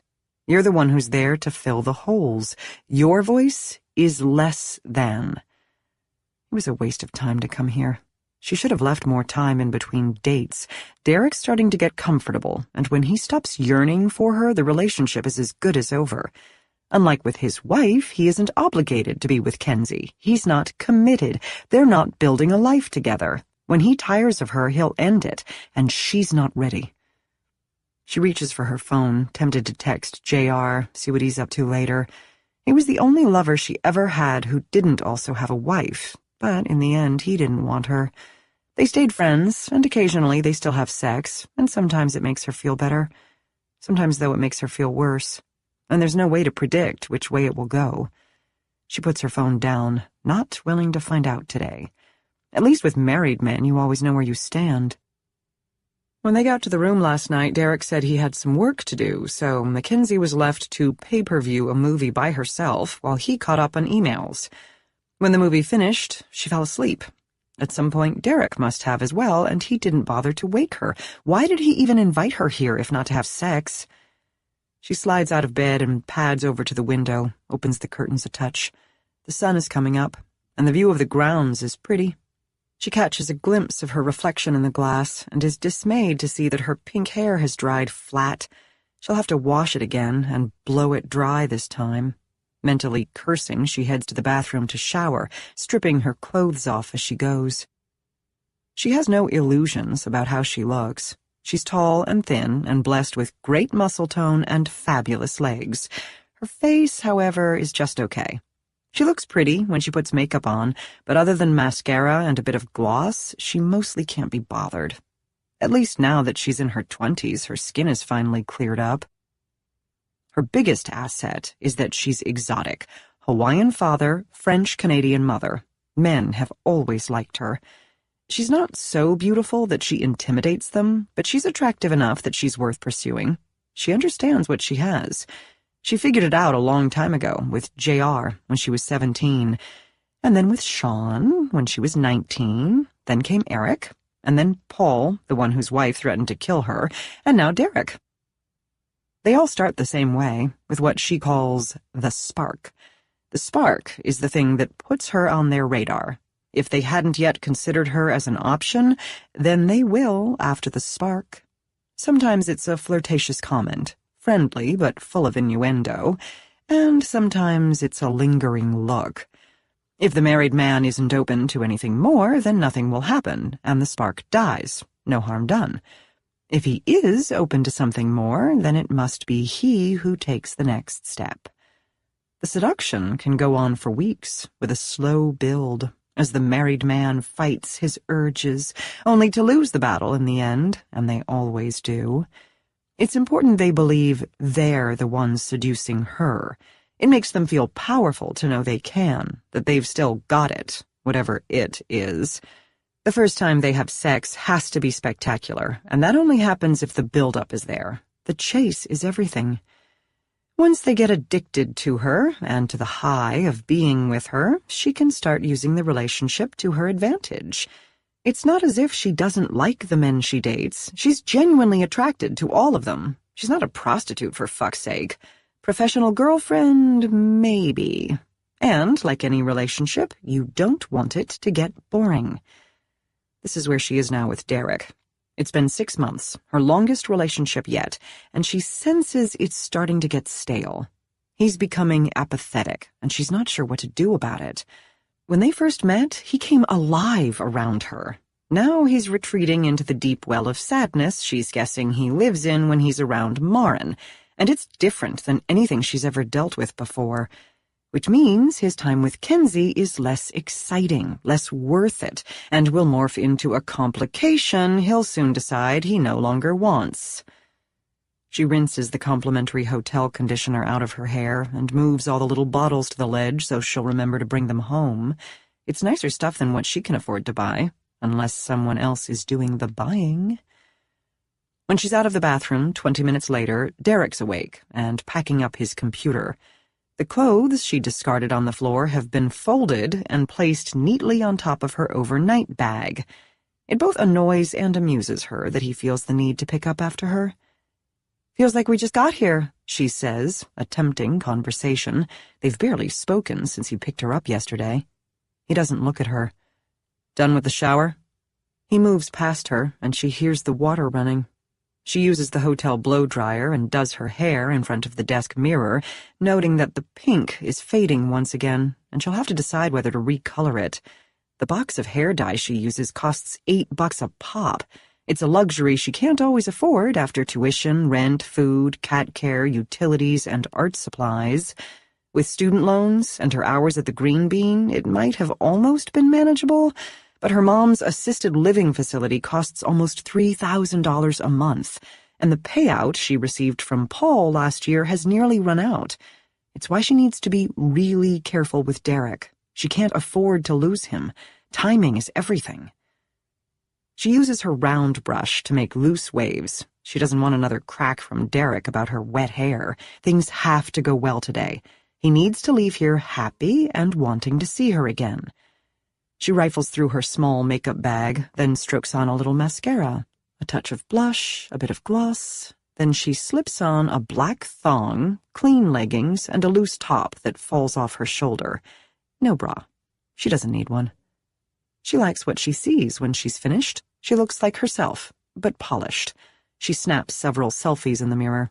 She chooses the best one and posts it to Instagram with the hashtags "Pink Hair Don't Care" and "Hotel Life." Out of the 50,000 people who follow her on social media, there are only a half dozen she'd consider actual friends who would know that she doesn't stay in hotels all that much. But it's not about what's real. It's about what it looks like. She refreshes the app, watching the likes roll in. Anything less than 1,000 means her picture's boring, or she didn't hashtag correctly. She used a filter that made her hair seem pinker than it currently is, and it's generating positive feedback based on all the double taps. Derek doesn't like her pink hair. She changes her hair color often, and she was blonde when they met. When she first went pink, he laughed. It was like he thought she was playing a prank on him, only doing it to get a reaction. How dismayed he was to find out it didn't wash out overnight, and that she, in fact, had every intention of maintaining it, because she's an artist, and it's her fucking hair, and she thinks it looks awesome. Derek assumes a lot of things are about him. It's a rich guy thing.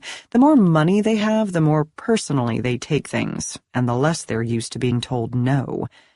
When she agreed to work 5 nights in a row last month, he thought it was because they had argued and she was mad at him and needed an excuse not to see him. That shit just plain insults her. She worked the extra hours because rent was due that week, and so was next semester's tuition. Sorry, not sorry that her stupid coffee shop job ruined his plans. Kenzie's phone chimes and she winces. She has different sounds for different contacts, and this notification is assigned to Tyler. She did not tell her roommate that she was staying with Derek. She neglected to mention it on purpose. She wanted to avoid the fight that always ensues when they talk about him. Ty has never met Derek, but he doesn't like him.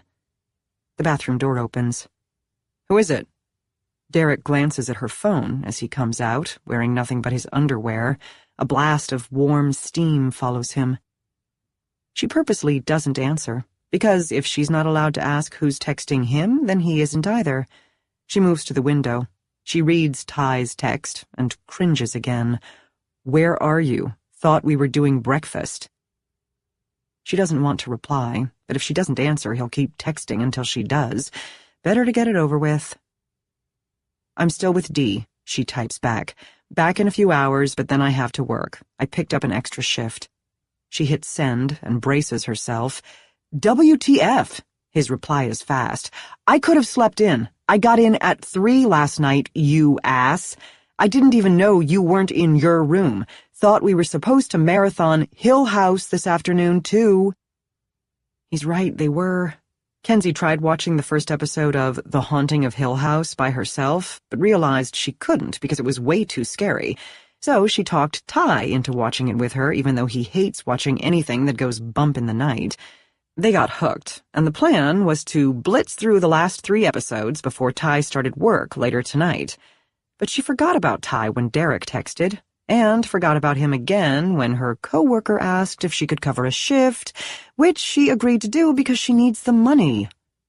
"I'm sorry, you're right, I'm a shitty friend," she texts him.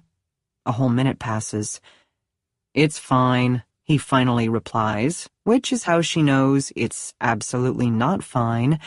"Enjoy your married old boyfriend." "I'll make it up to you," she texts back. "This weekend, I promise, after I get paid. Ezel's chicken and Hill House and mango margaritas." "Whatever," he replies. She breathes a sigh of relief. Whatever is Thai speak for yes. Whatever is also Thai speak for if you let me down again, I'll never fucking forgive you, so she knows she can't mess up again. God, she misses feeling on top of things. She's normally very organized with her schedule, but everything for the past 6 months has revolved around Derek. It's not easy being in a married man's orbit. Frustrated, she closes her messaging app and tosses her phone onto the bed. Derek opens his mouth like he wants to ask her again who she was texting, but then he changes gears. He comes over to her, rubs her shoulders, kisses her neck. She knows what this means and where he wants it to lead. He's rarely affectionate unless he wants sex, and she moves forward, closer to the window, out of his grasp. As usual, he assumes her frustration is entirely about him. In this case it is, so he's going to have to work for it. "Babe, I'm sorry I've been in such a shitty mood," he says. He moves up behind her, and she notices he hasn't yet gotten dressed. He wraps his arms around her waist, the full length of his body pressed up against hers. He nuzzles his face into the back of her head and inhales, and she's reminded of how much she loves the length of him, and that he's taller than her, even when she wears her highest heels. His cheek rests against her cheek, and he smells amazing. He's wearing that cologne they found at Nordstrom, the expensive one that she picked out because the scent is sexy. He must have spritzed some on after his shower. "I know I was a dick about the burger and that I made you feel like shit. I probably did order the Big Mac because I was distracted and not paying attention, which is uncool all by itself. I'm really sorry." Already she can feel herself softening. He understands better than any guy she's ever known how to apologize properly, and that a good apology involves an acknowledgement of the shitty thing he did, along with a clear understanding of how said shitty thing affected the other person. "I've got a lot going on at work, and the backers are getting squirrely. There are a lot of people demanding things from me that I have no control over at the moment, and I didn't mean to take it out on you." He sounds genuinely upset, and it makes her feel better. "I'm sorry, Kenz." "It's okay," she says, and she finally allows herself to melt into him.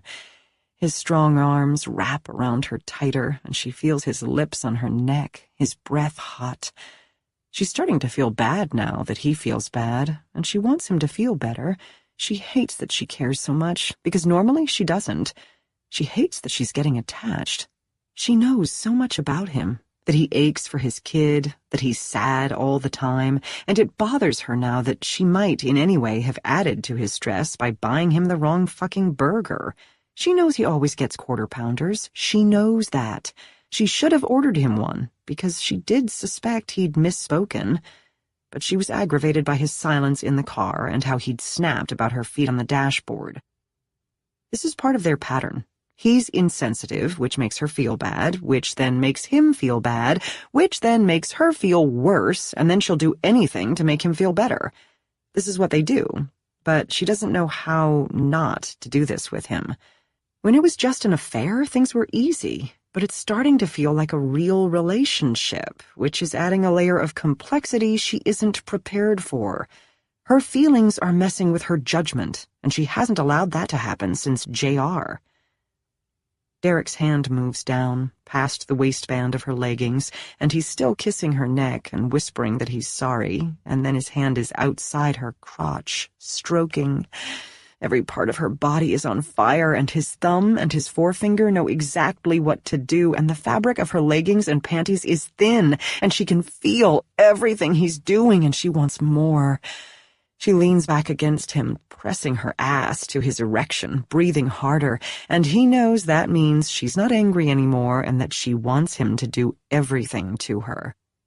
Everything. She tries to turn around to kiss him, but he won't let her, and that turns her on even more. His hand slips down into her leggings and into her thong, and he moans when he feels how wet she is. And she loves that he's always surprised by it, always so delighted and grateful that he doesn't have to work that hard to get her to this point, that she's always ready for him.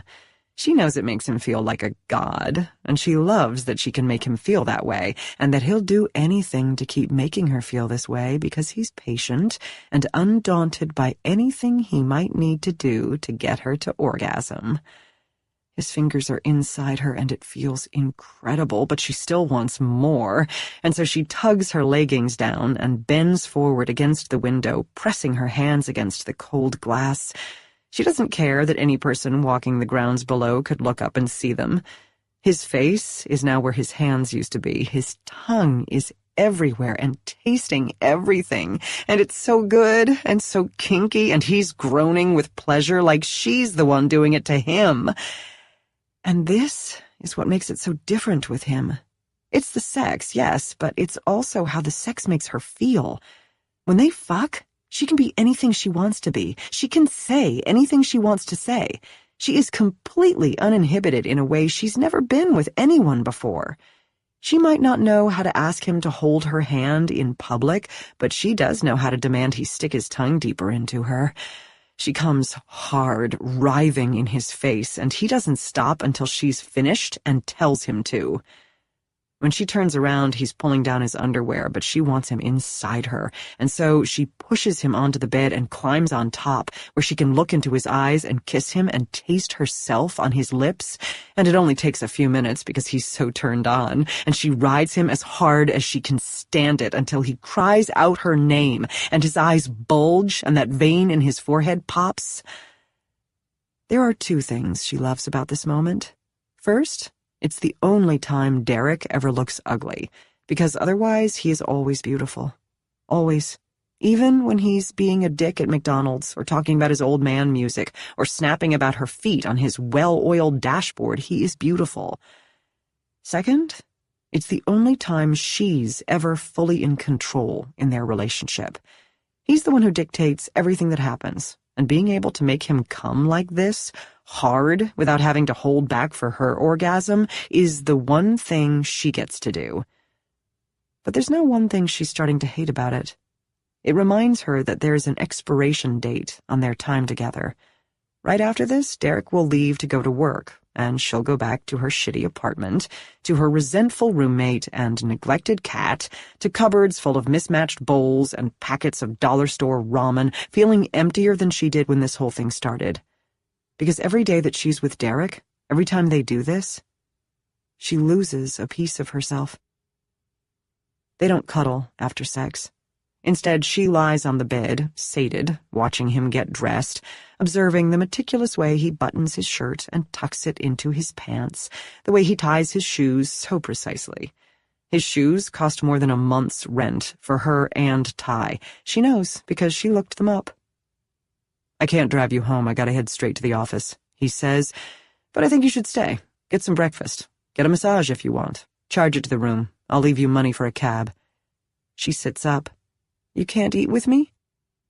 She senses he wants to come sit by her. It's in his body language, the way he seems to want to step closer to the bed but is willing himself not to. He's been like this the last few times, strangely hesitant with his goodbyes, like there's something more he wants to say. Like he knows he should end it, and end it now, but then he chickens out. "I have a meeting," he says, "but you go, enjoy, and when you're ready to leave, use the side entrance." He nods, and she lies back down as he finally comes over to the bed and gives her a kiss. It's on the lips, but it's chaste. It makes her wonder if she's ever going to see him again. In the first couple of months, goodbyes were so easy. Now they're hard. He grabs his bag and he's gone. She turns toward the window, looking at the pretty trees and the overcast sky, trying to enjoy her last few moments in the luxurious hotel room, which probably costs more per night than what she makes in tips in a week at the Green Bean. It's depressing. But then her stomach rumbles and she perks up. At least she gets breakfast out of it, and the hotel restaurant makes a mean Eggs Benedict with avocado toast. As she heads toward the bathroom, she sees the money on the dresser and stops. Derek's left her cash, and it's way more than what she'd need for a cab. The stack of bills is thick, all 20s and 50s. She picks it up and counts it out, and her mouth falls open. He's left her $5,000. He's given her money before, of course he has. She was short on rent one month, and she mentioned it in passing, and he plucked $300 out of his pocket like it was spare change. She once fretted that she needed to stop by the cash and carry to see if they had any chicken, because if she got there too late, they might be out, and he shook his head in mock disgust and handed her $200 and told her to go to Whole Foods and stock up on organic, free-range chicken, which was much healthier. He pays for all their hotel stays, almost all their meals. He paid for her flight to New York and the Hamilton tickets and a shopping spree at Bloomingdale's, where he bought her a Dolce & Gabbana bag that cost $2,200. $2,200! He'd tried to convince her to choose the colorful one that she was drawn to, but ultimately common sense prevailed and she chose the one in black, knowing she might never have another bag as nice as this one and it needed to go with everything. "Are you sure?" Kenzie had asked him, clutching his arm at the cash register, while the sales consultant widened her smile to hide her smirk. She'd seen this scenario before, no doubt. "I'm sure." Derek handed over his credit card. "You want the flowered one, too?" "Florals are hot right now," the sales lady piped in, dialing up her smile by another 50 watts. "No," Kenzie laughed. "We're good." She caught the sales consultant's glance and read the unspoken message written all over the woman's judgy face. "Honey, don't be an idiot. Get the floral one, too." Little did the poor woman know. All she saw was Kenzie's pink hair and giggles, but Kenzie didn't need another Dolce & Gabbana. She was playing the long game. And $5,000 would be falling far short of the goal line. $5,000 doesn't even cover 2 months of her mom's care, and she sure as shit didn't spend 6 months sleeping with a married man only to end up with a measly $5,000. She needs to know what this means. She grabs her phone from the nightstand and sends Derek a text. "Hey, babe, you left something here?" We'll return to the story in just a bit, but for now, let these soft notes guide you into a state of peace and quiet. Thank you for watching and listening.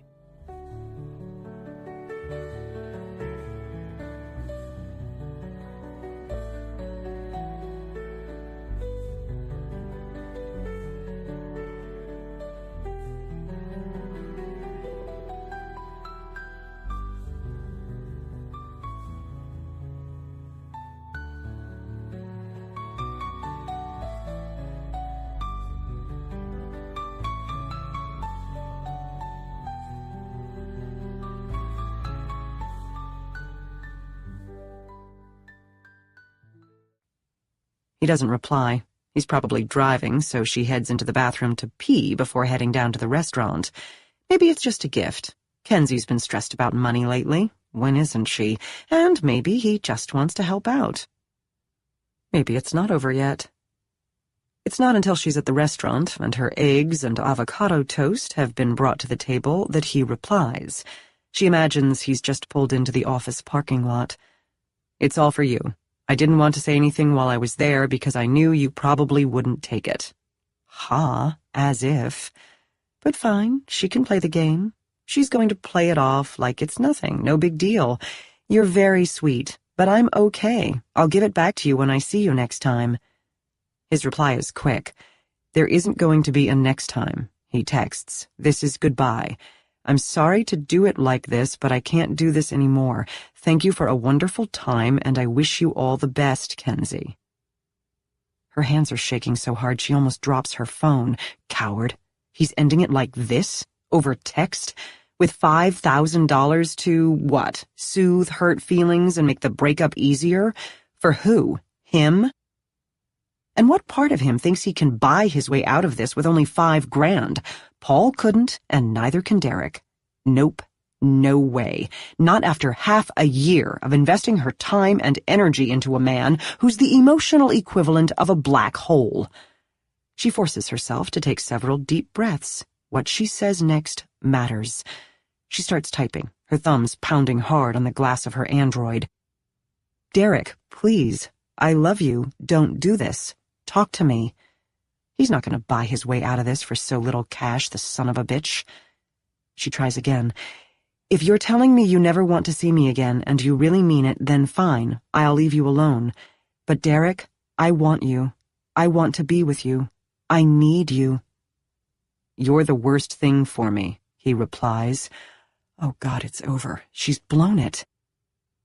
Kenzie sits at the table in the restaurant as the server refills her water glass, thinking about the pile of money she stuffed into her D&G purse before she left the room. How did she not see this coming?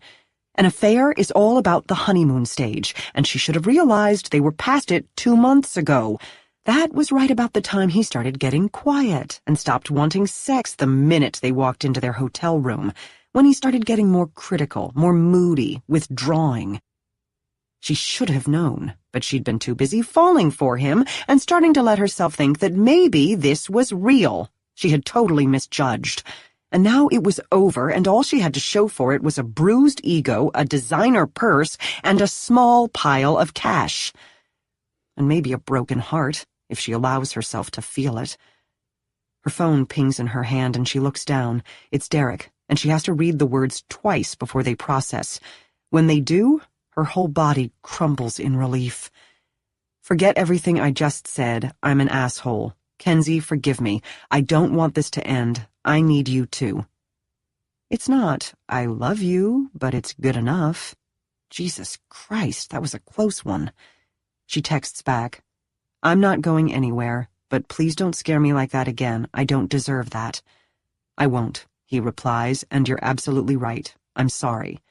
He sends her a heart emoji. She sends one back, and, as if on cue, her stomach rumbles. She puts down her phone and picks up her fork. Time for breakfast. A girl's gotta eat.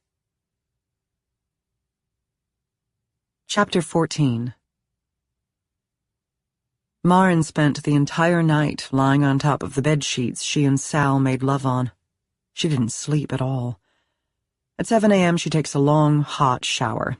She puts on makeup. She puts on a dress, the silk Rachel Roy with the billowy sleeves. In the kitchen, she pushes a pre-programmed button on the professional-grade coffee machine Derek had splurged on a few months earlier, and 3 minutes later her mug contains a perfect soy vanilla latte with an extra shot of espresso.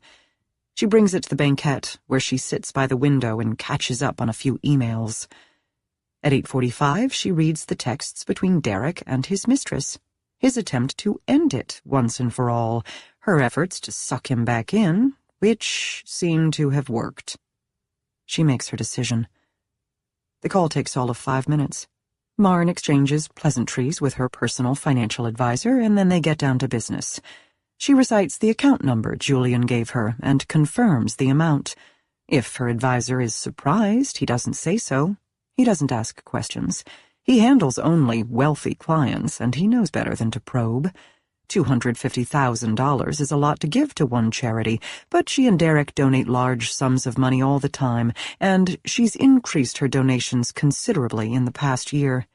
It's almost as if she believes she can buy her son back with good karma. But there really is no such thing as karma, is there? Terrible things happen, and sometimes they lead to more terrible things. She disconnects the call and is lost in thought for a few minutes until her phone pings. You alive? She picks up the phone and calls Sal. He answers on the first ring. Hey, he says. Hey, she says back, and is reminded of the awkwardness between them, which didn't exist this time yesterday. The line crackles, and she remembers he's up at the farmhouse, where cell reception is spotty. Everything go okay last night? He asks. Maren hesitates. She almost doesn't want to tell him. It feels too weird to say, yeah, everything's great. I just wired $250,000 to a charity that launders money for the fixer you recommended to kill my husband's mistress. It's a go, she finally says. I want her gone. I thought you meant Derek. Sal's shock is evident even through the crappy connection. I never said Derek. You told Julian that. Derek is my son's father. It has to be the girlfriend. There's a long pause. In the background, she can hear the TV. The Today Show is on, and she catches a tinkle of laughter from both the audience and Sal's mother. She can picture the two of them sitting in the living room of the farmhouse, drinking coffee. Later tonight, the coffee will be replaced with a bottle of extremely expensive Merlot or Cabernet Sauvignon from their underground wine cellar, which contains the last of what's left of Sal's father's personal wine collection. Wow. It's obvious he doesn't know how else to respond. But you know it really isn't about her, right? I don't care. She's trying to ruin what's left of my family. More silence on the other end. What? You didn't think I had it in me? I learned a long time ago not to underestimate you. Sal lowers his voice, and the sound of the TV gets farther away. She pictures him walking into the kitchen. But you know there's no turning back now, right? Once you've paid him, the money's gone. I know, it's done. It's her turn to pause. Do you have any idea how he plans to do it? Nope. Sal's reply is decisive and quick. I don't ask him questions like that. They don't concern you, trust me. That's what he said, too. He'll make it happen. None of it will touch you. That's why he costs so much. It makes Marin uneasy to think about how much faith Sal has in Julian's skills. Just what has he had Julian do for him in the past? How long, do you think? She asks. And what she really means is, how long before I can change my mind? If I wake up tomorrow and completely freak out about what I've done. I don't know, Sal says, but not long. Hang on a sec. She hears him saying something to his mother, and then he's back. Sorry, she couldn't reach the remote. How is Lorna? She asks. Better. Mobile, for the most part. That's good. I'll let you get back to her. Sal hesitates. You want my advice? Forget about it all. Forget about the diner, forget about the money. Put it out of your head like it never happened and move on with your life. Don't think about Julian. And definitely forget about the mistress. They don't exist to you anymore, okay? That's the only way. It's the only way to be good with it. And for fuck's sake, call off the PI. You don't want her finding out about this. She nods, then remembers she's on the phone and Sal can't see her. In the background, she hears Lorna calling for him. I gotta go. He says, I'll be back in the city later tonight if you want to talk. You could come over. Marin knows what he means, and he's no longer referring to Julian. He's referring to the two of them, and what happened between them yesterday, which they still haven't discussed. And they need to, but not right now. Not anytime soon. She can't deal. Drive safe, Marin says, and they disconnect. Sal is good to his mother, and she's lucky to have such a devoted son. Lorna Palermo never remarried after her husband died over 20 years ago, and for the last few years her health has been in decline. Knee problems, back issues, and a hip replacement surgery, which caused Sal to be away from the bar for nearly a month, about 16 months ago. She remembers the exact time frame because Lorna's surgery took place a couple of weeks before Sebastian went missing, which is the last time she saw Sal's mother. When Marin called to check in on Sal after Lorna was released from the hospital, the poor guy sounded so overwhelmed. The surgery had gone well, but Lorna couldn't do anything by herself, and the house needed repairs. Marin had insisted on driving out to the farmhouse to help out for a couple of days, despite both Sal's and Lorna's protests that they could manage. But, Marin, you're so busy. Sal's mother was delighted and also dismayed when Marin showed up, tired after the 3-plus-hour drive. Lorna smiled, the scar on the side of her face crinkling. Your little boy needs you more than I do. He's fine with Daddy, Marin said with a smile. They're having their boy time. But so close to Christmas. You probably have much better things to do than be here taking care of an old woman. Lorna, I'm so glad to see you. Marin bent down to give the woman a kiss on the cheek, feeling the soft pucker of the scar underneath her lips. It was the result of the last beating Lorna's husband gave her, the one that nearly killed her, the one that finally allowed her to push for the divorce. She never said it was him, and he was never arrested, but Sal knew. Everybody knew. "How long have we known each other now? You know, you're like a mother to me." "Bless your heart." Lorna gazed up at Marin with soft brown eyes that mirrored Sal's. "I wish my son would hurry up and settle down already. Have children while I'm still here to enjoy them. I'm not going to be around forever. I hate the thought of him being alone." Marin touched her arm. "He's not alone, don't you worry. No matter what, he's got me. Speaking of your son, where is he?" "Down in the cellar." Her eyes sparkled. "Choosing a wine for dinner tonight. He was so excited when you said you were coming." "I'll go say hello." Marin was eager to see her friend, but also glad to escape. Lorna could be a bit cloying. Sal's mother is a sweet woman, but she's scarred, physically, emotionally, and mentally. She's overly doting on Sal, as if trying to make up for years of not doting on him enough when he was younger, and her mind seems to be deteriorating. Her doctor suspects she has mild traumatic brain injury from the last beating she took, which went undiagnosed at the time, and the symptoms are showing up more now. She has trouble concentrating, is easily frustrated with simple tasks, and Marin can hear her talking to herself sometimes, muttering words and phrases in a mix of Italian and English that Sal says don't make sense. Marin can't imagine what she's been through, what Sal has been through. Sal Sr. was a tyrant, running the household and his winery with a short temper and an iron fist, his judgment never to be questioned, and God forbid someone ever did. He kept a gun locked in the safe in their bedroom and had a concealed carry permit. Though he'd never used the weapon, he'd made a point to tell everyone it was there, and sometimes he would walk the grounds with it to keep everyone in line. From what Sal has told Marin, the male workers feared his rage, and it was common knowledge among the female workers to avoid any situation where you might find yourself alone with him. Growing up, Sal often took the brunt of the beatings, and took them willingly, because it was either him or his mother. Lorna back then was mild-mannered, eager to please, and she both worshipped and feared her husband. She's still that way today, minus the husband. "He's a good boy, isn't he?" Lorna had said, the last afternoon Marin was there. They sat in the large kitchen while Marin fixed them a snack, the older woman resting in the lazy boy recliner Sal had dragged in from the living room so his mom would be comfortable. The farmhouse has a large window all along the back that overlooks the expansive property, and Lorna was watching her son clear branches from a tree that was a bit too close to the house. Most of the Palermo winery vineyard, over 30 acres total, was sold off to a large corporation 10 years before. The new owners had no use for the farmhouse. They only wanted the vineyards, so Lorna got to keep it, along with the old tasting room, the wine cellar beneath it, and 3 acres of grapevines. The farmhouse was the only home she had. She was determined to both live and die in it. Over the last few years, as her health problems worsened, she fell behind on the general upkeep of the house, forcing her son out to Prosser more than he would have liked. Behind where Sal was working there was a tree swing, just a slab of wood and a couple of lengths of rope. One of the workers had surprised Sal with it when he was a little boy.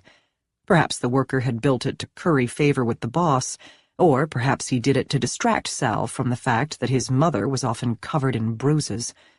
Whatever the reason, Sal had been delighted, and he once told Marin that it was one of his happier childhood memories. There weren't many. "He really is a good boy." Marin looked through the window, watching her old friend work. She didn't often see this version of Sal, the one who'd grown up here, the one chopping branches and getting dirty and working with his hands. To her, he was a city boy, running his bar, living his bachelor lifestyle in the condo he owned in Belltown. Admittedly, she found this version of Sal, farm boy Sal, the exact opposite of the boy she'd met and dated in college and had been friends with for over 2 decades, kind of attractive. "Why didn't you ever marry him?" There was no accusation in Lorna's voice, just disappointment. He loved you so much. They always seemed to have this conversation whenever Marin came to visit, and she answered the question the way she always did. It just wasn't meant to be. We were so young, she added, neglecting to mention that she'd gotten together with Derek barely a week after she and Sal had broken up. You love your husband. Of course, she said, surprised. Lorna had never asked her that before. Derek and I have been together a long time. He's a good husband to you, the older woman pressed, and a good father to your boy. Of course he is. Marin buttered a couple of scones and brought them over to the table. She took a seat beside Lorna. Why? What did Sal tell you? Lorna watched her son through the window. He don't like your husband. No surprise there. He says he's not good to you. Lorna's gaze flicked over to Marin briefly. He says he'd cheat on you. Marin closed her eyes, holding back a sigh. Derek had only been unfaithful that one time, early on in the pregnancy, and she can't believe Sal actually told his mother about that. It was barely his business, let alone Lorna's. Derek made a mistake. Marin felt her face flush. It won't happen again. I believe in forgiveness, Lorna said with a decisive nod. You're a good girl, too, Marin. But if there's one thing I've learned after being married for so long, it's that you must always protect your children. Always. That comes before everything. And I didn't do that with my son. He protected me when it should have been the other way around. I think it's why he don't trust people now, why he won't let himself get close to anyone. Except you, she added with a small smile. You have to look out for him back in the city. Make sure he don't get lonely. Marin squeezed her arm. We look out for each other. An hour later, she was packed and ready to head home. A case of assorted Palermo wines was nestled in the trunk next to her overnight bag.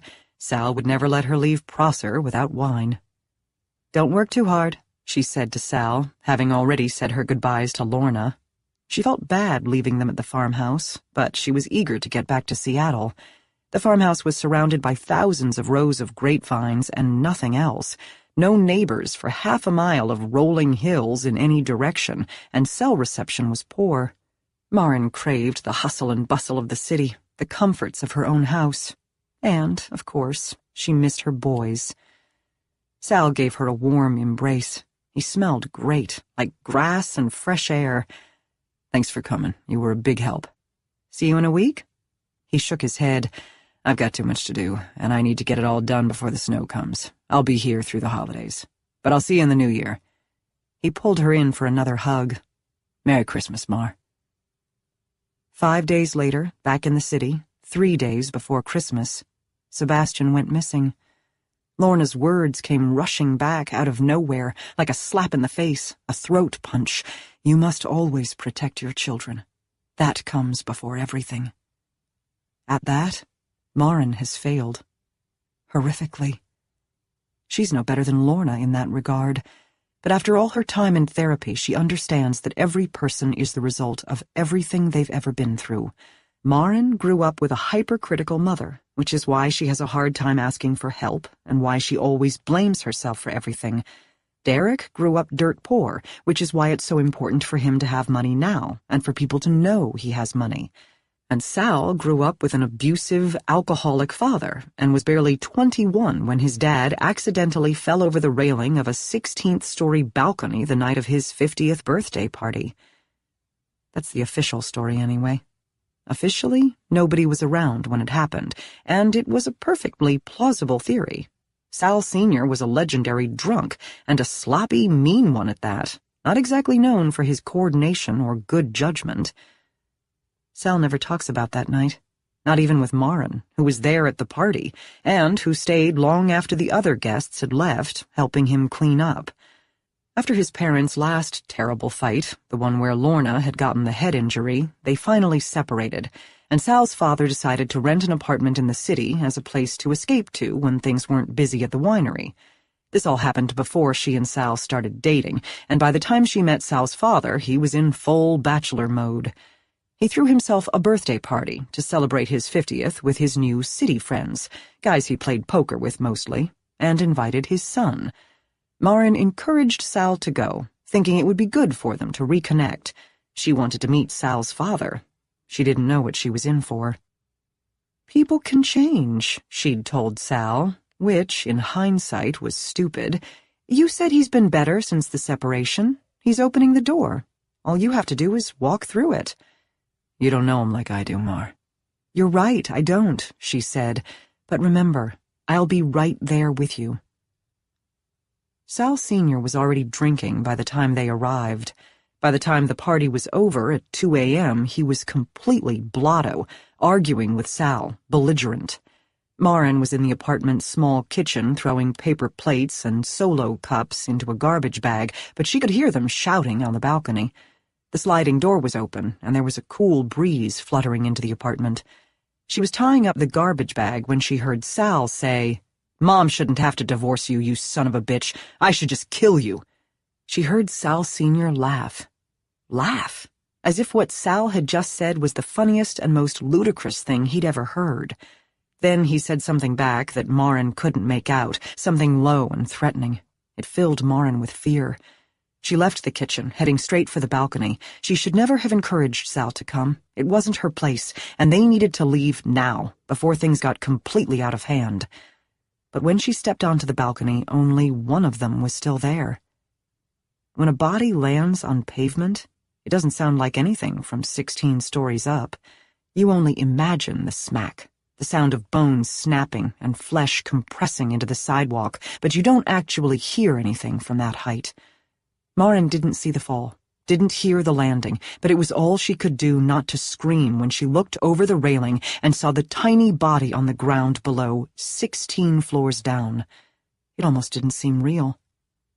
Maybe if the man hadn't fallen from such a great height, maybe if it had only been, say, 6 floors or 8, and daylight, she'd have gotten a better, closer look at the horrific way Sal Palermo Sr. had died and made a different decision.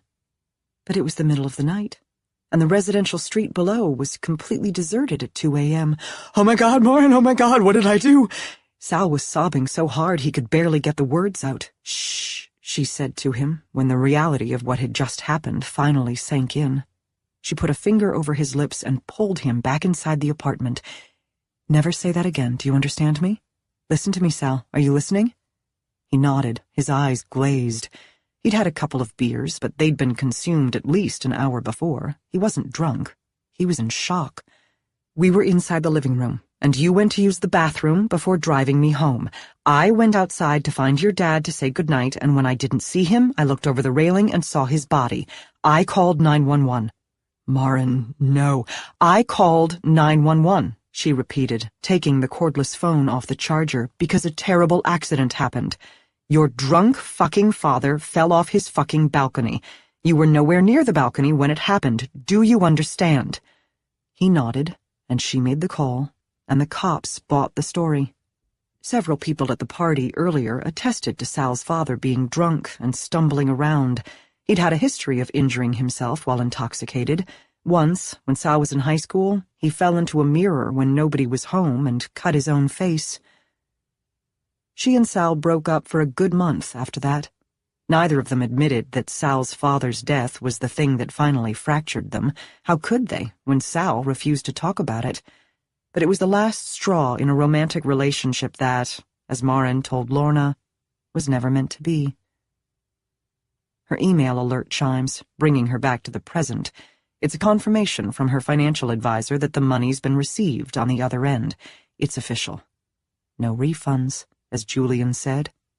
It's done.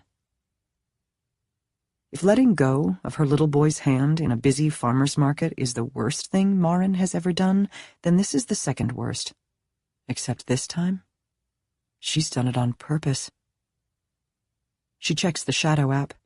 There have been no new texts between Derek and his mistress since he tried to end the affair this morning, only to change his mind a few minutes later. It's the grief talking. Of course it is, because the Derek who's been sleeping with a 24-year-old is not the man she married. Everyone handles loss differently. Marin screwed up. Derek screwed up. She can't fix her mistake. but she can fix Derek's. What else did Lorna say to her? I believe in forgiveness. Mackenzie Lee deserves no more of her time or energy, not one more second, not one more ounce. Marin presses the icon on the shadow app until the little X appears, then taps it decisively. A notification window appears. Delete shadow? Deleting this app will also delete its data. She hits delete. Then she sends Vanessa Castro a quick email. VC, it's no longer necessary to investigate the affair. I'm handling it. Thanks, MM. The investigator replies almost immediately. Understood, VC. And then, because she's already showered and dressed, and since what's done can't be undone, Marin goes to work. Part 2. I'm only faking when I get it right. Soundgarden. Chapter 15. Kenzie gives the ramen noodles a stir, keeping an eye on the timer so she doesn't overcook them. Even an extra 10 seconds can turn them into mush. She has 9 more packages of instant ramen in the cupboard, as they're always 5 for $1 at the cash and carry, and they have to last her a week. Tonight's flavor? Beef. The noodles will make her puffy tomorrow, but she doesn't care. She has at least 3 Instagram-worthy photos in her phone from her hotel stay, none of them selfies. She knows her angles, and she's good with her camera timer, and with a little editing, they'll be ready for posting. Derek asked her once what the point of it all was, and why she cared so much if 50,000 strangers liked her. But it's not about being liked. People can hate you because you're famous, yet still care what you're up to, who you're dating, what you're wearing, where you're going. A hate follow is still a follow. It's about visibility, the importance of being seen. These days, who you are online is almost as good as who you are in real life. But why? He'd pressed, confused. Do you make money from this? I've gotten some products for free, she said. But if I can get my account up to 100,000 followers, I might start getting paid to advertise. I know an influencer who got most of her wedding and honeymoon expenses covered thanks to her 2 million follower reach. All she had to do was photograph everything and tag all the vendors. It was weird explaining it to someone, especially someone with a minimal social media presence. Most people she knew understood the robust Instagram ecosystem that existed between influencers and followers and companies trying to sell them a better lifestyle than the one they already had. Or, at the very least, the appearance of a better lifestyle. Derek's company had all the social media accounts, of course, which he never checked. They were managed by an intern in the marketing department. Online, I can be anyone I want to be, she said. I can control everyone else's perception of who I am. I'm in charge of the narrative. And that matters because it does, she said. It's how we remind other people that we exist. Do you post your art online? Never, she said. My art, I don't give away for free. Derek was giving her a funny look. Yeah, I don't get it, he said. Then he poked her in the side, and that's when she realized he was messing with her. She smacked him with a pillow. Shut up, she said. This is what the cool kids do, old man.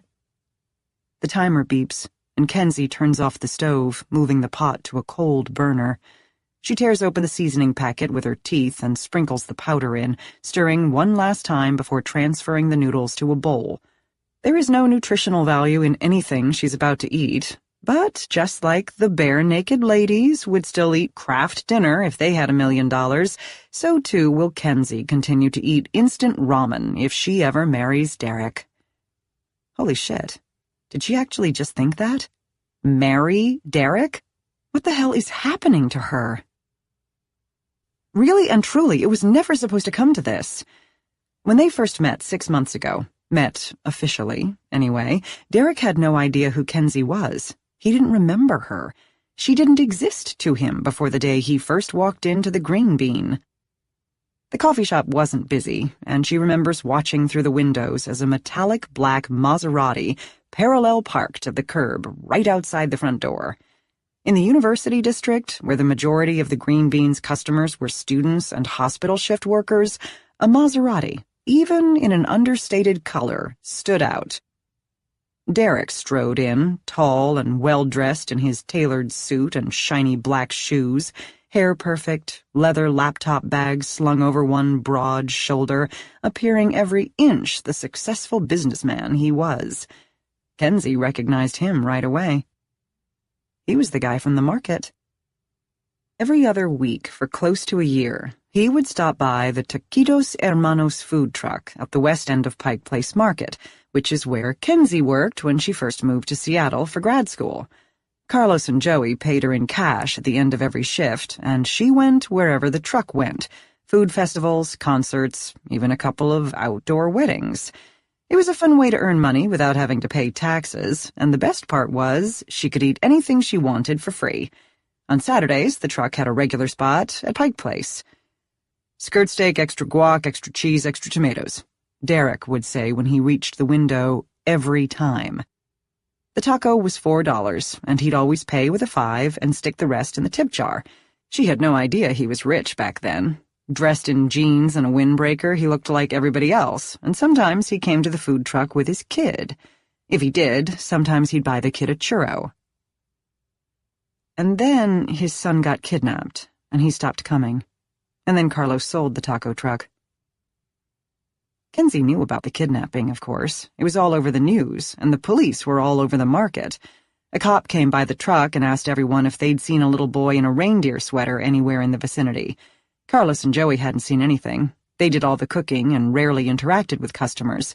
When the cop showed Kenzie the kid's picture, she shook her head. She would have recognized Derek if she'd been shown his photo, but kids were largely invisible.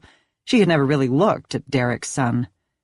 It wasn't until she was home later that she saw the link for the news alert on Facebook with the same picture she'd been shown earlier. Same kid, same sweater. Farther down the page was a photo of his parents, and that's when she connected the dots. "Ty, look!" She'd turned her laptop so her roommate could see the screen. He was sitting beside her on the sofa, head buried in his phone. "This is the kid they asked me about today, the one who got kidnapped at the market." Ty gave the screen a quick glance and murmured something that, in tone at least, sounded sympathetic, but he was immersed in his own little world, obsessing over a potential love interest who was ignoring his texts. Derek and his wife had just given a statement on TV, begging for the public's help in finding their son. The story was crazy, both horrible and exciting, the exact kind of thing that Netflix would make a documentary about one day. A couple of the clickbait headlines read, "Son of Power Organic CEO Kidnapped in Broad Daylight," and "Celebrity hairstylist of J-Lo pleads with public to find her missing child." The reward for any information leading to finding their son was $1 million. But they never found him. When Derek first approached the counter at the Green Bean about 9 months later, he looked fine, normal, no different from the 24 times she'd served him a taco at the market. But this time, up close, he seemed hollow. He seemed to have aged a decade, not in appearance, but in demeanor. Kenzie smiled at him brightly, wondering if he would recognize her from the taco truck and say something like, "Hey, you work here now?" But he wasn't looking at her. He was looking above her head at the coffee menu. He ordered a dark roast drip, black. It came to $2.20, and he handed her a 10 and told her to keep the change. "This is way too much," she said, handing it all back to him. He smiled absently, his eyes meeting hers for only the briefest of seconds, and then he dumped it all into the tip jar. He sat at one of the small tables by the window, opened his laptop, and was still working when she went on her break 30 minutes later. She removed a cookie from the case, placed it on a plate, and brought it over to him. "Cookie of the day," she said, "dark chocolate chip. It's delicious and totally worth the carbs. I wish I could say it's on me, but technically it's on you since you tipped so big." He looked up, surprised. She'd forgotten how good-looking he was. His face clean-shaven and chiseled, dark eyes reflecting gold from the sunlight seeping in through the window beside him. Some men don't age well. They get paunchy from too much fried food or ruddy from too much alcohol. That wasn't the case with Derek. He was going the Bradley Cooper route. No trace of Russell Crowe whatsoever. "You didn't have to do that," he said. If you don't eat it, I will, and I've already had 2. He smiled, but it didn't quite reach his eyes. "Wanna split it?" "All yours." She turned to leave, then paused. "You don't remember me, do you?" He tilted his head. "You do look a little familiar." Kenzie knew the difference between truth and politeness, and she grinned. "Bullshit. You have no idea who I am, and that's totally okay," she added when he opened his mouth to protest. "Nice to know I made an impression after seeing you practically every weekend for a year." A slight exaggeration, but whatever. "Did you just say bullshit to a customer? You gonna tell on me?" It was her turn to cock her head. "We have a suggestion box on the counter if you want to make a complaint about my language." "Really?" "No," she said with a smile. "Not really." He leaned back in his chair and looked at her as if seeing her for the first time. She found herself holding her breath. Some men enjoy sass. Some are intimidated by it. Kenzie was betting he was in the first category. Guy in a suit like that, driving a car like that, he's not used to people messing with him like this. Most people wouldn't have the balls. It worked. "Okay, I give up," he said. "Where do I know you from?" "Taquitos Hermanos." His face stayed blank. "The taco truck at Pike Place? You always ordered the same thing, carne asada, extra spicy, extra guac with cheese." He still seemed clueless, and finally she laughed. "I mean, wow. Either you're terrible with faces or I'm that forgettable." "Wait, I remember." His face darkened a little.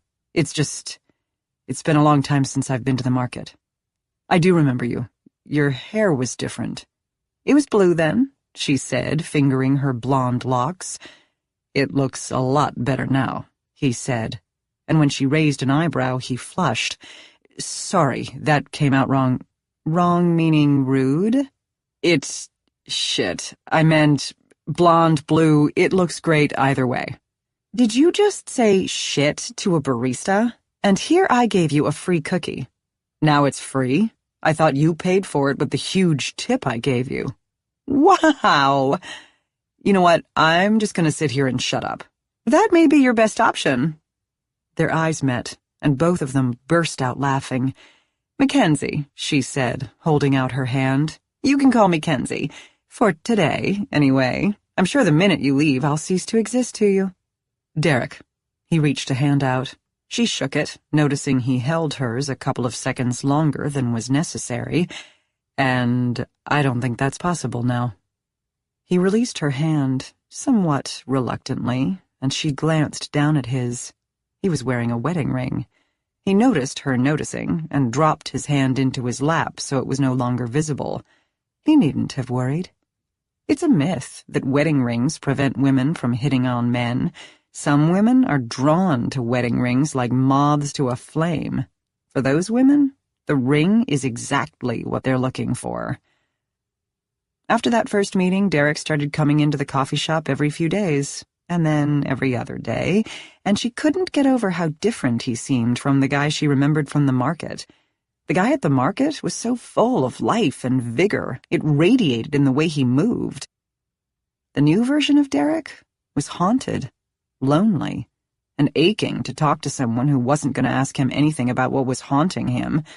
At that point, she hadn't let on that she knew about his son. She and Derek had never exchanged last names. "Are you on a break?" he said a couple of weeks later, when Kenzie came out from behind the counter without her apron. "Have a seat. Take a load off." "Are you sure? I didn't mean to interrupt." He had his laptop open, and all she could see was a spreadsheet filled with numbers. "Please, interrupt." To punctuate his point, he shut his laptop and moved it to the side, then pulled out the chair opposite him. She took a seat, and they smiled at each other. She gazed at him openly. "What?" he asked. "Something on my face? Did I cut myself shaving this morning and nobody told me?" "You've been in here a lot lately," she said. "My coworker thinks you have a crush on me." He stopped, his face reddening. "I'm too old for you." "And too married." He looked down at his wedding ring, twisting it with his other hand. "Yeah, that too." He looked back up at her with a rueful smile. "I like coming here. I used to live a few blocks from here back in college. It reminds me of less complicated times. That was 1,000,000 years ago, by the way. Yeah? What programs did they offer back then? How to make fire? Mating rituals of woolly mammoths? He laughed. I double majored in business and math. That sounds awful.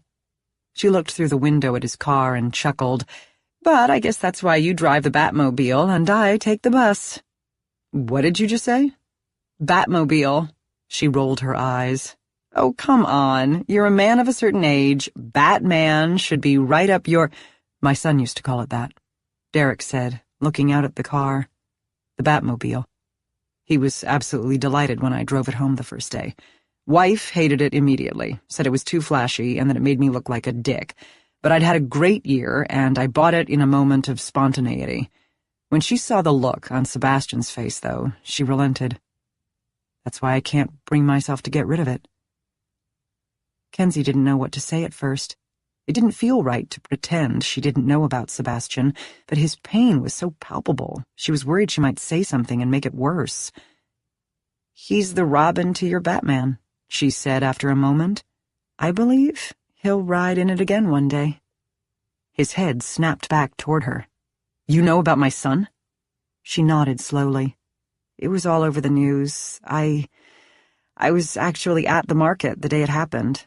The cops showed us his picture, but none of us saw anything. She bit her lip.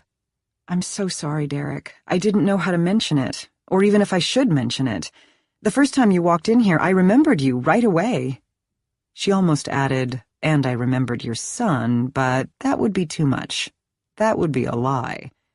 He held her gaze. Thank you for telling me. We don't have to talk about it if you don't want to. Kenzie turned and looked at the Maserati again. But I'm with you all the way. The Batmobile absolutely must stay. That brought a smile to Derek's lips. So, what are you studying? I'm in art school, doing an MFA in furniture design, but my first love is painting. There's no master's degree for painting?